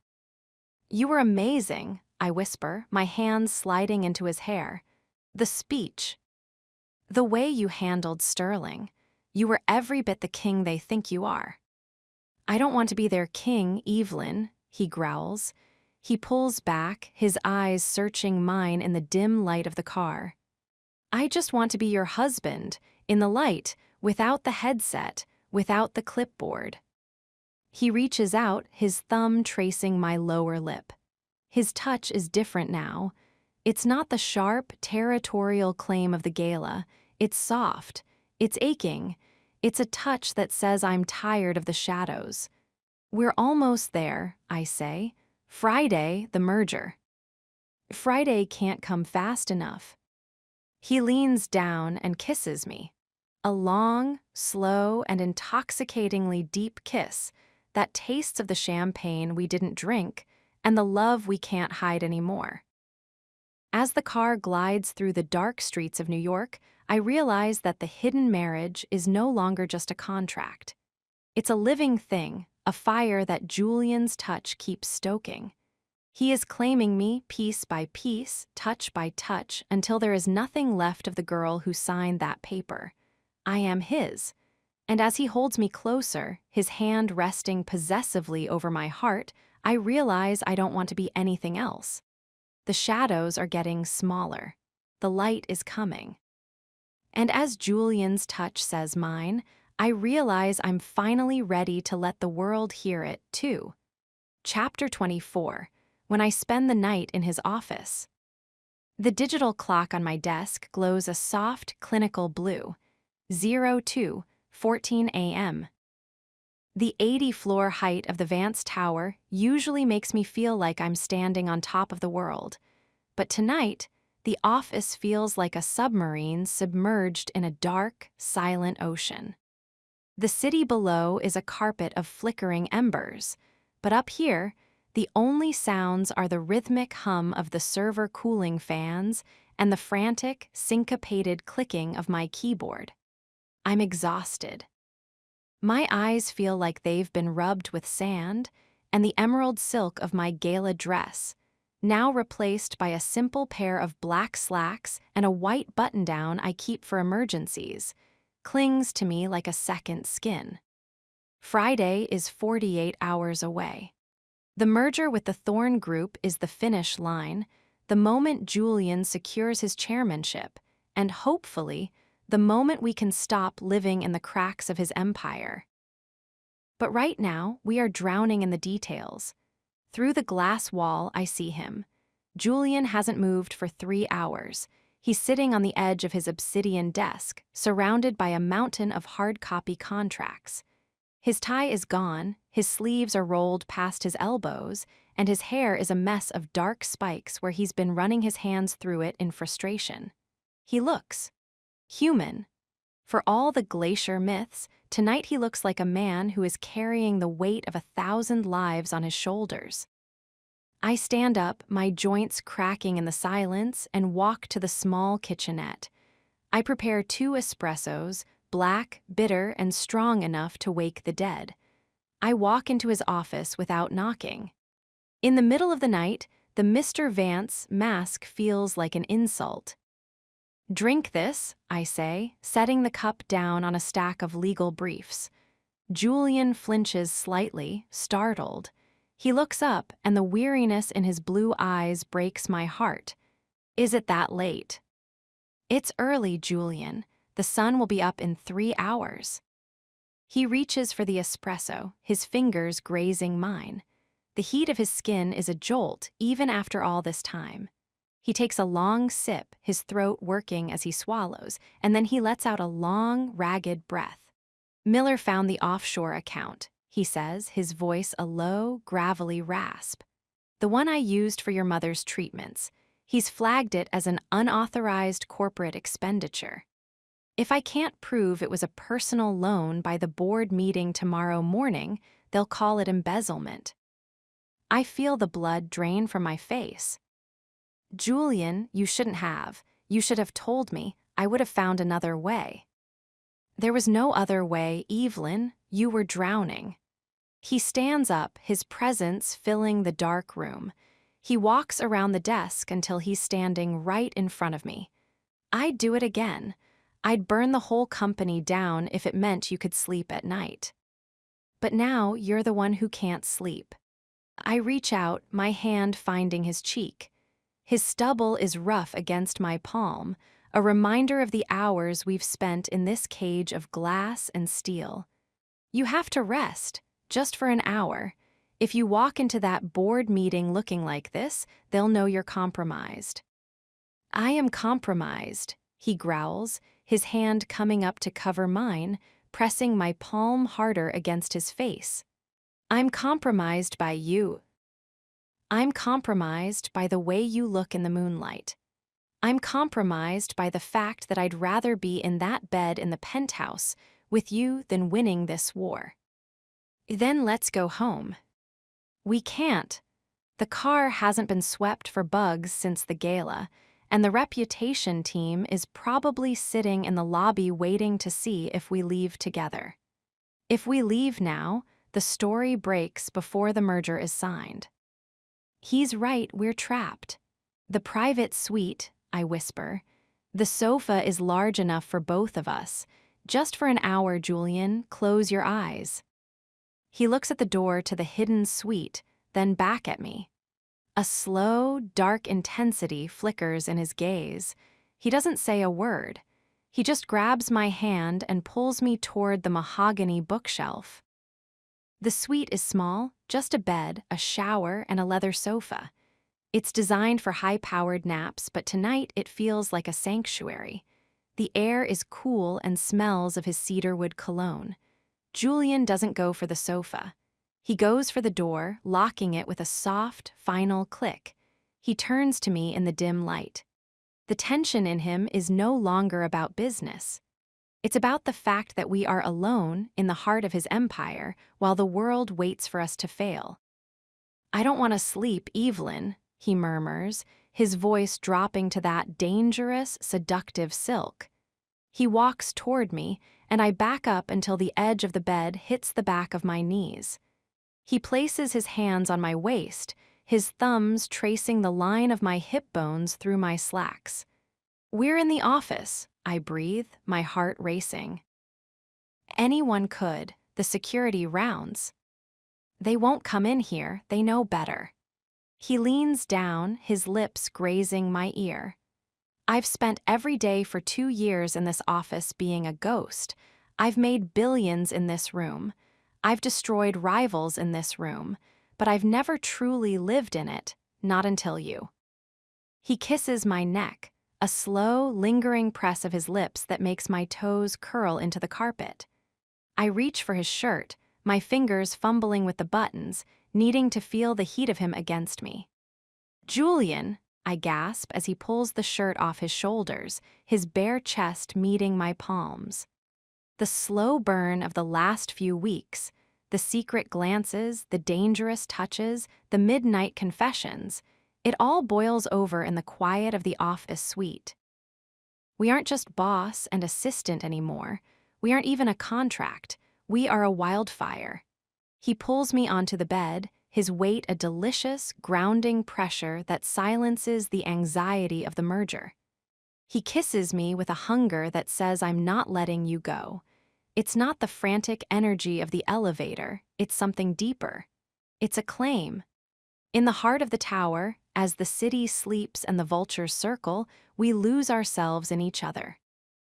His touch says everything he isn't allowed to say in the boardroom. His hands say mine. His mouth says, "I love you." Every touch is a defiance of the board. Every moan is a strike against the secret. We are breaking every rule of professional conduct, every clause of the contract, and every expectation of the world. And it feels like the only honest thing we've ever done. Fade to black. I wake up to the sound of the city's first sirens. The light in the suite is a pale, watery gray. I'm lying in the center of the bed, wrapped in the duvet. Julian is gone. I sit up, panic flaring in my chest for a split second until I hear the sound of the shower. A few minutes later, the door opens and Julian walks out, a towel wrapped around his waist, steam clinging to his skin. He looks transformed. The exhaustion is gone, replaced by a sharp, lethal clarity. He looks like a man who is ready to walk into a den of lions and come out with a new rug. He sees me, and his expression softens. He walks to the bed and leans down, kissing my forehead. "The sun is up, Mrs. Vance," he whispers. "What time is it?" 6. The board meeting is in 3 hours. Miller is already in the lobby. I look at him, my heart in my throat. Are we ready? Julian reaches for his crisp white shirt, the one I saw him discard in the dark. He buttons it with steady, surgical precision. He puts on his tie, tightening the knot until it's perfect. He puts on his jacket, the charcoal wool transforming him back into the glacier. "I'm ready," he says. He reaches into his pocket and pulls out a small, silver thumb drive. "I spent the last hour before you woke up finishing the audit. The unauthorized expenditure is gone. I've reclassified it as a personal bonus from my private dividends. Sterling can't touch it." He walks to the door, then pauses, looking back at me.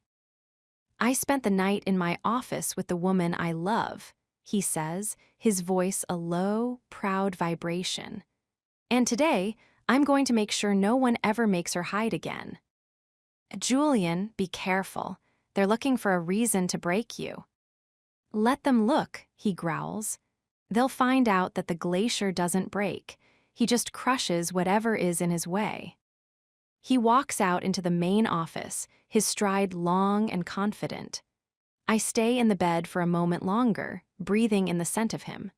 We spent the night in his office. We crossed the final line in the very place that was supposed to keep us apart. I get up, dress quickly, and fix my hair. By the time I walk out to my desk at 7:00 a.m., the office is starting to buzz with the early arrivals.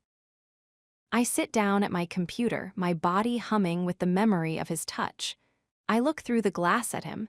He's sitting at his desk, staring at a monitor, the perfect image of a cold, detached billionaire. But I know better. I know the man behind the desk. I know the sound of his heart in the dark. Late work turned intimate. The secret is still a secret, but the power has shifted. He's no longer just my boss, and I'm no longer just his assistant. We are a team. And as the board members start to file off the elevator, I realize that for the first time, I'm not afraid of the scandal. I'm ready for the truth. Chapter 25. A rival notices too much. The sunrise doesn't feel like a beginning. It feels like an alarm. As I sit at my desk, the early morning light of Manhattan filtering through the blinds in sharp, golden slats, I feel the phantom weight of the night before. My skin still feels sensitized, as if Julian's touch is a permanent layer I'm wearing beneath my professional attire. Every time the HVAC system kicks in and a draft of cool air hits my neck, I shiver, remembering the heat of his office suite. I'm wearing a high-collared, charcoal gray dress today. It's stiff, corporate, and completely unyielding, exactly the kind of armor I need. I've spent 20 minutes in the ladies' room applying extra concealer to the faint, darkened mark on my collarbone where Julian's restraint finally snapped at 4:00 a.m. I am a master of the mask, or I was. The elevator chimes. The sound is sharp, echoing through the nearly empty executive floor. I don't look up, focusing instead on the Q4 projections on my screen, but I can feel a presence approaching. It's not Julian's heavy, purposeful stride. It's lighter, more calculated. Working through the night, Evelyn, or just getting an incredibly early start. The voice is like oil on water. I look up to see Caleb Thorne standing at the edge of my cubicle. He looks far too refreshed for 7 in the morning. He's wearing a tailored Italian suit in a shade of blue that's just a bit too bright for a serious boardroom. "Mr. Thorne," I say, my voice a flat, professional monotone. "The final merger documents are being prepared. You're early for the pre-signing review." "I find that the best deals are made in the quiet hours," Caleb says, leaning his hip against the corner of my desk. He's invading my space, his shadow falling across my keyboard. "But you look a little tired, a little flushed." He reaches out, his fingers hovering near the edge of my desk, his eyes raking over my face with a terrifyingly sharp intensity. Caleb isn't like the board members. He isn't blinded by tradition or ego. He's a predator who rose to the top by spotting the tiny cracks in everyone else's armor. "I'm perfectly fine, Mr. Thorne. It's been a busy week." I'm sure it has. Managing Julian's schedule must be a full-time job, and his extracurriculars. He lowers his voice, his eyes dropping to my neck. "That's a very high collar for such a warm morning, Evelyn." My heart stops. I can feel the concealer on my neck suddenly feeling like a neon sign. I prefer a professional silhouette. "Of course." Caleb smiles, but it doesn't reach his eyes. "You know, I've been looking into the Kendrick acquisition. Specifically, the personal bonus Julian paid out to his staff right before the Chicago trip. Quite a generous sum. More than enough to pay for, say, a top-tier medical facility in Queens." The world tilts. The air in the room suddenly feels non-existent. My fingers grip the edge of my chair so hard my nails dig into the leather. "I don't know what you're talking about," I whisper. "Don't you?" Caleb leans in closer, his scent, a cloying, spicy cologne, smothering me. "I'm a rival, Evelyn, but I'm also a businessman. I notice when a CEO's focus shifts. I notice when an assistant stops acting like a subordinate and starts acting like a partner. Julian is playing a dangerous game. He's using company leverage to protect his heart, and in this town, that's a death sentence. Mr. Vance's personal finances are his business," I say, my voice shaking despite my best efforts. "They become my business when I'm about to sign over 40% of my company to him," Caleb snaps. He stands up straight, his expression turning cold. "I'm not a fool. I saw him with you at the gala. I saw the way he looked at you in the garage, and I see you now, wearing his scent and his secrets like a shroud." He reaches into his pocket and pulls out a small photograph. He slides it across the desk toward me. It's not the balcony photo from the blog. It's a shot from last night. It's blurry, taken through the glass of the lobby entrance, but it's clear enough. It shows the back of the elevator, the private executive lift, just as the doors were closing. It shows Julian's hand tangled in my hair, his face buried in my neck. My private investigator is very thorough, Caleb purrs. He was waiting for a statement from Julian regarding the rumors. He got something much better. I stare at the photo, a cold, sickening dread spreading through my veins. The secret isn't just a whisper anymore. It's a weapon. What do you want? I ask, my voice sounding like it's coming from a mile away. The merger terms, Caleb says. I want a 10% reduction in the buyout price. And I want the chairmanship of the European division. Give me those, and this photo disappears. The rumors stay rumors. I can't give you those. I'm an assistant. You're the woman who sleeps in his bed, Caleb counters. You're the one who whispers in his ear when the lights go out. You make him do it, Evelyn, or I go to Sterling and the board with this. They'll have Julian removed for ethical violations before lunch. He'll lose everything. The tower, the name, and you. Caleb taps the photo one last time. You have until the signing at 10. Tell him to adjust the contracts, or I'll adjust his life. He walks away, his footsteps echoing in the silent hallway. I sit there, frozen. I look at the photo, the proof of our love, our passion, our mistake. We were so careful. We were so sure the tower was a sanctuary, but the world was always watching. I look at the door to Julian's office. He's in there now, probably reviewing the very contracts Caleb wants to gut. He's fighting for our future, for the day he can finally take me by the hand and tell the world who I am. And I'm the one who just handed his rival the knife to kill him.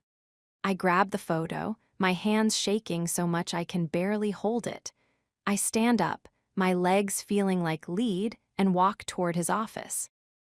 I don't knock, I can't. Julian is at the window, his back to me. He looks powerful, he looks like a king. Evelyn, he asks, not turning around. You're early. Did the courier arrive? Julian, I whisper. He turns then, his expression instantly shifting from professional to worried.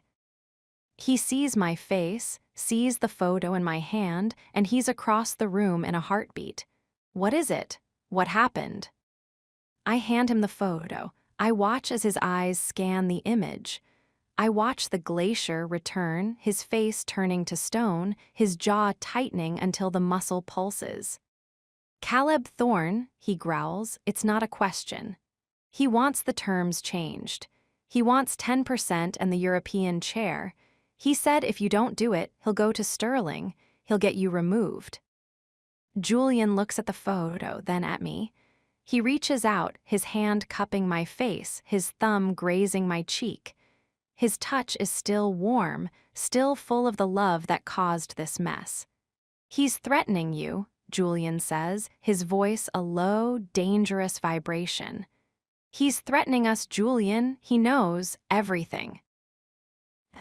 He knows nothing, Julian says, his eyes narrowing. He rips the photo in half, then into quarters, letting the pieces flutter into the trash can.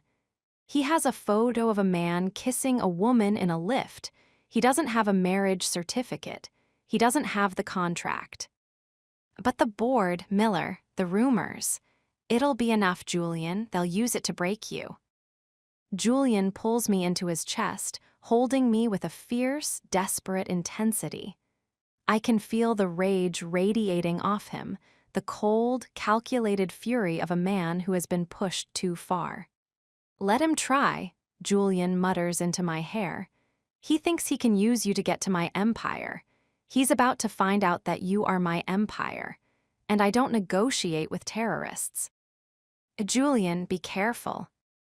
If the merger fails, the merger isn't going to fail, Evelyn. But Caleb Thorne is about to learn that there are some secrets worth more than 10%.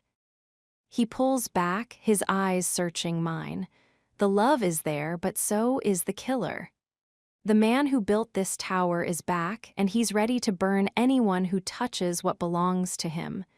Go back to your desk, he commands. Don't look at Caleb, don't speak to him, act like nothing happened. Can you do that for me? Yes, I whisper. Good, because today the shadows aren't for hiding anymore. Today they're for hunting. He kisses me, a hard, final kiss that tastes of war. I walk back out to my desk, my heart in my throat. I see Caleb standing by the elevator, watching me. He gives me a small, triumphant nod. He thinks he's won. He thinks he's noticed too much. But as I look through the glass at Julian, who is already on the phone, his face a mask of lethal calm, I realize that Caleb Thorne made one fatal mistake. He noticed the love, but he forgot to notice the man who would kill for it. The rival has made his move, but the game isn't over. And in the shadows of Vance International, the real war is just beginning. Chapter 26, The Cost of Loving My Boss. The weight of the ring against my chest feels like a brand. It's 9:15 a.m. In 45 minutes, the biggest merger in the history of Vance International is scheduled to be signed in the main boardroom. The air on the executive floor is thick, pressurized like the cabin of a plane about to lose its engines. I can hear the distant, rhythmic clicking of high heels on the marble and the muffled, urgent tones of analysts in the bullpen, but everything feels like it's happening on the other side of a thick pane of glass. I'm sitting at my desk, my fingers frozen over the keyboard. I haven't typed a single word in 10 minutes. My eyes are fixed on the trash can inside Julian's office, the one containing the shredded remains of the photograph Caleb Thorne showed me. The cost. The word keeps echoing in my mind, a jagged, relentless loop. Everything has a cost in this building. Every square foot of this obsidian and glass palace was paid for with someone's sacrifice. And for the first time, I'm realizing that I might be the currency Julian has to spend to keep it. Ms. Rossi. I jump, my heart nearly leaping through my ribs. It's Miller, the head of the reputation management team. He's standing at the corner of my cubicle, his hands tucked into the pockets of his sensible gray suit. His glasses catch the fluorescent light, turning his eyes into opaque white discs. "Mr. Miller," I say, my voice sounding thin and brittle. "I'm very busy prepping for the signing." "I'm sure you are. It's a historic day." He leans in, his voice dropping to a low, conspiratorial murmur. "I just received an anonymous tip, Evelyn, a digital file, quite a high-resolution image from the security feed of the executive lift." My stomach drops into a bottomless pit. Caleb, he didn't wait for the deadline, he's already leaking the poison.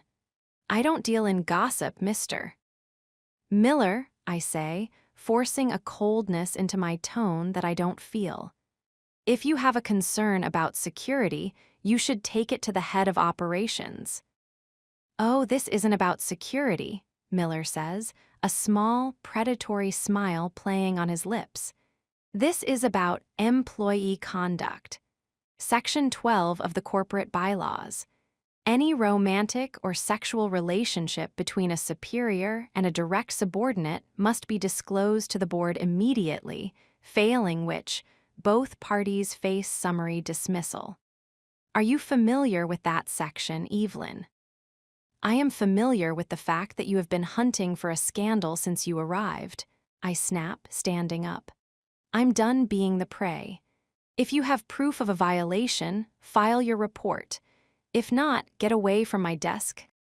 I have a billion-dollar merger to finalize." Miller doesn't flinch. He just watches me, his gaze clinical. "You're very good, Evelyn. You have his steel, but remember, steel breaks under enough pressure. and the board is already calling for a vote of no confidence. Julian thinks he's untouchable, but he's standing on a pedestal made of glass, and you're the one holding the hammer. He walks away, leaving me trembling. I look through the glass at Julian. He's on the phone, his face a mask of iron-willed focus. He looks like a man who can't be broken, but I know the truth. I know that beneath that $5,000 suit, his heart beats only for me.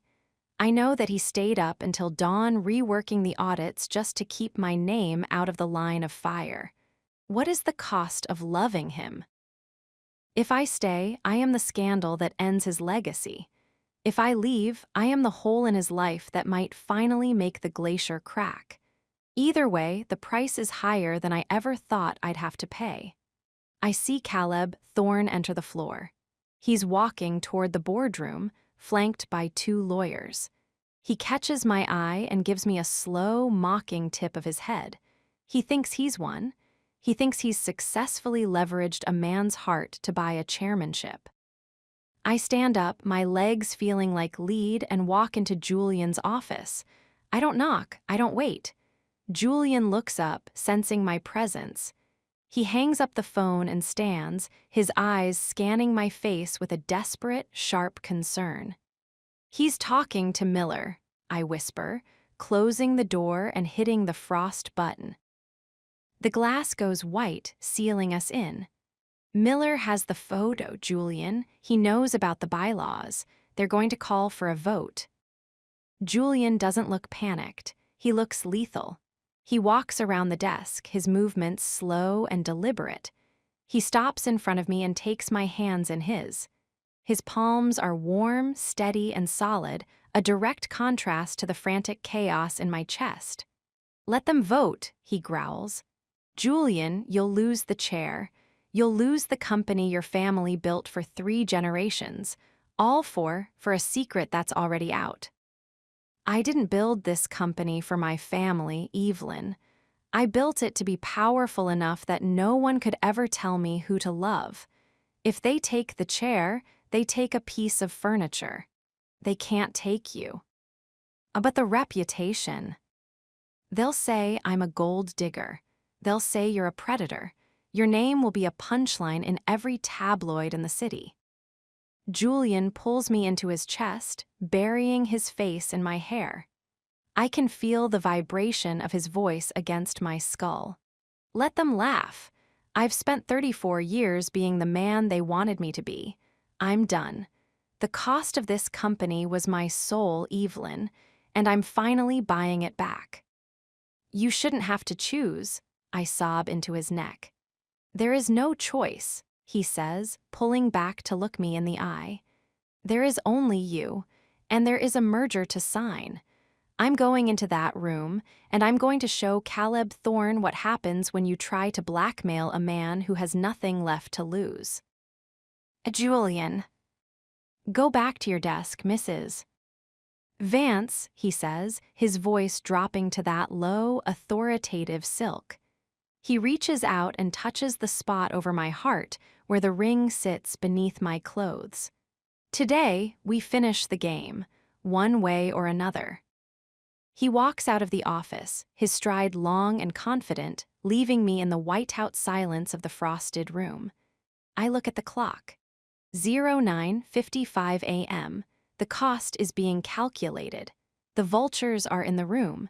And as I follow him toward the boardroom, my heart in my throat, I realize that the slow burn was never about the passion. It was about the heat it takes to forge something that can survive the fire. I am Evelyn Rossi. I am the secret wife of Julian Vance. And today, I'm going to find out if love is worth the price of an empire. I reach the boardroom doors. The security guards nod to me, their expressions neutral, but I can see the flicker of curiosity in their eyes. They've heard the whispers. Everyone has. I push the doors open. The room is silent. Caleb Thorne is at one end of the table. Sterling and the board are at the other. Julian is at the head, his hands flat on the mahogany, looking like a king presiding over his own execution. "Let's begin," Julian says. I take my seat at the small assistant's table in the corner, my tablet ready. My hands are shaking, but I keep my head high. The signing begins. The papers are shuffled. The lawyers murmur. But the air is thick with the unspoken. Every time Caleb Thorne looks at me, I feel a surge of pure, icy fury. Every time Julian looks at me, I feel a love so deep it hurts to breathe. The cost is high, but as I look at Julian, at the man who is willing to burn it all down just to hold my hand in the light, I realize that some things are priceless. And the fire, we're going to walk through it together. Chapter 27, he pulls away to protect me. The scratching of high-end fountain pens on thick, cream-colored parchment is the only sound in the boardroom. It's a rhythmic, mechanical sound, the sound of an empire being restructured. To any outsider, this is the pinnacle of corporate success. Julian Vance and Caleb Thorne shaking hands over a deal that will dominate the Atlantic. But I can't breathe. I'm sitting at the small mahogany side table, my tablet glowing with the final version of the merger bylaws. My eyes are fixed on the back of Julian's head. His posture is perfect. His shoulders are broad, unyielding, draped in the finest charcoal wool. He looks like a man who has just won everything. But I know the truth. I know about the shredded photo. I know about Miller's threats. I know that beneath that perfectly tailored suit, Julian is a man standing on a landmine. The signing finishes. Caleb Thorne stands up, a victory smirk playing on his lips that turns my stomach. He reaches across the table, shaking Julian's hand with a firm, lingering grip. "A pleasure, Julian," Caleb says, his voice dripping with hidden meaning. "I'm glad we could come to an agreement on the terms. I think the European chairmanship will be in very capable hands." Julian doesn't smile. His face is a mask of lethal neutrality.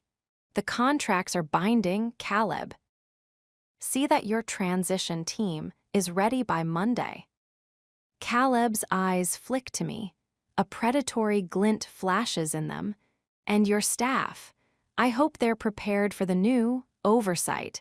I hear the reputation management team is being quite thorough." Julian finally moves. He doesn't look at Caleb. He turns his back on him, picking up his leather-bound folder. "That will be all, Caleb." The room clears out. The lawyers, the board members, the vultures, they all file out, whispering about profit margins and stock spikes. Miller is the last to leave, giving me a long, calculating look before the heavy double doors click shut. Finally, we are alone. I stand up, my legs feeling like they're made of glass. I walk toward Julian, my heart aching for just one glance, one touch, one Evelyn spoken in that low, intimate frequency. "Julian," I whisper, "we did it. The merger is signed. He can't." "Go back to your desk, Ms. Rossi." I freeze. The words are cold, sharper than a razor. They aren't the words of the man who held me in the dark 48 hours ago. They are the words of a stranger. "Julian, what are you?" He turns then, and the look in his eyes stops the blood in my veins. The glacier isn't just back, it's reinforced. It's a wall of ice so thick I can't see the man beneath it anymore. "The merger is signed, but the investigation is not over," he says, his voice flat and clinical. He doesn't step toward me. He actually takes a half step away. "Miller is currently reviewing the security footage from last night. He knows I stayed. He knows you stayed. If we are seen together, privately or otherwise, for the next 48 hours, the board will have grounds for a morality clause violation before the ink on that contract is even dry. So we pretend. Again, Julian, we already did that. We've been doing it for weeks." "No," he says, and for the first time, I see a flicker of something in his eyes, not love, but a hard, desperate resolve. This is different. I am removing the target from your back, Evelyn, and the only way to do that is to make them believe the rumors were a mistake, a momentary lapse that has been corrected. Corrected, my voice cracks. What does that mean? It means I've hired a new senior assistant. She starts Monday. You are being reassigned to the Thorn transition team. You'll be working out of the Midtown office, 10 blocks away. The world tilts. I have to grab the edge of the obsidian table to keep from falling. You're sending me away. I'm protecting you. Julian roars, the sudden volume making me flinch. He slams his folder onto the table. Don't you see? If you stay outside my door, Miller will never stop digging. Caleb will never stop whispering. But if you're gone, if I treat you like a failed experiment, like a mistake I've pushed aside, they lose their leverage. You become invisible again. You become safe. I don't want to be safe if it means I don't see you. I scream back, the tears finally spilling over. You promised, Julian. You said we'd walk through the fire together. You said you'd make them stop making me hide. I lied. He shouts, stepping into my space, his face inches from mine. For a second, I see the agony in him, the raw, bleeding heart of the man who loves me. But then he pulls it back, slamming the iron doors shut. I lied because I didn't realize how much it would cost. I won't let them destroy your life because you had the misfortune of falling for a man like me. I won't let your name be a footnote in a corporate scandal. It's my choice, Julian, not yours. I'm the CEO, he says, his voice dropping to a terrifying robotic silk. And I've made the decision. You are dismissed, Ms. Rossi. Clear your desk by 5. Arthur will take you to the penthouse to collect your things. You'll be staying at a corporate apartment near the Midtown office for the duration of the transition. My things, you're kicking me out of our home. It was never a home, Evelyn. It was a residence, and the contract is being amended. You'll receive the full payout tonight, $3 million. Consider it a bonus for your exemplary service. The word service hits me like a physical blow to the stomach. It's an insult. It's a dismissal of every kiss, every midnight confession, every second we spent being real. He's pulling away. He's building the ice wall, brick by brick, and he's doing it in the name of protection. But it doesn't feel like protection. It feels like an execution. I hate you, I whisper, my voice trembling with a mix of fury and heartbreak. I hate you for doing this. I hate you for thinking that money is an apology for breaking your promise. Julian doesn't blink. He doesn't move. He looks like a statue of the man I loved. 5 o'clock, Rossi, don't be late. He walks past me, the scent of his cedarwood cologne lingering in the air like a ghost. He doesn't look back. He walks out of the boardroom, his stride long and arrogant, the perfect image of the cold billionaire who has finished with a toy. I stay in the boardroom for a long time, the silence of the room suffocating me. I walk back to my desk. The office is buzzing. They've already heard. The news of the reassignment has traveled through the executive wing like a wildfire. Sarah from legal is standing by the coffee machine, watching me with a look of triumphant pity. Miller is in the doorway of the conference room, nodding slowly as he checks something off on his tablet. Caleb Thorne is nowhere to be seen, but I can practically hear his laughter in the vents. Julian won the merger. He saved the chairmanship. He protected my reputation by casting me aside like a scandal he's bored of. I start to pack. I put my stapler in a box. My pens. The small succulent I bought for my desk 3 months ago. My hands are numb. My heart is a hollow ache in my chest. At 4:45 p.m., Julian's door opens. He walks out, surrounded by a group of investors. He's laughing. Actually laughing at a joke one of the men made.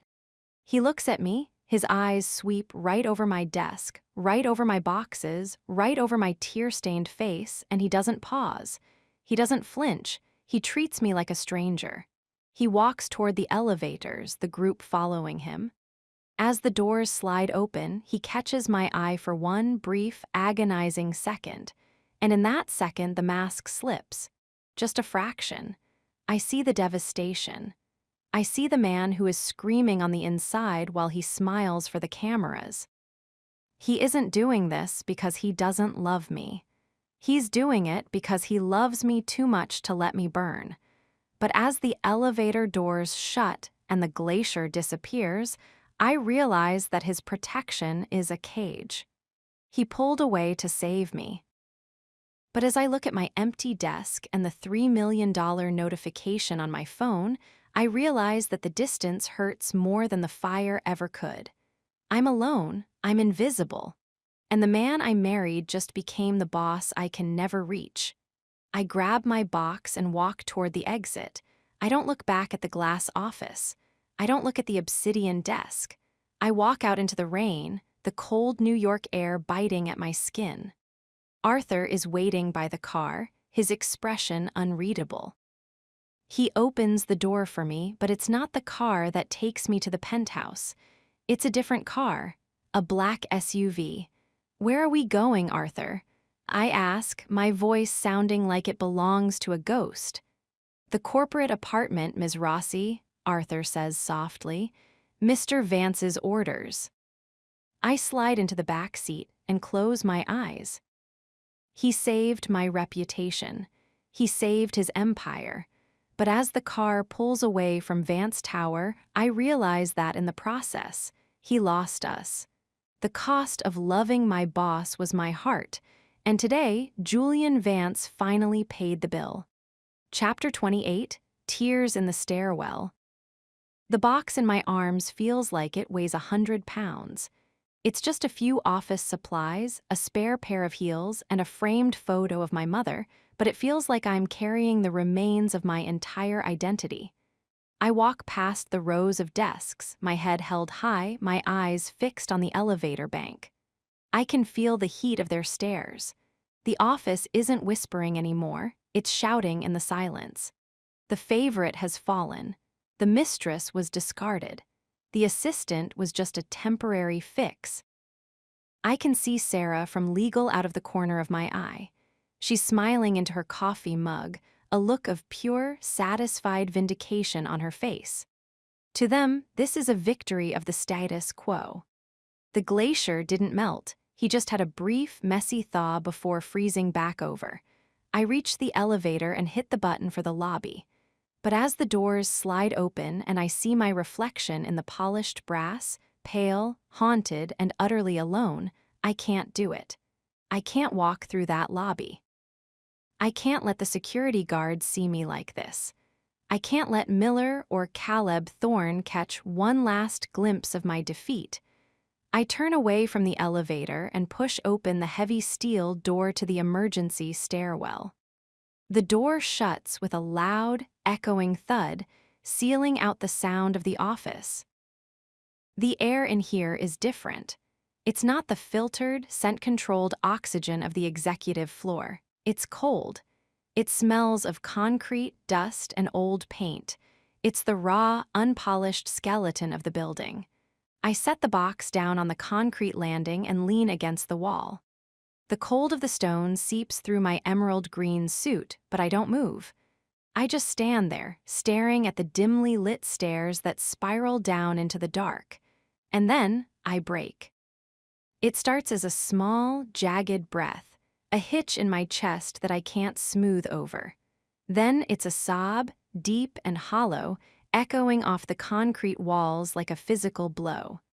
I slide down the wall until I'm sitting on the cold floor, my knees pulled to my chest, my face buried in my hands. I cry for the woman who thought she was special. I cry for the girl who thought she could change a man who was built of ice. But mostly, I cry for the love that Julian just turned into a transaction. $3 million. Consider it a bonus. The words play over and over in my head, a cruel, mocking soundtrack. He think he's protecting me. He think he's saving my reputation. But he doesn't understand that I would have traded every cent of that money for one more night in his office. I would have faced 1,000 vote of no confidence sessions if it meant I didn't have to be invisible to him. "You're a coward, Julian Vance," I whisper into the empty stairwell. My voice is a wreck, a shredded, watery sound that barely makes it past my lips. "You're a brilliant, powerful, terrifying coward." He's so afraid of the world seeing his heart that he'd rather rip it out and hand it to me in a corporate apartment than let it beat in the light. He thinks safety is a substitute for being seen. He thinks the distance will make the fire go out. But sitting here in the dark, I realize that the distance is only making it burn hotter. I can still feel him. I can still feel the way his hands held me last night. I can still taste the desperation in his kiss. He's hurting, too. I saw it in the elevator. I saw the man who was screaming behind the mask. Clang, the sound of a door opening several floors above me echoing through the stairwell. I freeze, my breath catching in my throat. I scramble to wipe my eyes, my heart hammering. I can't let anyone see me like this. Not here, not now. The footsteps are heavy, rhythmic, purposeful. They're coming down. Fast, I grab my box, ready to flee down to the next landing, but the footsteps stop on the floor above me. I hear a muffled, angry sound, a fist hitting a wall. Damn it. My heart stops. I know that voice. Even through the concrete and the height, I'd know that voice in a vacuum. Julian. I stand up, my back pressed against the wall, my eyes fixed on the stairs above me. I don't breathe, I don't move. A moment later, he appears. He's not the glacier. He's a man who has been stripped of his armor. His jacket is gone. His tie is pulled so loose it's hanging by a thread. His white shirt is wrinkled, and his hair is a chaotic mess. He stops on the landing above mine, his hands on the railing, his head hanging low. He looks like he's been through a war and lost everything. He doesn't see me at first. He's staring at the stairs, his chest heaving. "Evelyn," he mutters, "it's not a call. It's a prayer, a broken, jagged sound of pure agony." I step out from the shadow of the door. "I'm here, Julian." He snaps his head up. When he sees me, red-eyed, tear-stained, sitting on a concrete floor with a box of office supplies, his expression shatters. The last of the ice dissolves, leaving only a raw, bleeding wound. He's down the stairs in 3 lunging strides. He doesn't ask. He doesn't hesitate.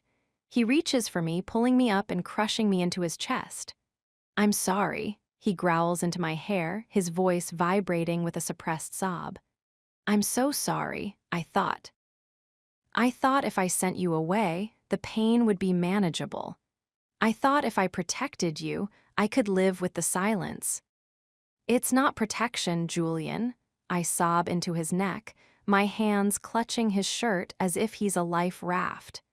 "It's a cage. You're making me a ghost again. I'm done being invisible." "I can't lose you, Evelyn," he murmurs, his grip so tight I can barely breathe. "Miller has the photo. Caleb is waiting for a mistake. If I don't do this, they'll tear you apart. I watched it happen to my mother. I won't watch it happen to you." "I am not your mother." I pull back, looking him in the eye. The amber emergency light casts harsh shadows over his face, making him look older, more tired. "I am your wife, and I would rather be torn apart by the world than pushed aside by you." Julian looks at me, and I see the internal struggle reaching its breaking point. He's a man who has spent 30 years perfecting the art of the retreat, of the tactical withdrawal. But looking at me, here in the raw, cold concrete of his own tower, he realizes that there is no retreating from this. The corporate apartment. I say, my voice trembling.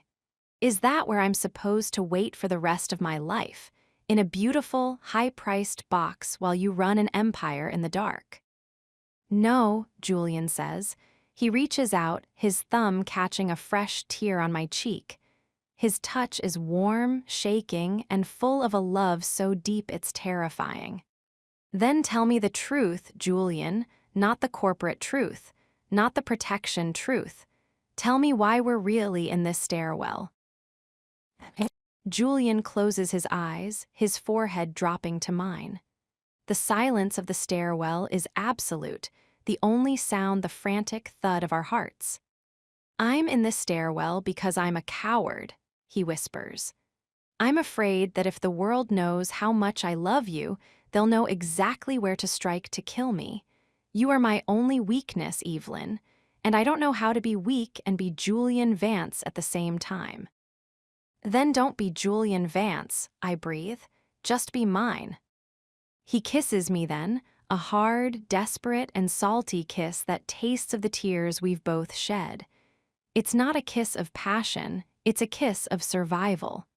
In the dark, cold stairwell of the tower he built, we are finally stripped of the lies.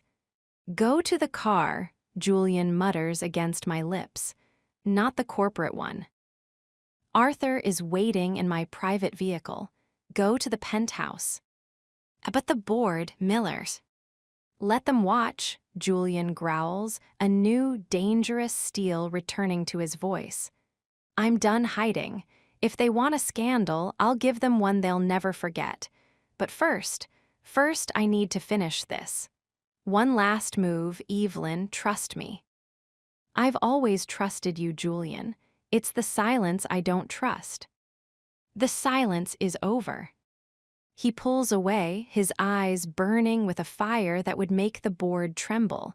He picks up my box, his hands steady now. He walks me to the door of the stairwell, but he doesn't open it for the office floor. He opens it for the garage level. Go, he says. I'll be home in an hour. And Evelyn. Yes. Don't unpack that box. You aren't going to the Midtown office. You aren't going anywhere without me. I walk down the final flight of stairs, my heart finally beating with something other than grief. I step into the garage, and there it is, Julian's private car. Arthur is standing by the door, and for the first time, he gives me a small, knowing smile. Mrs. Vance, he says, opening the door. I slide into the back seat and look up at the tower. Julian is still up there. He's going back into the den of lions, but he's not going back as the glacier. He's going back as a man with a secret he's finally ready to scream.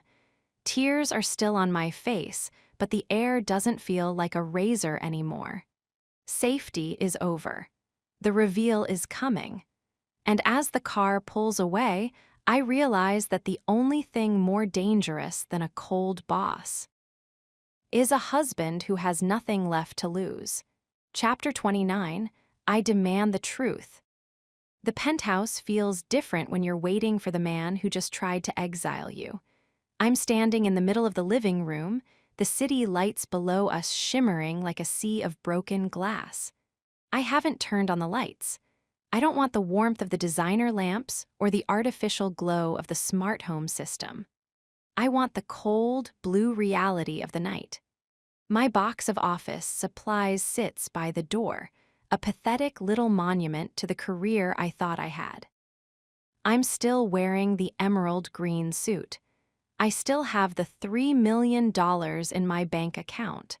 But as I look at my reflection in the dark windows, I don't see an executive assistant. I don't even see a secret wife. I see a woman who is tired of being a shadow. The elevator chimes, the private, retina scan lift that leads directly into our sanctuary. I hear the doors slide open. I hear his footsteps. They're heavier than they were this morning.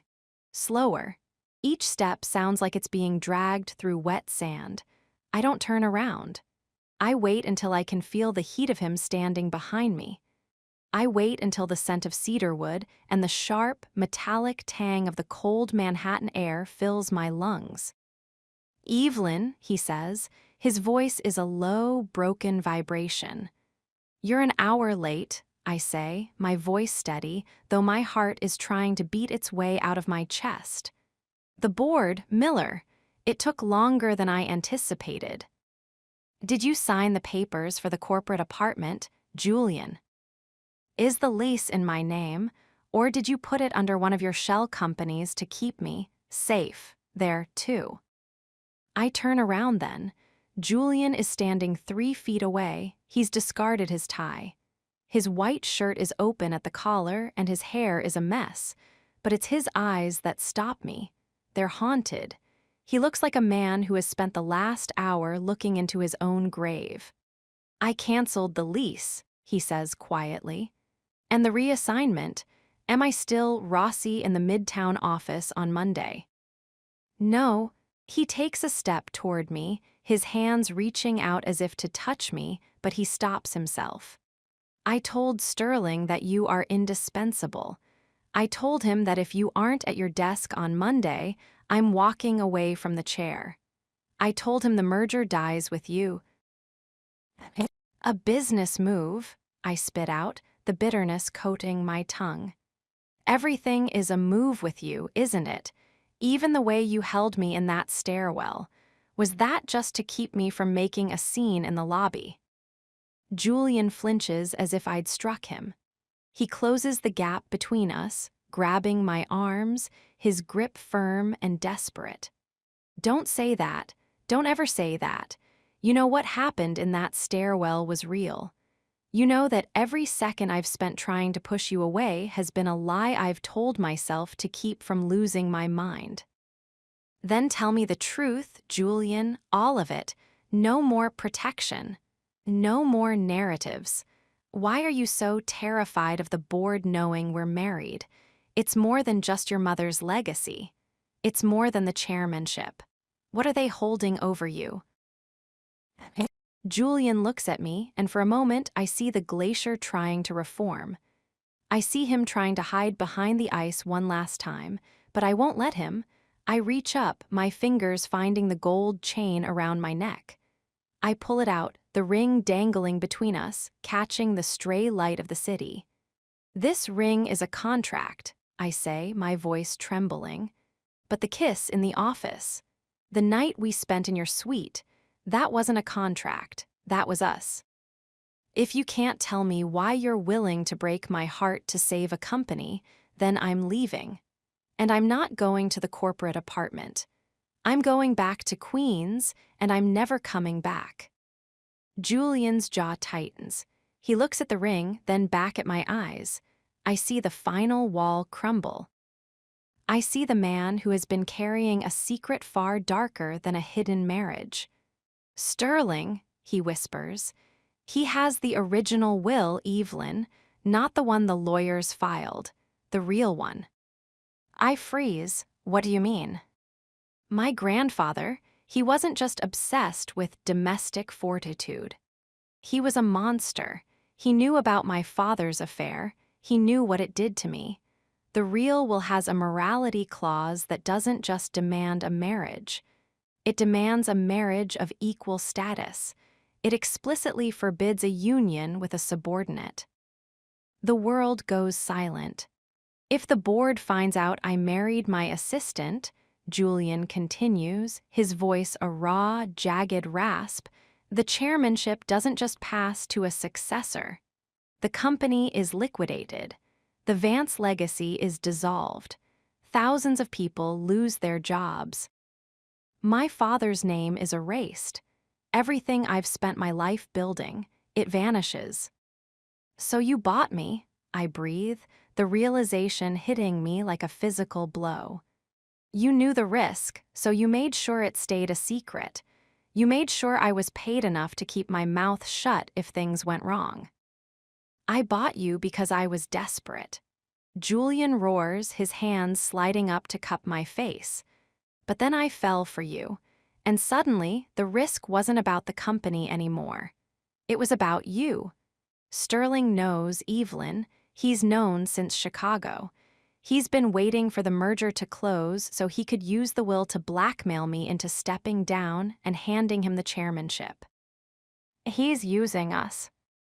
He's using my love for you as the lever to break the company, Julian growls.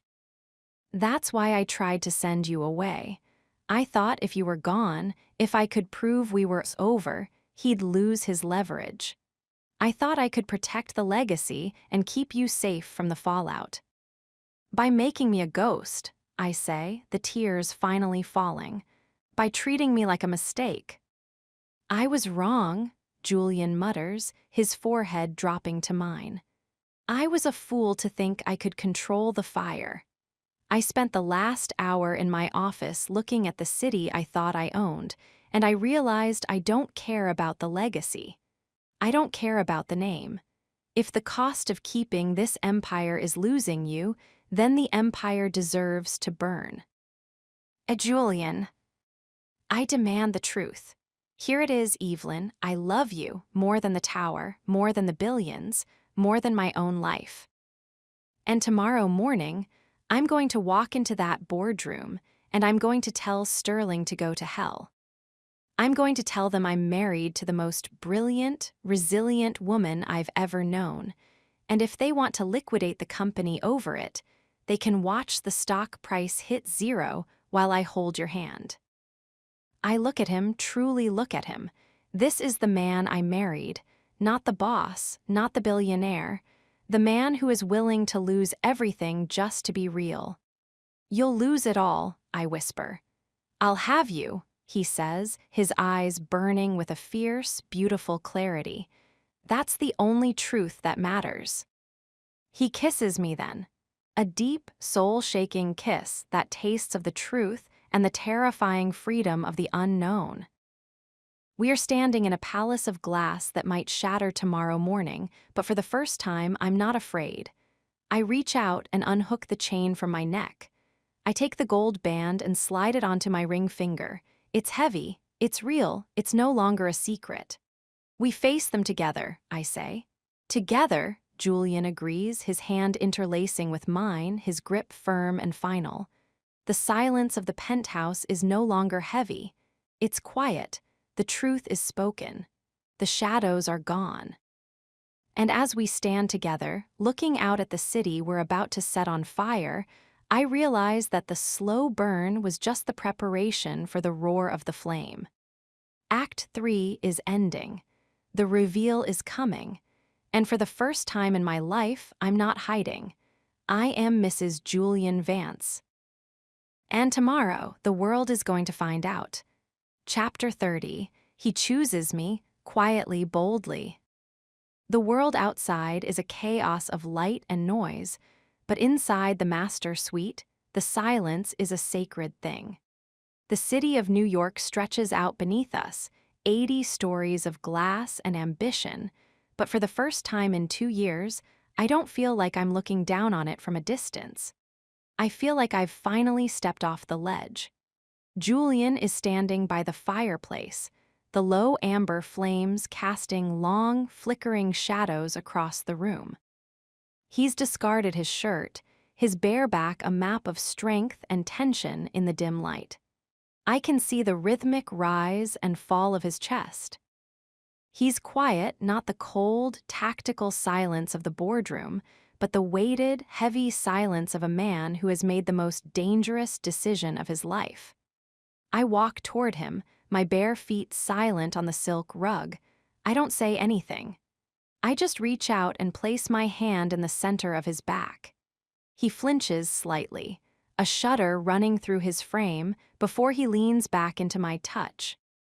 I've spent my whole life being a Vance, he murmurs, his voice a low, gravelly vibration that travels from my palm to my heart. I was taught that the name was a crown, something to be protected at any cost. I thought that if the crown fell, I would fall with it. And now, I ask, stepping closer until I can feel the heat radiating from his skin. He turns around. His eyes are dark, swirling with an intensity that makes my breath hitch. He doesn't look like a billionaire. He doesn't look like the glacier. He looks like a man who has just found his home in the middle of a war. Now, he says, his hands reaching out to cup my face, I realize the crown was just a weight. And you, Evelyn, you're the only thing that's ever made me feel light. He leans down, his forehead resting against mine. Tomorrow, the board will call for my head. Sterling will try to use the will to strip me of everything. They'll call this a scandal. They'll call you a mistake. Let them, I whisper, my hands finding his waist, pulling him flush against me. I don't care about the shares, Julian. I don't care about the name. I know you don't.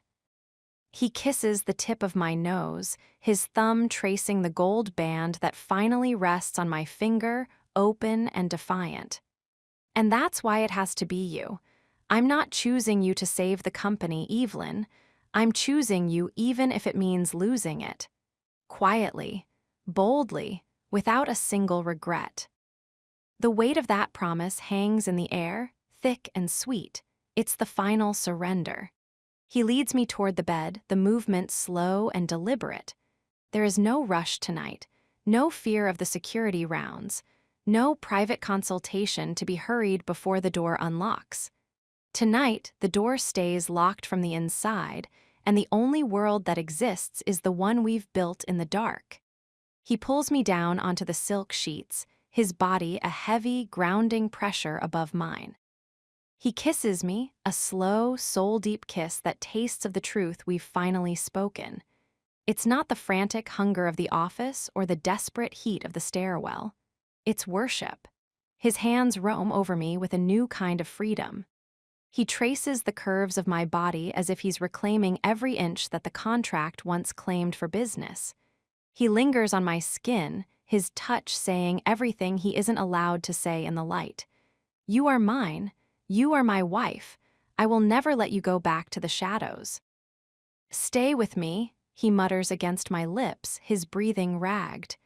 No matter what happens when the sun comes up, stay with me, Evelyn. Always, I breathe, my fingers tangling in his hair, pulling him closer until there isn't a single millimeter of space left between us. We lose ourselves in the quiet passion of the night. It's an intense, beautiful collision, a promise written in skin and breath. Every touch is a defiance of the board. Every moan is a strike against Sterling's will. In the dark, Julian Vance isn't a CEO, and I'm not an assistant. We are just two people who have finally realized that the only empire worth having is the one we find in each other's arms. Fade to black. Hours later, I wake up in the stillness of the pre-dawn. The room is cold, but I am warm, wrapped in Julian's arms. He's still asleep, his face relaxed for the first time since I've known him. The hard lines around his mouth have softened. He looks peaceful. I look at the gold ring on my finger. It's no longer a secret. In a few hours, we will get up. We will put on our armor. We will walk into that boardroom and Julian will tell the world the truth. He will choose me in front of the lions. He will risk the multi-billion-dollar legacy of 3 generations just to say my name aloud.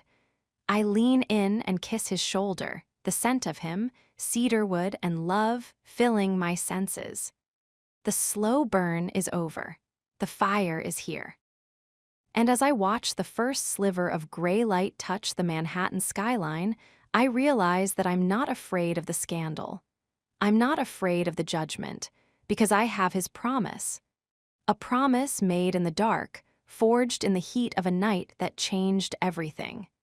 Julian stirs, his arm tightening around me, pulling me back into his heat even in his sleep. The secret began with a contract.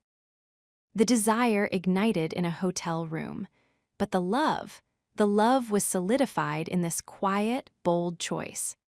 Act 3 is over. The shadows are gone, and as the sun begins to rise over Vance Tower, I realize that the world is about to explode, but for the first time in my life, I'm ready to watch it burn. Chapter 31, A Scandal Waiting to Explode. The air in the penthouse this morning feels brittle, like glass that's been cooled too quickly. I'm standing in the kitchen, my hands wrapped around a mug of coffee I haven't tasted. The sun is just starting to bleed over the horizon, painting the skyscrapers in shades of bruised purple and orange. It's the kind of quiet that precedes a natural disaster. I look down at my hand. The gold band is there. It's no longer hidden on a chain near my heart. It's on my finger, heavy and defiant. It feels like a lightning rod waiting for the first strike of the storm. You're overthinking again. Julian's voice is a low rumble from the doorway. I turn to see him leaning against the frame, already dressed in a crisp white shirt, his charcoal suit jacket slung over his shoulder. He looks like a man prepared for war, but his eyes, those piercing blue depths, soften the moment they land on me. I'm not overthinking, I say, though my voice is a bit thinner than I'd like. I'm calculating the trajectory of the explosion. Julian walks over, setting his jacket on the counter. He wraps his arms around me from behind, his chest a solid, warm wall against my back. He buries his face in the crook of my neck, his stubble grazing my skin, sending a familiar shiver down my spine. The explosion is inevitable, Evelyn, he murmurs against my skin.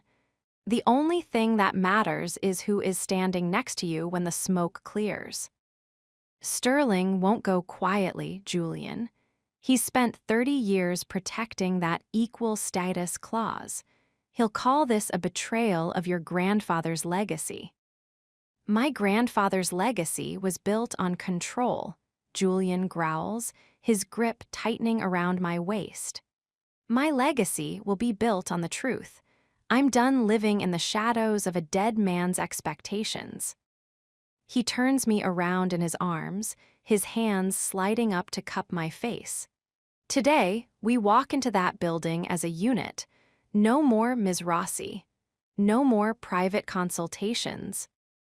We walk in, we show them the ring, and we let the world burn.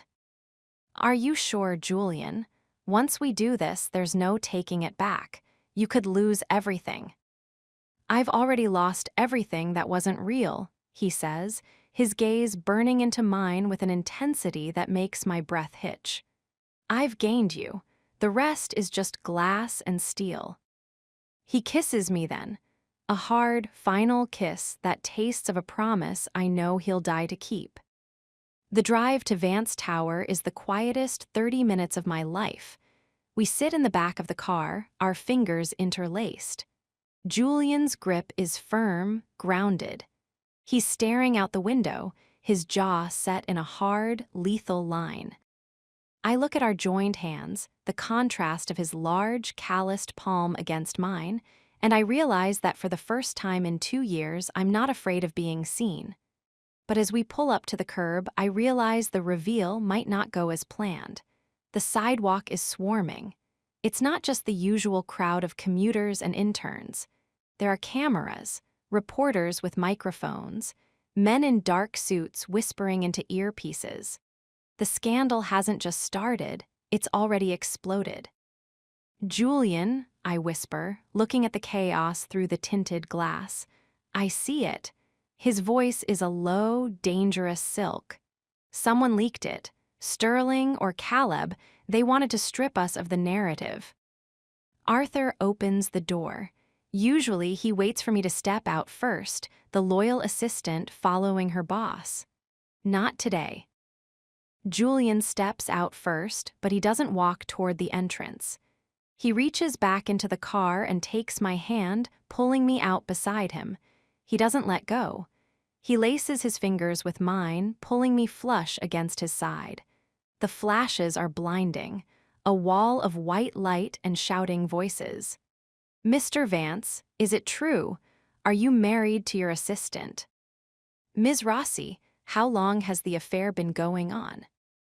Julian, what about the morality clause? Is the company being liquidated? Julian doesn't stop. He doesn't look at them. He walks with a stride so arrogant and powerful that the crowd practically parts for him. He keeps me tucked under his shoulder, his body a shield against the questions. We enter the lobby, and the silence of the marble interior is almost as loud as the shouting outside. Every employee in the building is standing still. The receptionists, the security guards, the analysts, they're all staring at our joined hands. They're staring at the ring on my finger. The office whispers have become a roar. We reach the executive elevator. The doors slide shut, sealing us into the gold and black box. I let out a breath I didn't know I was holding, my heart hammering against my ribs. They know, Julian, they already know. Good, Julian says, though his eyes are dark with a cold, calculated fury. It saves us the trouble of an introduction. Sterling did this. He wanted to shame us into a corner before the board meeting.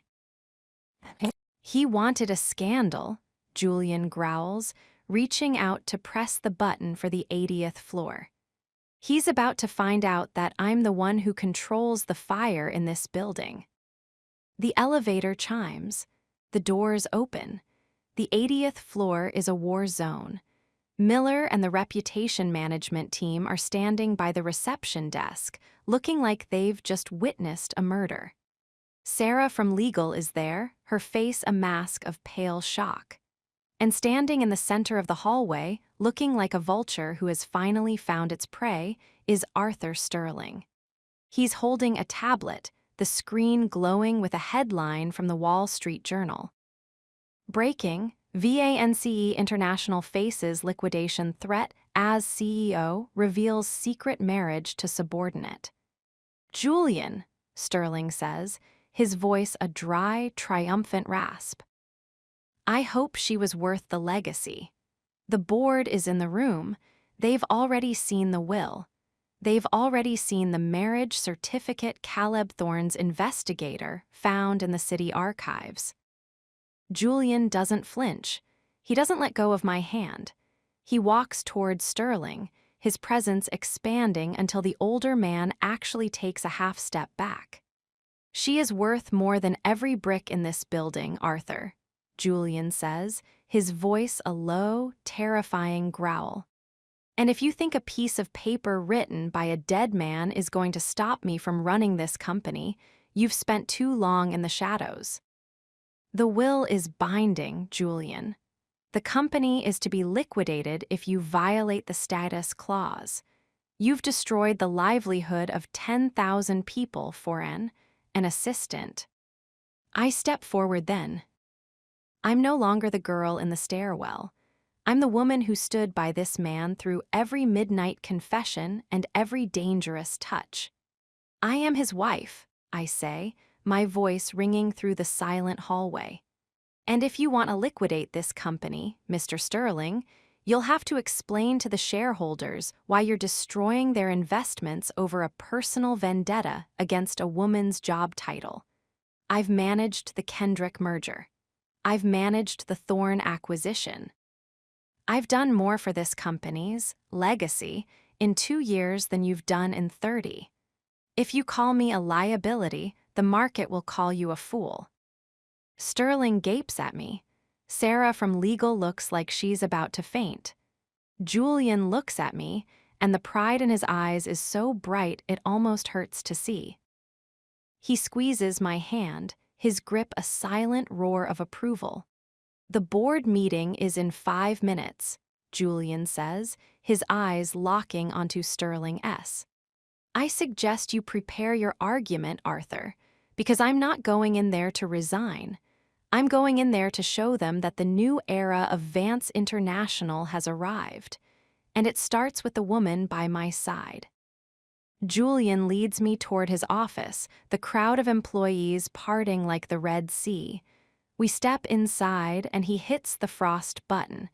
The glass goes white, sealing out the world. He turns to me, his hands finding my waist, pulling me flush against him. You were brilliant, he whispers. I'm terrified, Julian. I know, He leans down, his forehead resting against mine. So am I, but the scandal has exploded, Evelyn. The secret is dead. And for the first time in my life, I feel like I can finally breathe. He kisses me, a slow, deep, and intoxicatingly brave kiss. It's the kiss of a man who has finally chosen his heart over his empire. The boardroom is waiting. The sharks are circling. The world is watching. But as I look at the ring on my finger and the man in front of me, I realize that the scandal isn't the end. It's the beginning. "Let's go," I say. "Together," he agrees. We walk out of the office, hand in hand, headed for the room where the Vance legacy will either be saved or destroyed. The scandal is waiting to explode, but as Julian opens the double doors to the boardroom, I realize that we aren't the ones in danger. The fire is ours, and we're about to burn the old world down. Chapter 32: The Day Our Secret is Exposed. The double doors of the boardroom are made of solid, soundproofed oak, but as Julian reaches for the brass handles, I swear I can hear the heartbeat of the entire building. It's a frantic, jagged rhythm, the sound of 1,000 people holding their breath. Julian's hand is steady. Mine is not. I can feel the sweat slicking my palm where it's pressed against his, but he doesn't pull away. He tightens his grip, his thumb rubbing small, grounding circles against the back of my hand. He doesn't look at me, he's staring straight ahead at the doors, but I can feel the heat of him, the absolute, unshakable resolve radiating from his body. "Ready," he whispers. "No," I admit, my voice a breathy ghost of a sound. "But I'm not going back into that car without you." Good." He pushes the doors open. The boardroom is a cavern of shadow and cold light. The long obsidian table is lined with the most powerful men and women in the city, the board of directors. They've been the architects of Julian's life since his father died, the ones who measured his worth in stock prices and quarterly dividends. Today, they aren't looking at spreadsheets. They're looking at us. The silence is absolute. It's a physical weight, thick with judgment and the sharp, metallic tang of a scandal that's still fresh on the tongue. I see Miller in the corner, his tablet glowing. I see Caleb Thorne leaning back with a look of bored amusement that hides a razor-sharp curiosity. And at the far end, like a high priest of a dying religion, is Arthur Sterling.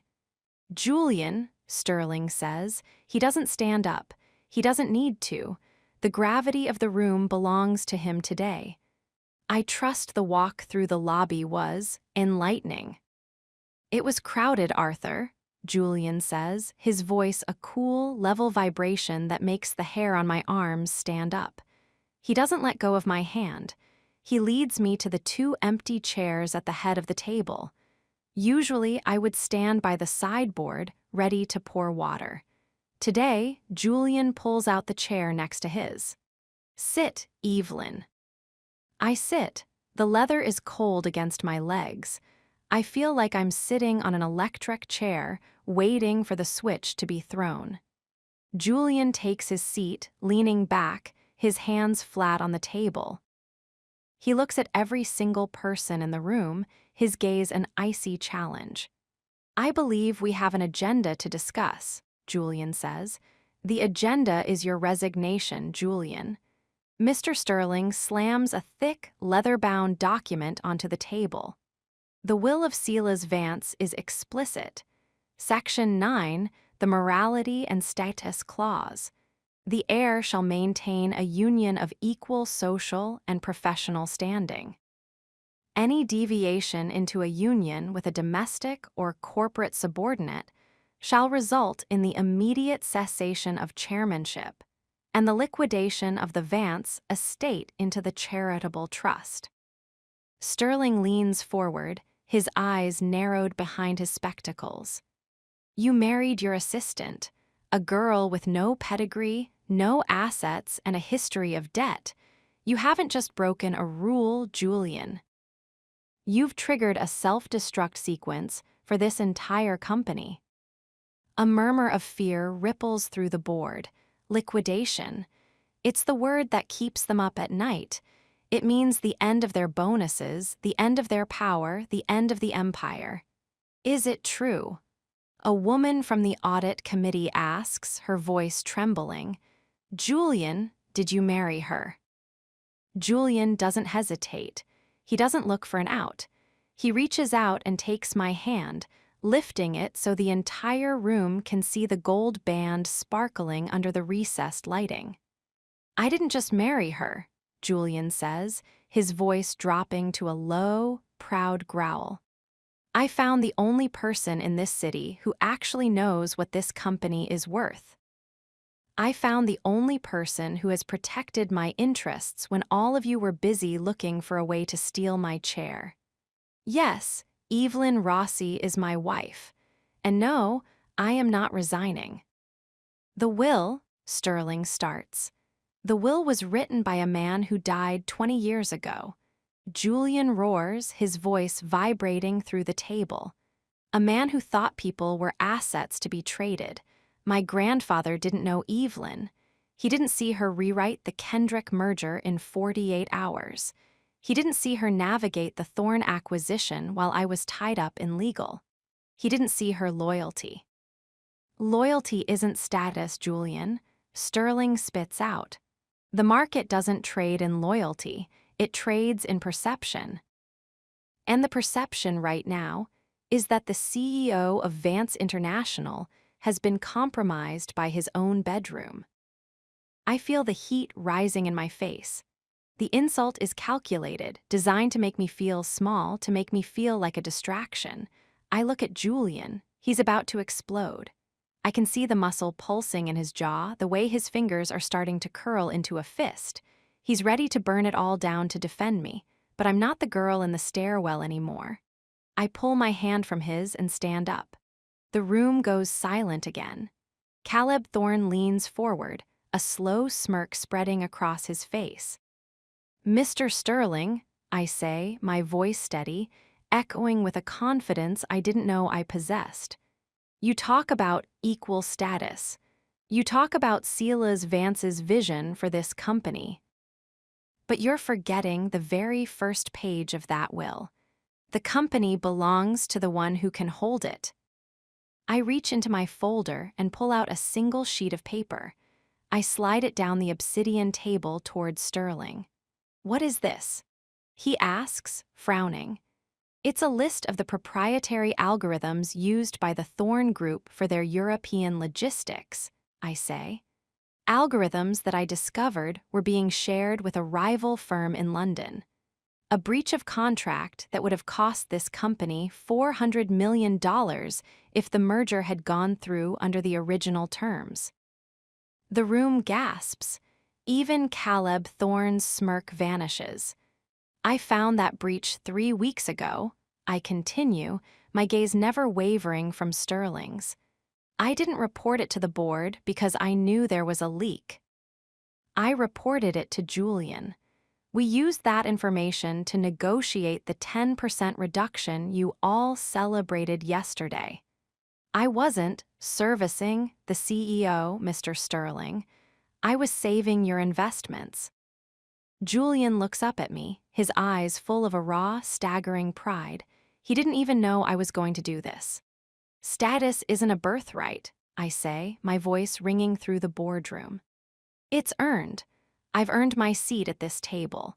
And if you want to liquidate this company because you're offended by my background, then go ahead. But you'll be doing it at the exact moment this company is poised to become the largest logistics firm in the world, thanks to the assistant you're so eager to fire." Sterling looks at the paper, then at me, then at the board. He can see the shift in the room. The greed is starting to outweigh the morality.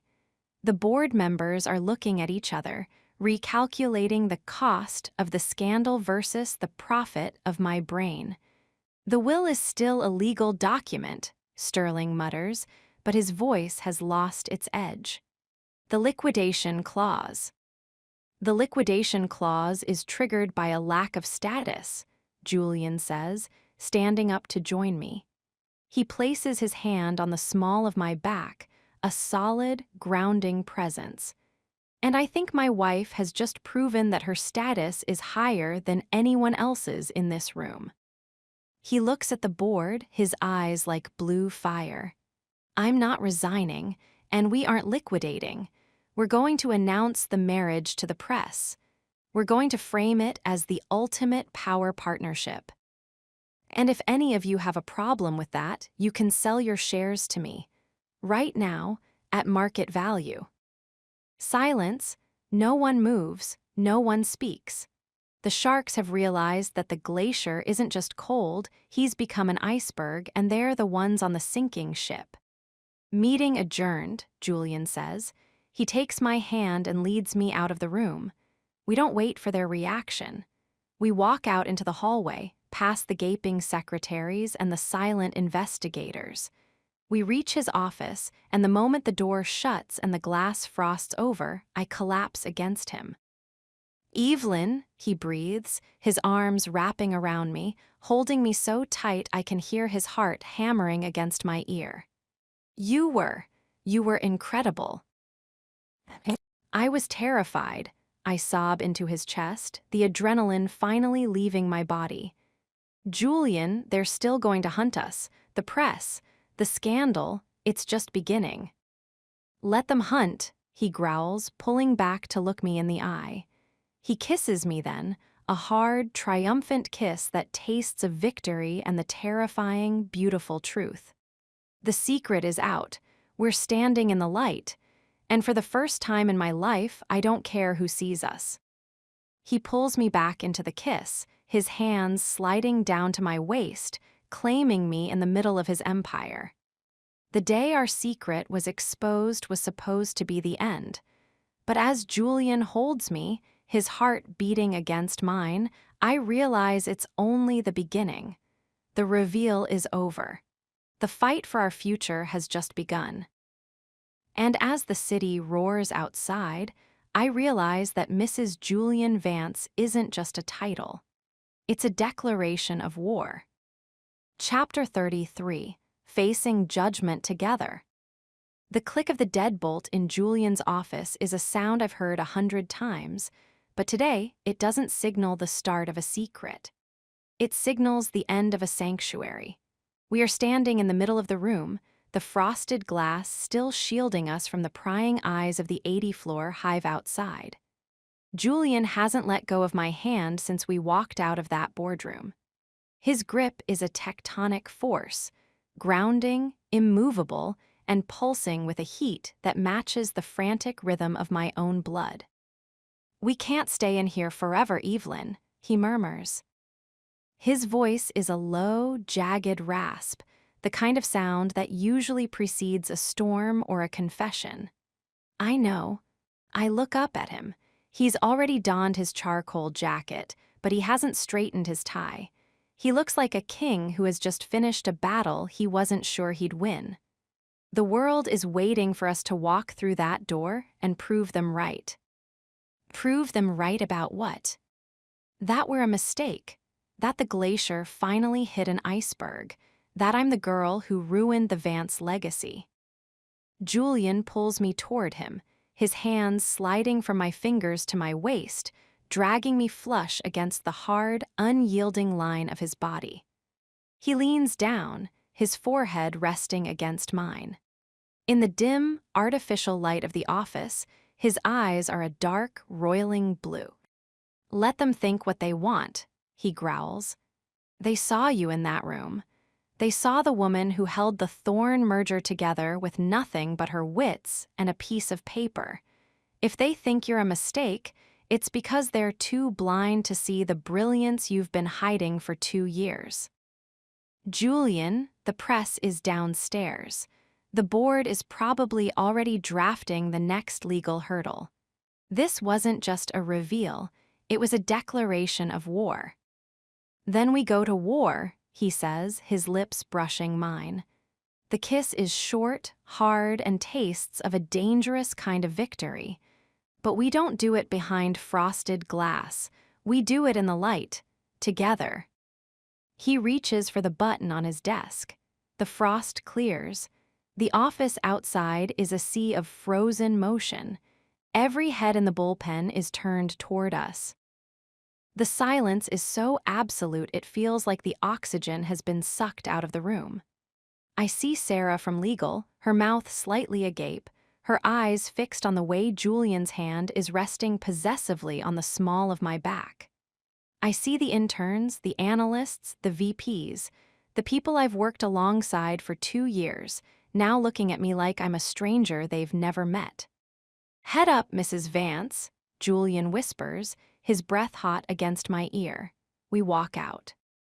The walk from his office to the elevator bank is only 50 feet, but it feels like a journey through a gauntlet. Every step is a heartbeat. Click, click, click. My heels on the marble sound like a countdown. Julian doesn't look left or right. He walks with a terrifying, singular focus, his hand a heavy, warm brand on my back, guiding me, claiming me. We pass Miller. The head of reputation management is standing by the water cooler, his tablet in hand. He looks at us, looks at our joined hands, and for the first time the predatory smile is gone. He looks defeated. He knows that the scandal he was sent to manage has become a reality he can't control. "Mr. Vance," Miller says, his voice hesitant. Julian doesn't stop. "Not now, Miller. My wife and I are leaving for the day." My wife. The words ripple through the office like a shockwave. I hear a soft gasp from one of the desks. I see a phone go up, someone taking a photo, a blurry shot of the glacier and his assistant walking into the light. We reach the elevators. The doors slide open and we step inside. As the doors close, I catch one last glimpse of the 80th floor. It's no longer my office. It's no longer the place where I hid my heart in a desk drawer. It's a battleground. The descent is silent. Julian stays close, his shoulder brushing mine, his presence an overwhelming weight in the small space. "The lobby is going to be a circus," I say, staring at the floor numbers as they count down. 60, 50, 40. I know. Arthur has the car at the side entrance, but we have to cross the main floor to get there. There's no avoiding it. "Are you ready for the cameras, for the judgment?" Julian turns to me, his hands finding my face. He tilts my head back, forcing me to look at him. The intensity in his gaze is enough to burn. "I've spent my life being judged by people who don't matter, Evelyn. Their flashes don't scare me. Their headlines don't scare me. The only thing that scares me is the thought of you looking at me and regretting the day you signed that contract." "I could never regret you, Julian." "Then let them look," he says, his voice dropping to a seductive, lethal silk. "Let them see exactly what it looks like when I finally have what I want." The elevator chimes. Lobby. The doors open and the world explodes. It's a wall of white light. The flashes are so fast and so bright they look like a strobe light. The shouting is a roar, 100 voices asking the same question at once. "Julian, is the marriage legal?" "Evelyn, how much did he pay you?" "Vance, what about the shareholders?" Julian doesn't hesitate. He steps out into the lobby, his arm wrapping around my waist, pulling me so close I can feel the frantic thud of his heart against my side. He doesn't look at the cameras. He doesn't answer the questions. He walks with a stride that says I am Julian Vance and I do not answer to you. I keep my eyes fixed on the exit, my hand gripping the lapel of his jacket. The judgment is everywhere. I see the faces of the people on the street, the shock, the disgust, the envy. I am the girl who broke the rules. I am the scandal of the year. But I'm not alone. We reach the side entrance, and Arthur is there, the black SUV idling, the door already open. Julian practically lifts me into the back seat, sliding in behind me and slamming the door shut. The tinted glass seals out the noise, the flashes, the world. Silence. I collapse against the leather, my chest heaving, my hands shaking so hard I can't even fold them in my lap. The adrenaline is fading, replaced by a cold, hollow terror. "We did it," I whisper, my voice trembling. Julian doesn't say a word. He reaches out, grabbing my hands, pulling them to his lips. He kisses my knuckles, slowly, reverently, before pulling me into his lap. He holds me like I'm the only thing keeping him from falling apart. "Facing judgment together," he mutters into my hair. "It's not as bad as I thought it would be." Because we're in a car with tinted windows, Julian, wait until tomorrow morning. Wait until the talk shows and the blogs and the legal challenges start. Let them start. He pulls back, his eyes searching mine. The glacier is gone. The boss is gone. There is only the man who chose me. We have the merger signed. We have the truth out. And most importantly, I have you. He kisses me then, a deep, soul-consuming kiss that tastes of the war we just fought and the fire we're still standing in. It's not a kiss of celebration. It's a kiss of survival. The car glides through the streets of Manhattan, a private sanctuary in a city that's currently screaming our names. I look out the window at the passing lights, at the people walking home to their normal, quiet lives. They don't know what it's like to be at the center of a storm. They don't know the cost of a hidden marriage. But as Julian's hand slides up my thigh, his grip possessive and fierce, I realize I wouldn't trade this for a quiet life. I wouldn't trade the scandal, the judgment, or the fire for anything. We reach the penthouse, and Arthur lets us out. The garage is quiet, the security guards nodding to us with a new, somber respect. They know that the man who just walked through the lobby is a man who can't be broken.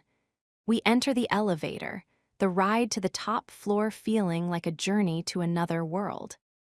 When the doors slide open into the penthouse, the silence of the apartment is a blessing. Julian doesn't stop. He doesn't go to the kitchen for a drink. He doesn't check his phone, which I know is currently blowing up with 1,000 notifications. He leads me directly to the master suite, the doors shutting behind us with a final, heavy thud. "No more judgment," he whispers, his hands finding the zipper of my emerald dress. "No more secrets, just us." The dress falls to the floor, a pool of silk in the moonlight. Julian follows me down, his weight a delicious, grounding pressure that silences the world. He kisses my neck, his tongue tracing the line where the gold chain used to sit. "You are Mrs. Julian Vance," he mutters against my skin, "and I don't give a damn what the world has to say about it." We lose ourselves in each other, the passion more intense than it's ever been. There is a new desperation in our touch, a raw, unfiltered need to reinforce the bond that the world is trying to tear apart. Every touch is a defiance. Every moan is a declaration of independence. As we reach the peak together, a shattered, breathless collision of everything we've been through, I realize that the judgment doesn't matter. The press doesn't matter. The board doesn't matter. We are standing in the light. And for the first time in my life, I'm not afraid to be seen. Julian pulls me into his chest, his heart beating a steady, powerful rhythm against my ear. I look at the gold ring on my finger, sparkling in the dim light of the room. The secret is out. The scandal is here.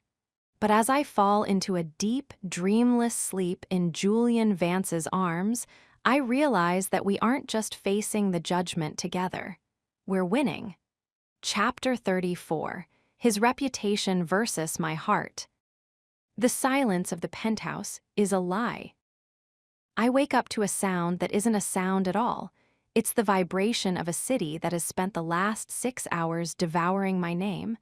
I don't even have to open my eyes to know that the world has changed. The air in the room feels heavy, saturated with the digital screams of 1,000 headlines. I reach out across the silk sheets, my fingers searching for the warmth I've become addicted to. My hand meets a cold, empty space. My heart stutters. I bolt upright, the duvet sliding down my skin, the gold ring on my finger catching a sliver of morning light that feels too sharp, too intrusive. Julian. My voice is thin, a fragile thing in the vast, modern cathedral of the master suite. The only answer is the low, rhythmic hum of the news ticker on the wall-mounted screen in the corner of the room. I've always hated that screen. It's a constant reminder of the volatile world he commands. Usually, the numbers are green, scrolling upward in a steady march of prosperity. Today, the screen is a sea of red. VNC. 4%, Trading HALTD Board of Directors calls for emergency session, VANCE legacy in question. I scramble out of bed, my feet hitting the cold marble floor. I don't grab a robe, I don't care about the chill. I follow the sound of a low, rhythmic thud coming from the living area. Thud, thud, thud. I find him by the floor-to-ceiling windows. The city of New York is laid out beneath him, but the usual view of Central Park is obscured by a swarm of news helicopters hovering like metallic vultures in the gray sky. Julian is shirtless, wearing only his black suit trousers. He's standing with his hands behind his back, his knuckles white as he grips his own wrists. He's staring at the skyline, his jaw so tight I can see the muscle pulsing in a frantic, angry cadence. The thud is his foot, rhythmically tapping against the base of the glass, a nervous tick I've never seen in 2 years of being his shadow. The glacier is vibrating with a suppressed violence that makes the very air in the room feel like it's about to ignite. "Julian," I whisper, stopping a few feet away. He doesn't turn. The stock opened at 84. It's currently at 61. I've lost $4 billion of the company's valuation since the sun came up Evelyn. His voice is a wreck. It's the sound of a man watching his empire burn and realizing he's the one holding the match. "The numbers don't matter," I say, stepping closer. "We knew this would happen. Markets react to shock. It'll stabilize." "It's not just the market." He turns then, and the look in his eyes breaks my heart. There is no ice left. There is only a raw, bleeding agony. Sterling is on every news channel. He's calling for a forensic audit of every bonus I've ever given you.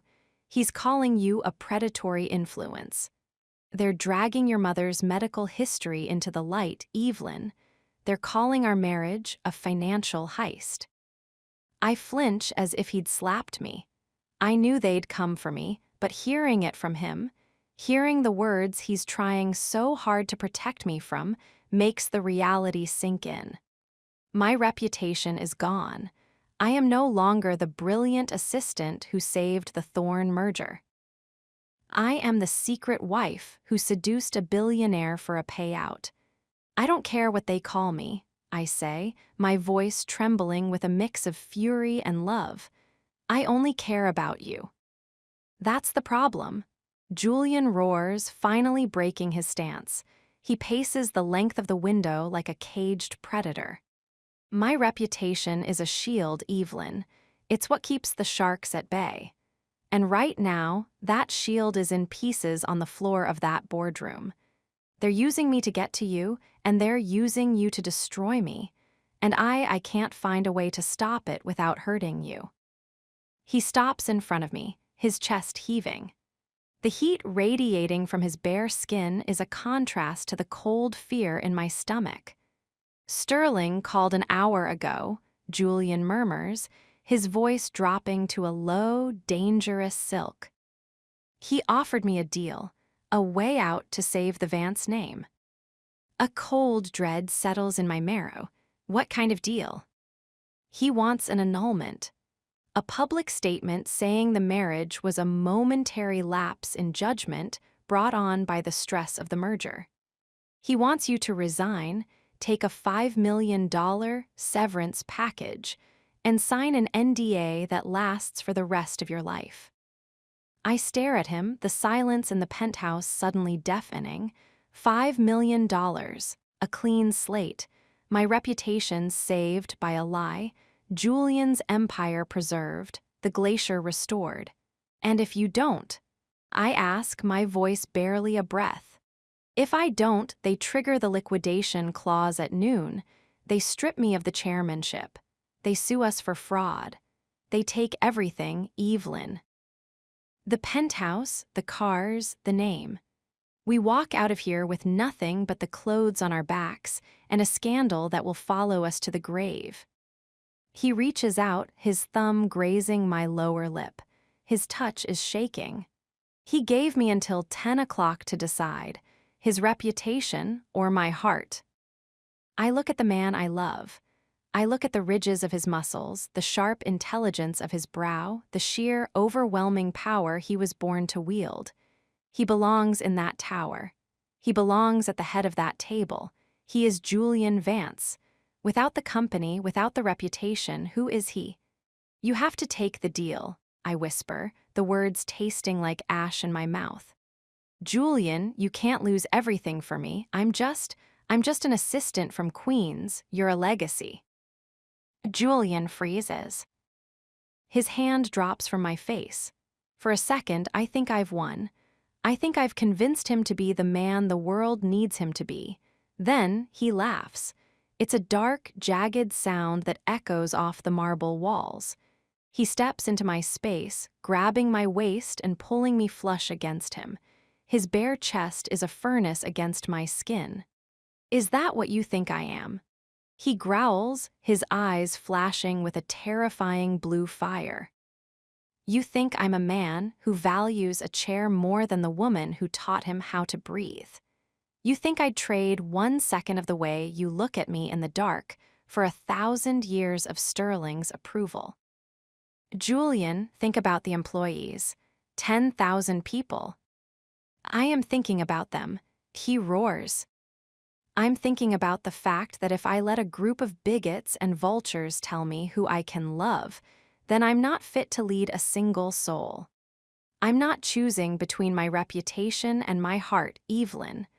I'm choosing between being a puppet and being a man. He lifts me up, sitting me on the edge of the marble island.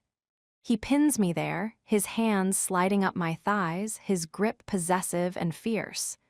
The reputation is a lie, he whispers, his face inches from mine. The glacier was a cage I built to keep the world from seeing that I was empty. But you filled me up. You made me real. If I have to lose the tower to keep the truth, then let it burn. They'll destroy you, I sob, my hands finding his shoulders, my fingers digging into his skin. Let them try. He kisses me then, a hard, demanding, and soul-consuming kiss. It's not a kiss of passion, it's a kiss of war. He tastes of coffee, scotch, and a defiance that makes my blood sing. He pulls me closer, his mouth moving to my neck, biting gently at the spot where the gold chain used to sit.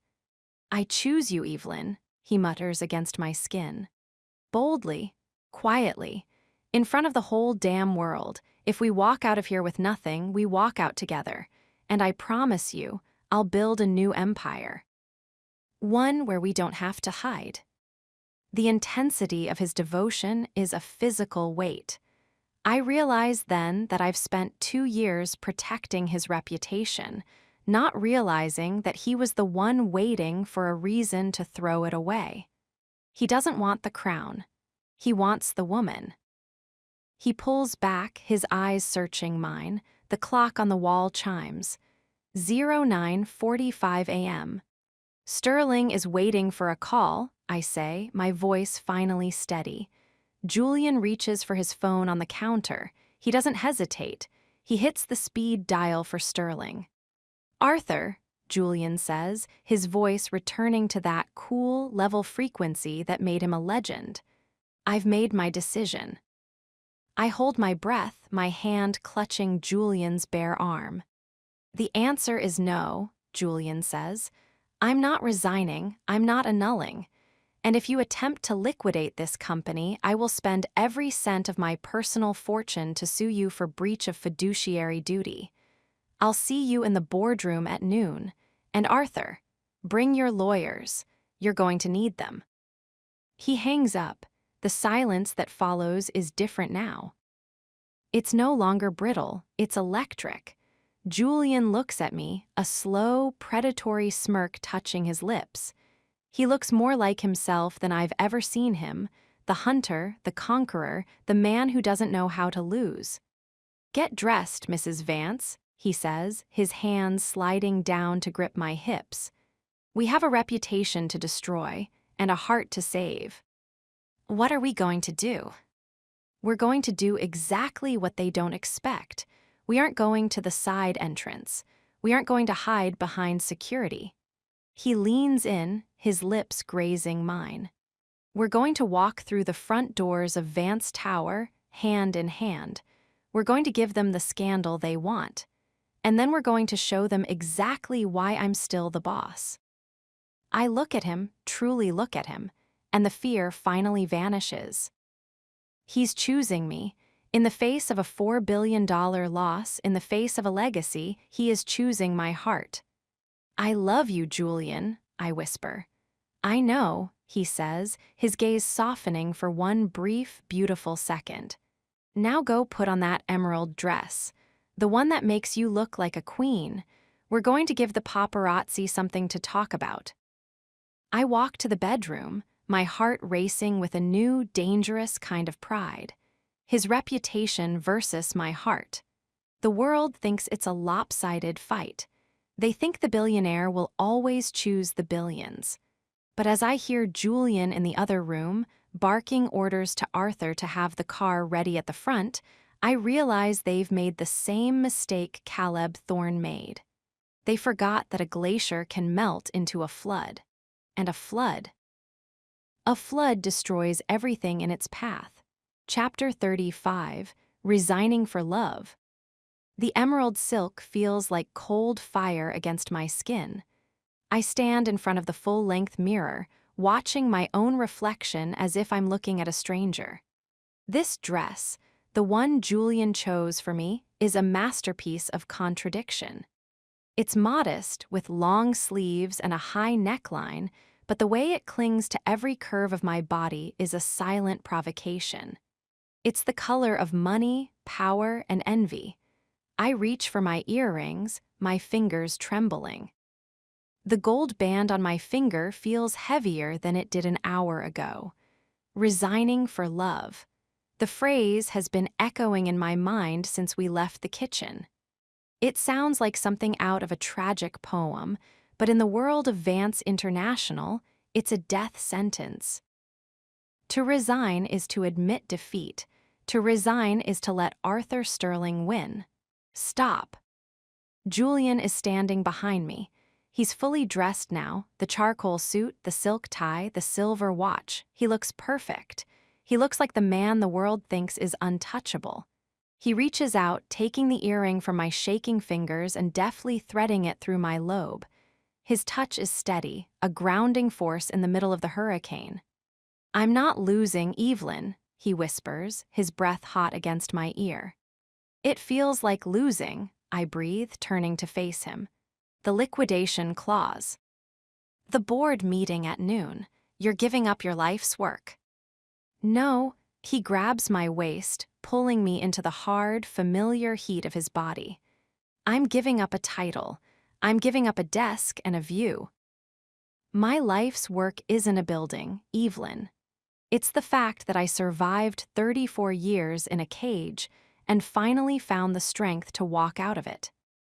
He leans down, his eyes searching mine with a terrifying, beautiful intensity. They think the chairmanship is my heart. They think they can kill me by taking it. They're about to find out that my heart is standing right in front of me, wearing an emerald dress. What are you going to do? I'm going to do what I should have done the moment I realized I loved you, he growls. I'm going to stop playing their game. The front of Vance Tower is a sea of glass, steel, and 1,000 flashing lights. As the car pulls up to the curb, I can see the swarm of reporters. They're held back by a line of security guards in black suits, but the noise, the shouting, the overlapping questions is a physical wall of sound. Julian reaches across the seat and takes my hand. His grip is firm, his knuckles white. "Don't look at them," he commands. "Look at the doors, look at me. We don't owe them a single word." Arthur opens the door. Julian steps out first, but he doesn't let go of my hand. He pulls me out beside him, his arm instantly wrapping around my waist, shielding me with his own body. We aren't the CEO and his assistant anymore. We aren't a scandal. We are a unit. The walk across the sidewalk feels like an eternity. The camera flashes are so bright I can see them through my closed eyelids. Julian, is the company being liquidated? Evelyn, do you have a statement on the embezzlement charges? Is it true you're resigning today? Julian doesn't flinch. He walks with a stride so powerful it feels like the concrete should crack beneath his feet. We reach the revolving doors and the silence of the lobby hits us like a physical weight. Every employee in the building is there. They've lined the lobby like a silent audience to a funeral. I see the junior analysts, the people I used to grab lunch with, looking at me with a mix of awe and horror. I see Sarah from legal, her face a mask of pale fury. We walk past them, hand in hand. The gold rings on our fingers catch the light of the massive chandeliers, two small sparks of defiance in the middle of a temple of ice. We reach the 80th floor. The boardroom doors are already open. I can see Sterling standing at the head of the table, flanked by the Reputation team and a dozen lawyers. They look like they've already won. They look like they're waiting to watch the glacier finally shatter. Julian stops at the threshold. He doesn't go to his usual seat. He stays standing, his hand still firmly interlaced with mine. "Arthur," Julian says. His voice is a low, level vibration that carries to every corner of the room. "I trust you've prepared the paperwork." "The liquidation papers are ready, Julian," Sterling says, his voice a dry, triumphant rasp. "The morality clause was triggered the moment you confirmed the marriage to the press this morning. The board has voted. You are removed from the chairmanship, effective immediately. The assets of the Silas Vance Trust will be transferred to—" "Save it," Julian interrupts. He walks forward, not toward the head of the table, but toward the window. He looks out at the city he conquered, then turns back to the board. "I'm not here to fight the clause, Arthur. I'm not here to argue the legality of my marriage to a woman who is 10 times the professional any of you will ever be." He looks at me, and for a split second, the CEO is gone. There is only the man who held me in the stairwell. "I'm here to resign," Julian says. The room goes dead silent. Even Sterling looks shocked. He expected a fight. He expected Julian to claw and scream to keep his empire. "Julian, you can't," a woman from the board starts. "I can and I am," Julian growls. He reaches into his pocket and pulls out a single, signed letter. He tosses it onto the obsidian table. "My official resignation. Effective now. I am walking away from the chair, the legacy, and the trust. If the price of this company is the right to love my wife, then it's a price I'm no longer willing to pay." "You'll lose everything," Sterling shouts, his face turning a mottled purple. "The penthouse, the accounts, you'll be a nobody." "I'll be a husband," Julian says, his eyes narrowing. He walks back to me, wrapping his arm around my waist, pulling me flush against his side.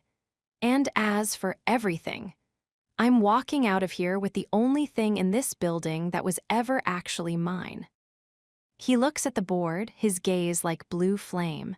But before I go, a bit of parting advice. I've been liquidating my personal shares for the last 6 hours. I've already sold my 30% stake to a private equity firm in London. A firm that, as of 10 minutes ago, has filed a hostile takeover bid for the remaining assets. Sterling's face goes white. You sabotaged us. I didn't sabotage you, Julian purrs, a predatory smirk touching his lips. I just realized that if I can't lead this company, no one in this room deserves to. Good luck with the takeover, Arthur. I hear they're very fond of clean slates. Julian turns to me, his expression softening into a look of raw, unfiltered devotion. Let's go, Evelyn, he whispers. We have a life to start. We walk out of the boardroom. We don't look back at the chaos, the shouting, or the collapse of the Vance era. We walk past the silent employees, past the empty desk where I spent 2 years waiting for him to notice me, and into the elevator. The doors slide shut. Finally, the silence is real. Julian leans his forehead against mine, his chest heaving. It's over, he murmurs. You really did it, I whisper, my hands finding his chest. You gave it all up for me. I didn't give anything up, he says, his hands finding my face, his thumbs wiping away the tears I didn't know I was crying. I just traded a kingdom for a home. He kisses me then, a deep, soul-consuming, and terrifyingly free kiss. It tastes of victory and the unknown. We are no longer boss and assistant. We aren't even billionaires anymore. We are just two people who realized that the most powerful thing in the world isn't a chair. It's the person holding your hand when the fire starts. We reach the lobby. The cameras are still there, but Julian doesn't shield me this time. He walks out onto the sidewalk, stops in the middle of the flashes, and pulls me into his arms. In front of the whole world, in front of the building that used to be his, Julian Vance kisses his wife. Boldly, proudly. The scandal is over. The career is gone.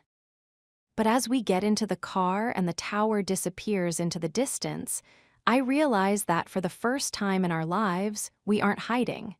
We're free. And freedom, I realize as Julian pulls me into his lap, tastes better than any empire. Chapter 36, A New Beginning Outside the Office. The silence here doesn't ring. In the penthouse, the silence was always a pressurized thing, thick with the hum of the city and the weight of 1,000 secrets.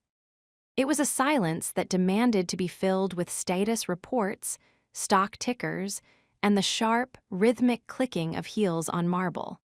But here, in this house by the rugged coast of Maine, the silence is made of salt air and the low, rhythmic thrum of the Atlantic crashing against the rocks below.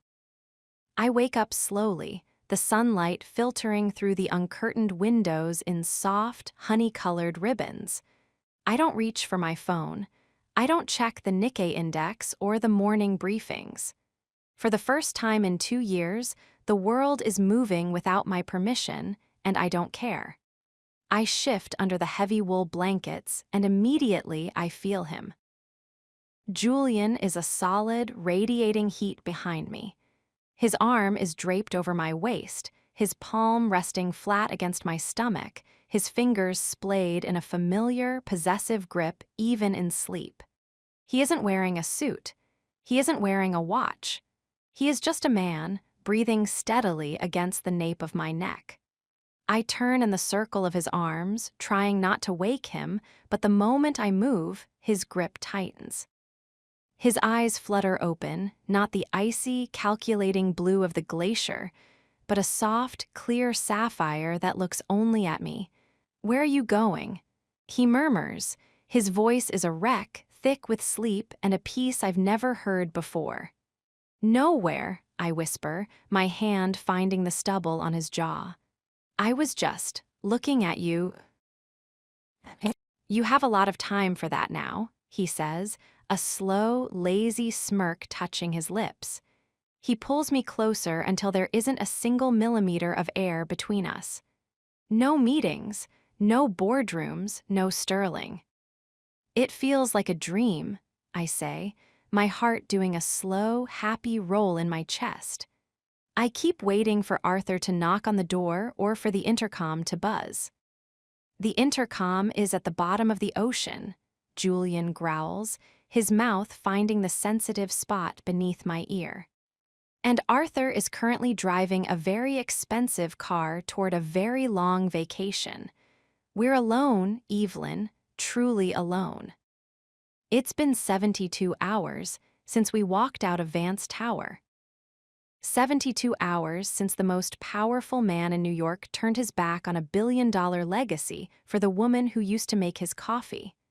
The news is still screaming about it.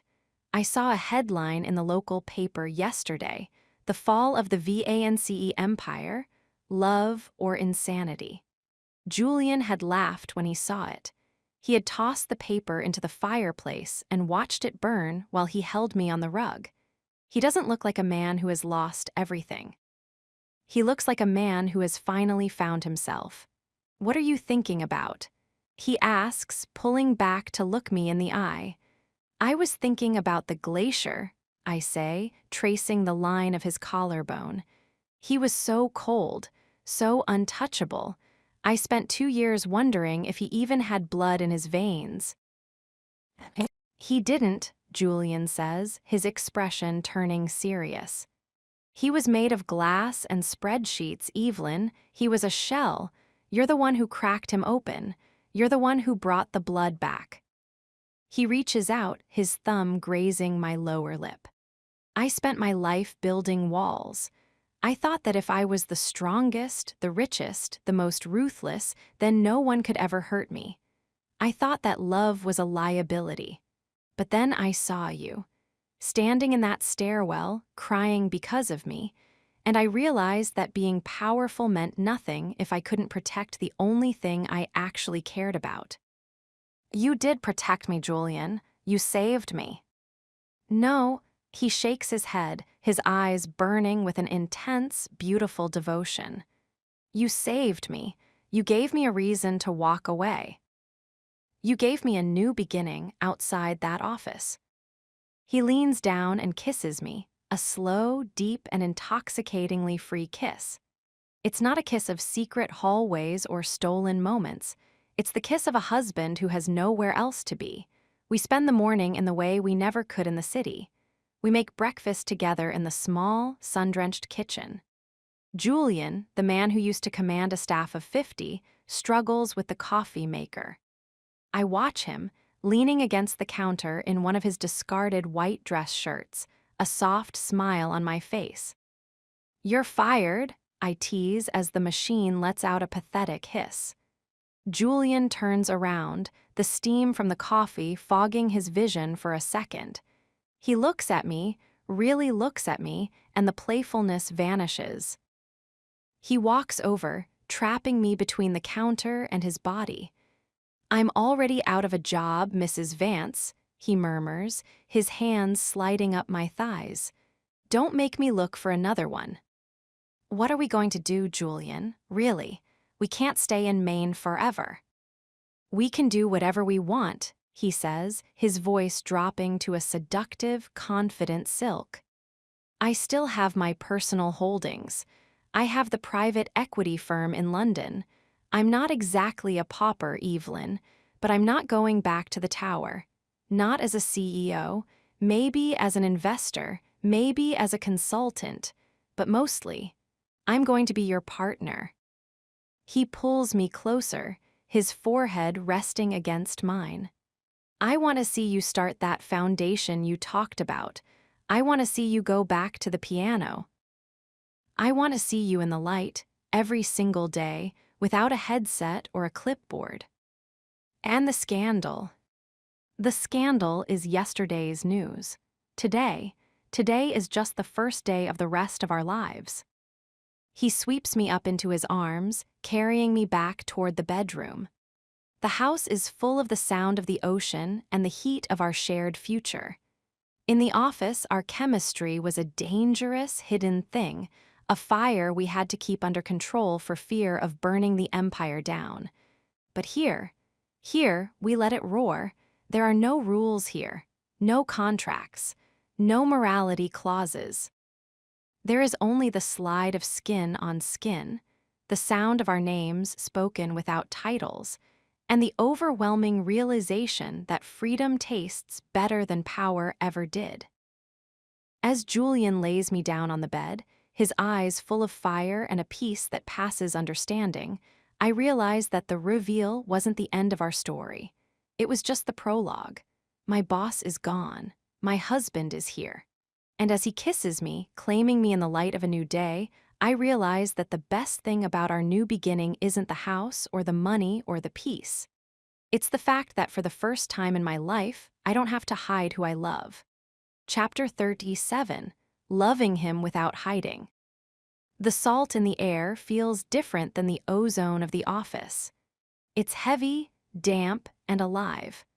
I'm standing on the wooden deck of the house Julian bought in Maine, wrapped in one of his oversized cashmere sweaters. It's gray, smelling of the cedarwood soap he's been using and the faint, lingering scent of him that seems to have seeped into my very skin over the last few days. The morning is foggy, the ocean a churning gray mystery below the cliffs, but for the first time in years, the fog doesn't feel like a metaphor for my life.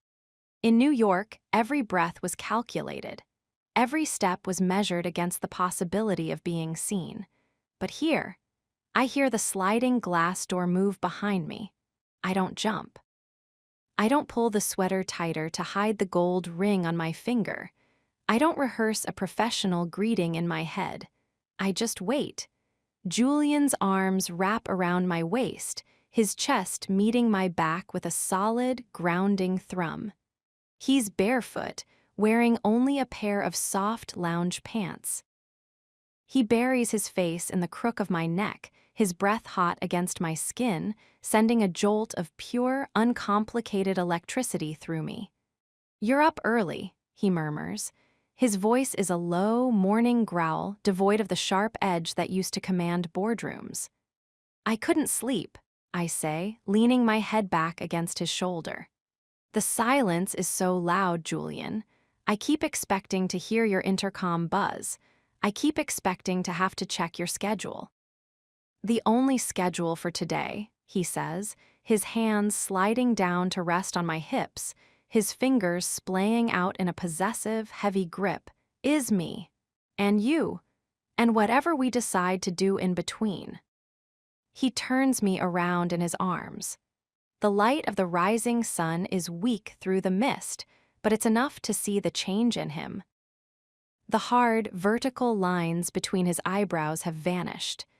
The glacier is gone, replaced by a man who looks younger, raw, and terrifyingly happy. "I want to go into town," he says suddenly. I blink. "Town? Julian, there's a grocery store and a small pier. People will see us." "That's the point." He reaches out, his thumb grazing my lower lip. His gaze is intense, fixed on my mouth. "I spent 2 years walking 3 paces ahead of you. I spent 2 years pretending I didn't want to reach back and pull you into my arms every time we crossed the lobby. Today, I want to walk down a street and hold your hand. I want the world, even if it's just a handful of fishermen and tourists, to see that you are mine." "It's a different kind of reveal," I whisper. "It's the only one that matters." The town of Port Haven is a cluster of weathered shingles and salt-stained brick. It's the kind of place where everyone knows everyone's business, but no one cares about the Dow Jones.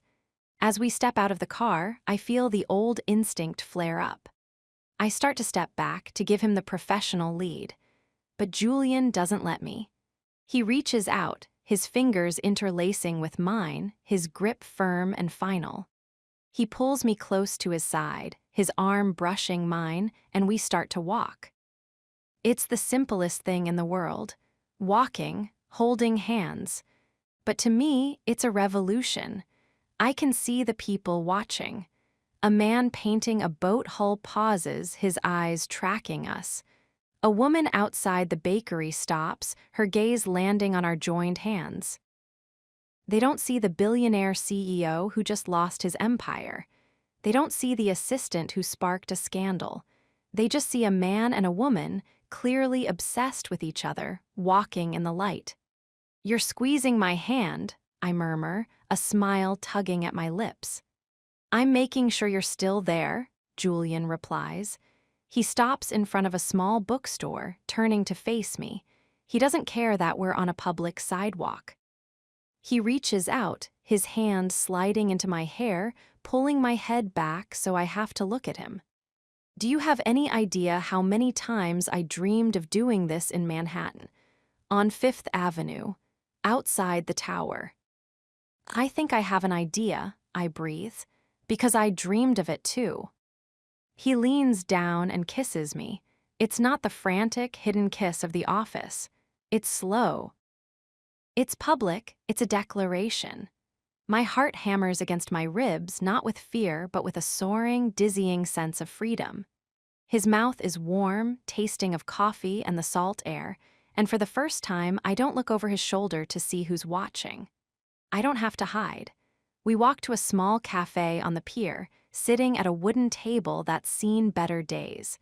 Julian orders for us, but he doesn't use his ordering voice. He talks to the waitress like a normal human being.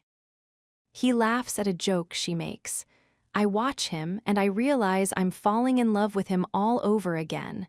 Not the powerful boss, but the man who is finally allowed to exist. "What?" he asks, catching me staring. "You're different," I say. "You're lighter." "I've lost a lot of weight, Evelyn," he says, gesturing to the distant horizon where New York lies. $4 billion and a reputation is a lot of baggage to drop in a week. "Do you regret it, any of it?" Julian reaches across the table, taking my hand and bringing it to his lips.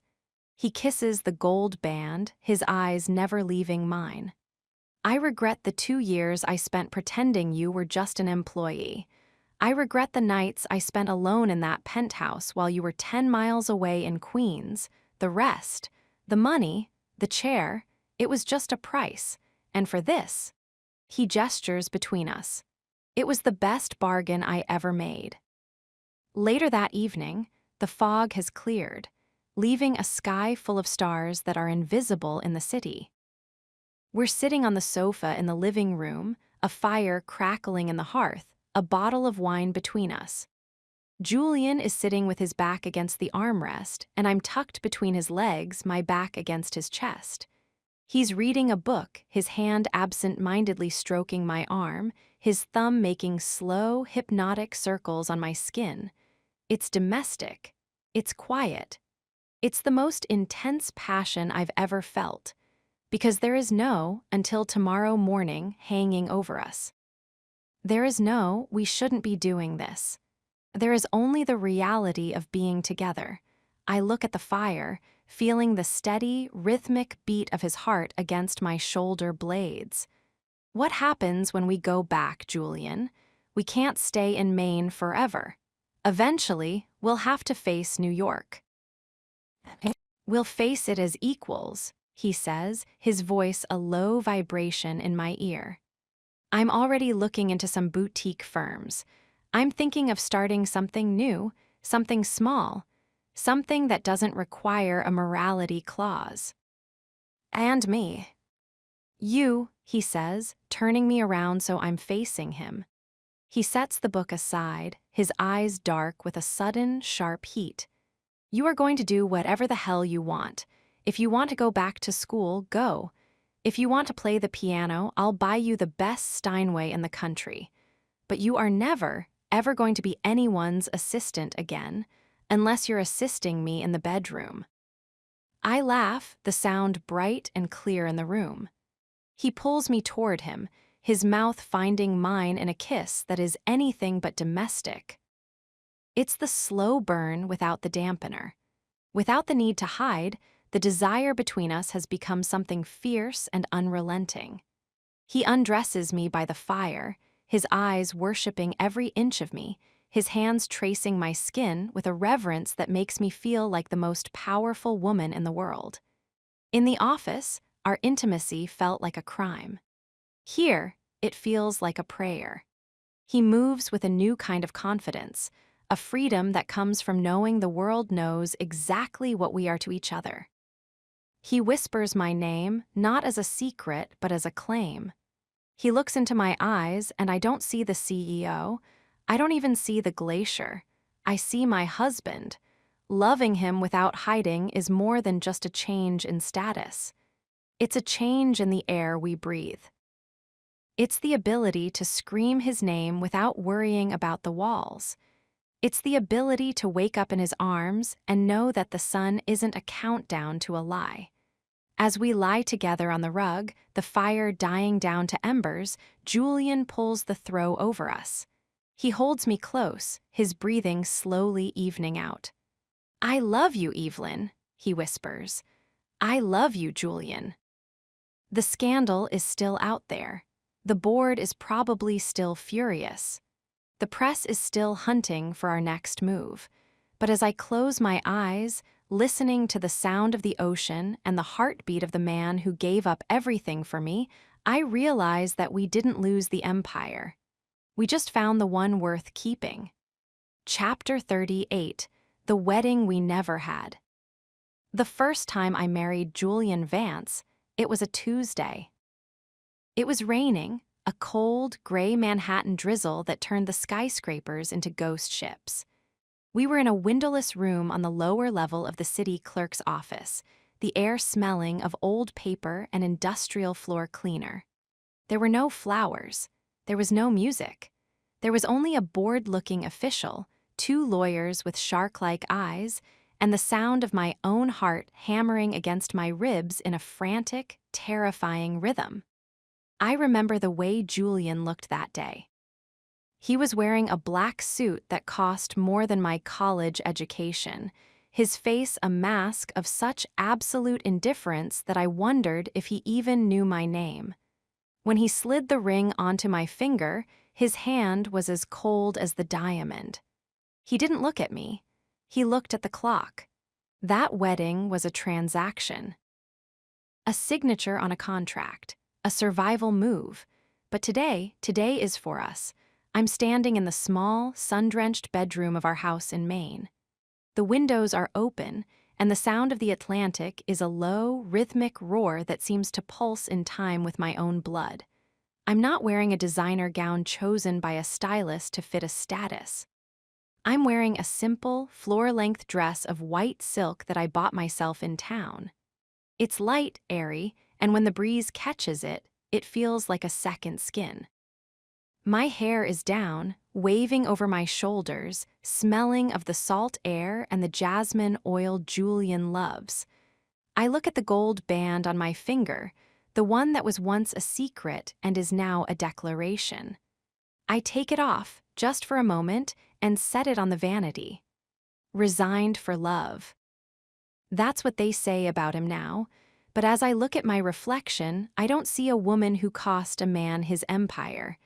I see a woman who helped him find his soul. A soft knock sounds at the door. I don't say, "Enter." I don't reach for a clipboard. Julian. The door opens, and the air in the room instantly shifts. It becomes warmer, more pressurized. Julian is standing there, and for a second, my breath simply vanishes. He's wearing a white linen shirt, the sleeves rolled up, and dark trousers. No tie, no jacket, no armor. He looks rugged, raw, and so devastatingly handsome it makes my chest ache. He stops in the doorway, his eyes traveling slowly, unbearably slowly, from my bare feet to my face. The glacier is so far gone I can barely remember him. In his place is a man whose gaze is a physical weight, a heat that makes my skin prickle with anticipation. "You look." He stops, his voice a low, shredded rasp. He shakes his head, walking toward me until he's close enough that I can smell the cedarwood and the sea on him. I don't have a word for what you look like, Evelyn. Beautiful isn't enough. Perfect is too small. It's just a dress, Julian. It's not the dress. He reaches out, his hand sliding into my hair, his thumb grazing my jawline. His touch is shaking. The most powerful man I've ever known is trembling because of me. It's the fact that this time you aren't looking at the door, and I'm not looking at the clock. He picks up the gold band from the vanity.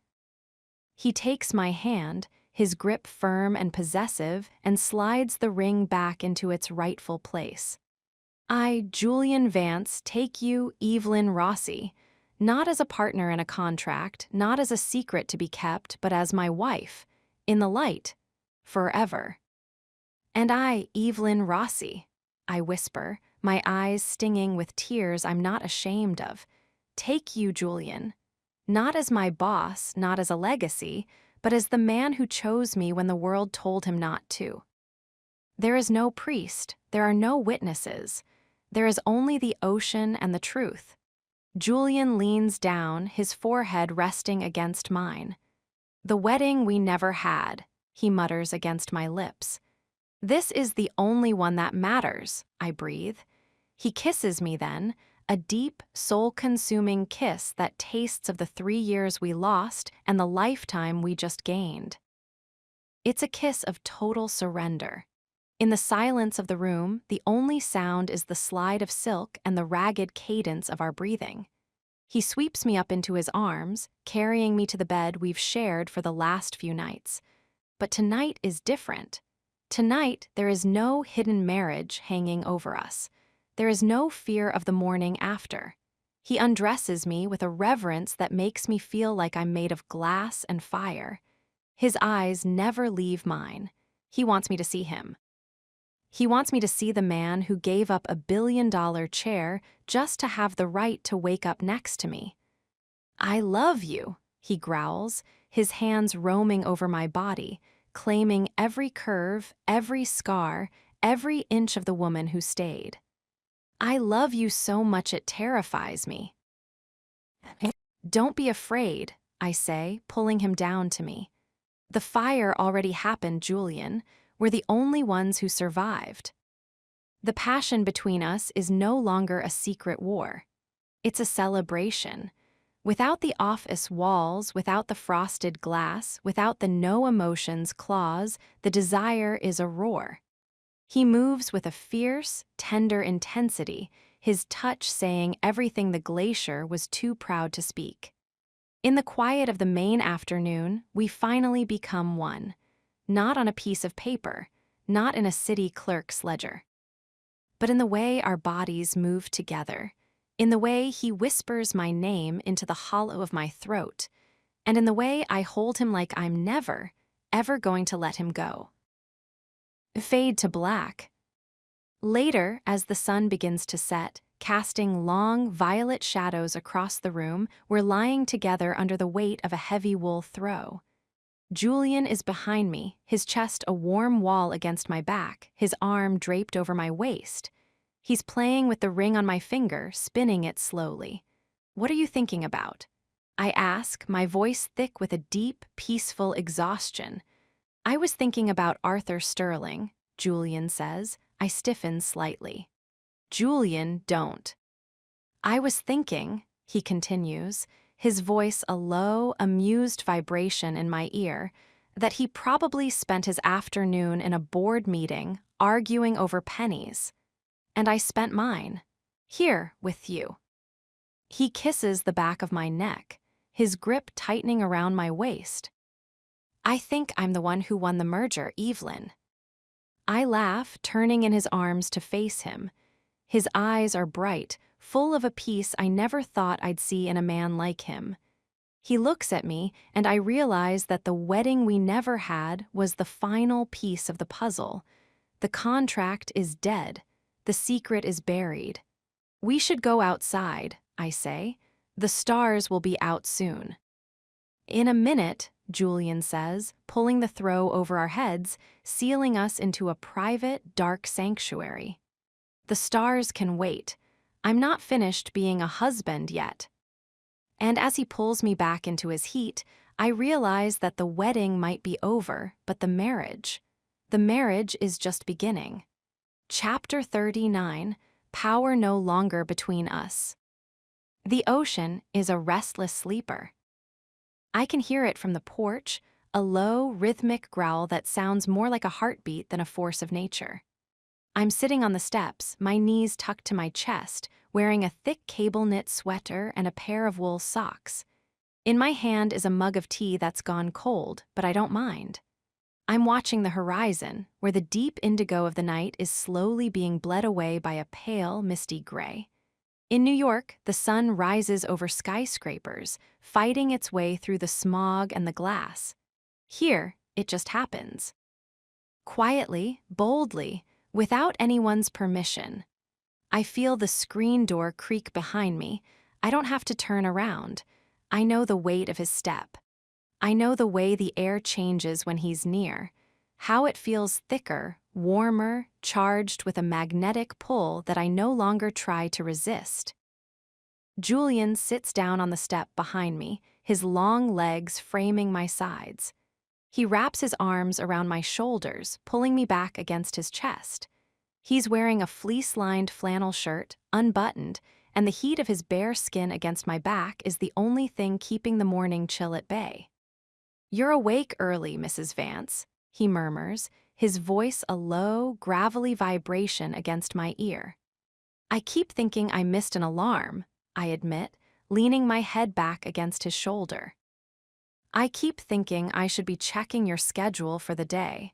Did the London team call? Is the board meeting at 10? Julian's grip tightens, a slow, possessive squeeze. The London team can wait.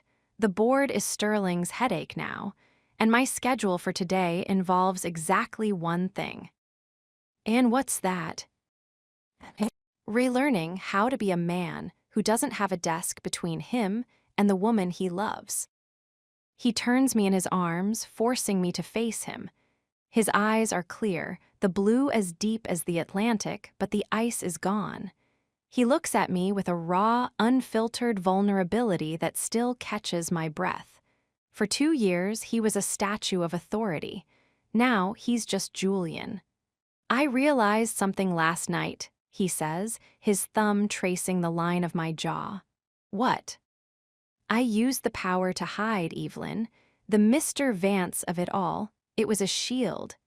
As long as I was the boss, I could tell myself that the way my heart raced when you walked into the room was just professional adrenaline. I could tell myself that the reason I stayed late every night was because of the work, not because I couldn't bear the thought of going home to a penthouse where you weren't. You were very good at it," I whisper. "I spent 24 months thinking I was invisible to you." "You were never invisible," he growls, his hand sliding into the hair at the nape of my neck, pulling me closer. "You were the only thing I saw. The power was the only thing keeping me from falling to my knees in front of you every single morning." I reach up, my fingers finding the buttons of his flannel shirt. I play with the edge of the fabric, looking at the gold band on my finger. "The power is gone now," I say. "There's no more hierarchy, no more yes, sir, no more right away, Mr. Vance." "Good." He leans in, his nose brushing mine. I can smell the salt air and the warmth of his skin. "Because I'm tired of being the boss. I just want to be your partner. I want the power to be shared, Evelyn. I want to build something with you where we both have a seat at the head of the table." "Is that why you gave up the chair? To be equal?" "I gave up the chair because a chair is just wood and leather," he mutters against my lips. "But this, the way you look at me when you aren't afraid of being fired, the way you touch me when you aren't worried about the cameras, that's real power." He kisses me then, a slow, lingering kiss that tastes of the future. It's not the frantic, stolen kiss of the executive suite. It's the kiss of a man who has all the time in the world. He pulls me up, standing with me on the porch. He doesn't lead me back inside. He leads me down the steps, across the damp grass, and toward the cliff's edge where the path leads down to the beach. The sand is cold and wet, sticking to my wool socks, but I don't care. Julian is holding my hand, his fingers interlaced with mine, his grip firm and unyielding. We walk along the shoreline as the sun finally breaks over the water, turning the gray world into a blinding, shimmering gold. "Look at that," Julian says, stopping. The light is reflecting off the waves, off the wet sand, off the gold rings on our fingers. For the first time in my life, I don't feel like a shadow. I feel like I'm part of the light. Julian turns to me, his hands finding my waist. He lifts me up, spinning me around in the morning air. I laugh, a bright, clear sound that gets swallowed by the roar of the ocean. He sets me down, but he doesn't let go. He pulls me into his heat, his eyes devouring mine. "No more secrets," he says, his voice a low, fierce promise. "No more hiding, just passion and partnership." "And love," I add. "And love," he agrees. He sweeps me up in his arms, carrying me back toward the house. But he doesn't take me to the kitchen. He takes me to the living room, where the fire is still glowing in the hearth. He sets me down on the rug, his eyes dark with a sudden, intense hunger. The transition from the cool morning air to the heat of the fire is a sensory overload. Julian undresses me with a focus that makes my skin hum. He's not the CEO commanding a room, he's a man worshipping his wife. Without the office walls, without the frosted glass, without the no emotions clause, the intimacy between us is a roar. Every touch is a revelation. Every kiss is a claim. "Evelyn," he groans, his forehead resting against mine as we move together on the rug. "You are the only thing that's ever been real to me, the only thing I've ever truly owned." "You don't own me, Julian," I whisper, my legs wrapping around his waist, pulling him closer. "You share me." "I share you," he repeats, his eyes locking onto mine. The blue is like a flame now, bright and consuming. In the quiet of the main house, with the ocean as our only witness, we finally dismantle the last of the hierarchy. We are no longer master and servant. We are no longer boss and assistant. We are two souls who found each other in the dark and decided to walk into the light. The passion is intense, a deep, soul-shaking connection that feels like it's being written into our very DNA.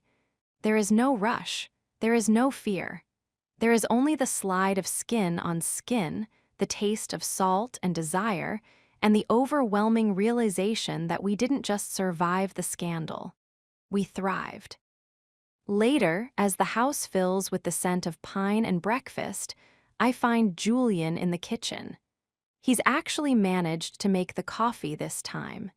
He's standing by the stove, flipping pancakes with a concentration that makes me smile. I walk up behind him, wrapping my arms around his waist, my cheek against his bare back. "You're getting better at this," I murmur. "I have a good teacher," he says, turning in my arms. He's holding a spatula in one hand and my heart in the other. He kisses my forehead, his expression peaceful. "What do you want to do today, Mrs. Vance?" "I want to go to the music shop in town," I say. "I saw a piano in the window yesterday, a vintage upright. It looked honest." Julian's eyes soften. "Then we'll buy the piano, and then we'll find a place for it in the living room, right where the light hits." He pulls me into a hug, his chin resting on the top of my head. "Power no longer between us," I whisper. "Only partnership," he says. "The empire in New York is still there, I'm sure. Sterling is probably still fuming in the boardroom. The press is probably still speculating on where the glacier disappeared to." But as Julian leads me to the table, our hands interlaced, the gold rings catching the morning light, I realize that the real power isn't in a tower. It's in the freedom to love. It's in the courage to be seen. And as Julian smiles at me, a real, unfiltered smile that reaches his eyes, I realize that the slow burn was just the beginning. The fire is our home now, and we're never letting it go out. Chapter 40. My boss, my husband, my forever. The first thing I see every morning is the light. It's not the harsh, neon-white glare of a New York boardroom, and it's not the cold, filtered glow of the penthouse. It's the sun, raw and golden, spilling over the Atlantic and into our bedroom. It catches the gold band on my finger, sending a soft flicker of light across the ceiling. I don't wake up to an alarm anymore. I wake up to the sound of the tide and the steady, heavy warmth of Julian. He's still asleep, his face turned toward mine, one arm thrown over my waist. Without the weight of the Vance empire on his shoulders, he looks younger. The sharp, guarded lines around his eyes have softened. He's no longer the glacier. He's just my husband. I reach out, my fingers tracing the line of his jaw. He's grown a bit of stubble over the last few weeks in Maine, and I love the way it feels, rough, real, and masculine. As my touch grazes his skin, his eyes drift open. That deep, piercing blue finds mine, and for a heartbeat, the world stands still. "You're staring again," he murmurs, his voice a low, morning rumble that vibrates in the center of my chest. "I'm admiring my investment," I tease, my thumb tracing his lower lip. Julian lets out a soft, huffed laugh and pulls me closer, burying his face in the crook of my neck. He inhales deeply, as if he's still trying to memorize the scent of me without the smell of office air and expensive perfume. "The investment is paying off, I hope," he says against my skin. "Exceeding all projections, Mr. Vance." He pulls back, his eyes darkening with that familiar, intense heat. "We're far past Mr. Vance, Evelyn, though I have to admit, I still like the way it sounds when you say it like that." "Like what?" "Like you're about to tell me something I don't want to hear. Or like you're about to kiss me." I think I'll go with the second option. I lean in, and the kiss is everything we've built over the last few months. It's not a secret anymore. It's not a crime. It's a slow, deep, and intoxicatingly certain declaration. We have all the time in the world. Later that afternoon, the house is full of a sound I thought I'd lost forever. Music. The vintage upright piano we found in town sits in the corner of the living room, right where the afternoon light hits the keys. It's not a concert grand, and it has a slight melancholy to its tone, but to me, it's the most beautiful instrument in the world. I sit on the bench, my fingers hovering over the keys. For years, I traded this for spreadsheets. I traded my passion for a paycheck. But as I press the first chord, a deep, resonant C major, I feel a piece of my soul click back into place. I don't hear Julian enter. He's become a shadow in this house, moving with a quiet grace. But I feel him. I feel the air change, the way it always does when he's watching me. I play a piece I haven't touched since I was 19. It's soft, haunting, and full of the longing I used to feel before I knew what it was like to be loved by him. When the last note fades into the sound of the ocean, I feel his hands on my shoulders. "That was beautiful," Julian whispers. He leans down, his chin resting on the top of my head. I can feel the heat of his body, the steady strength of him. "I used to think that the only way to be powerful was to be loud," he says, "to command rooms, to move markets. But watching you play, I realize that real power is the ability to make a room go silent just by being yourself." I turn on the bench, looking up at him. "Do you miss it, Julian? The tower, the noise, the hunt?" He looks out the window at the rugged coastline. For a moment, I see the CEO, the man who conquered Manhattan. But then he looks back at me, and that man vanishes. I don't miss the cage, he says firmly. I heard from Arthur this morning. Sterling is struggling with the new board. The stock has stabilized, but the culture is changing. They're realizing that the glacier was the only thing keeping the heat from melting the whole foundation. Do you want to go back? You could. You have the leverage now. Julian reaches out, taking my hand and bringing it to his lips. He kisses my knuckles, his eyes locked on mine. I'm never going back to that office, Evelyn. I'm starting something new. My private equity firm is already vetting 3 green energy startups. I want to build things that last. Things that aren't based on a dead man's will. He pulls me up from the piano bench, his hands sliding down to my waist. And I want you to run the foundation, he says. Not as my assistant, not as a subordinate, as the chairwoman. You have a mind that this world needs, Evelyn. I'm not letting you hide it behind my shadow anymore. Chairwoman, I laugh, the sound bright and clear. I think I like the sound of that. I knew you would. He pulls me into his chest, holding me as the sun begins its slow descent toward the horizon. The sky is turning a brilliant, fiery orange, the color of the fire we walked through to get here. We walk down to the beach, our feet sinking into the cool, damp sand. We don't speak. We don't have to. We've spent so much of our lives filling the silence with lies and logistics that now the quiet is our sanctuary. We reach the edge of the water, where the waves lap at our toes. Julian stops, turning me to face him. He reaches into the pocket of his trousers and pulls out a small, velvet box. Another contract. I tease, though my heart is starting to thud in that familiar, frantic way. No, he says, his expression turning deeply serious. He opens the box. Inside is a new ring. It's not the massive, cold diamond he bought to fit a status. It's a simple, elegant band of rose gold, inset with a single, brilliant sapphire, the color of his eyes when he looks at me in the dark. The first ring was a lie, Julian says, his voice thick with emotion. It was a brand, a secret. This ring is the truth. It's a promise that from this day forward, I will never ask you to hide. I will never ask you to walk 3 paces behind me. I will be your partner, your husband, and your biggest advocate.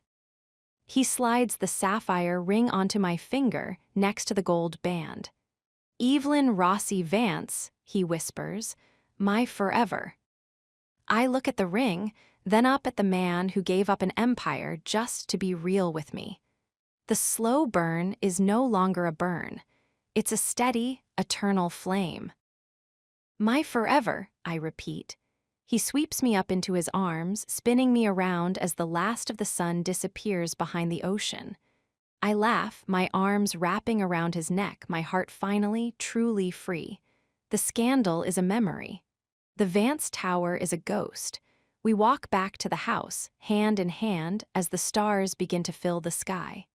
The city is 1,000 miles away, but I've never felt more powerful, because I'm not just an assistant who married her boss. I'm a woman who found her equal. As we step through the door and Julian locks it behind us, he pulls me back into his heat. He kisses me, a slow, deep, and confident kiss that tastes of the rest of our lives.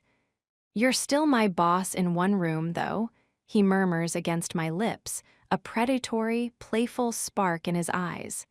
Is that so? I breathe, my hands sliding into his hair. Yes, he growls, lifting me up and carrying me toward the stairs. And I think it's time for a private consultation. I laugh as we disappear into the shadows of our home. The secret is out, the fire is home, and as for Julian Vance, he was my boss, he is my husband, he is my forever. The end.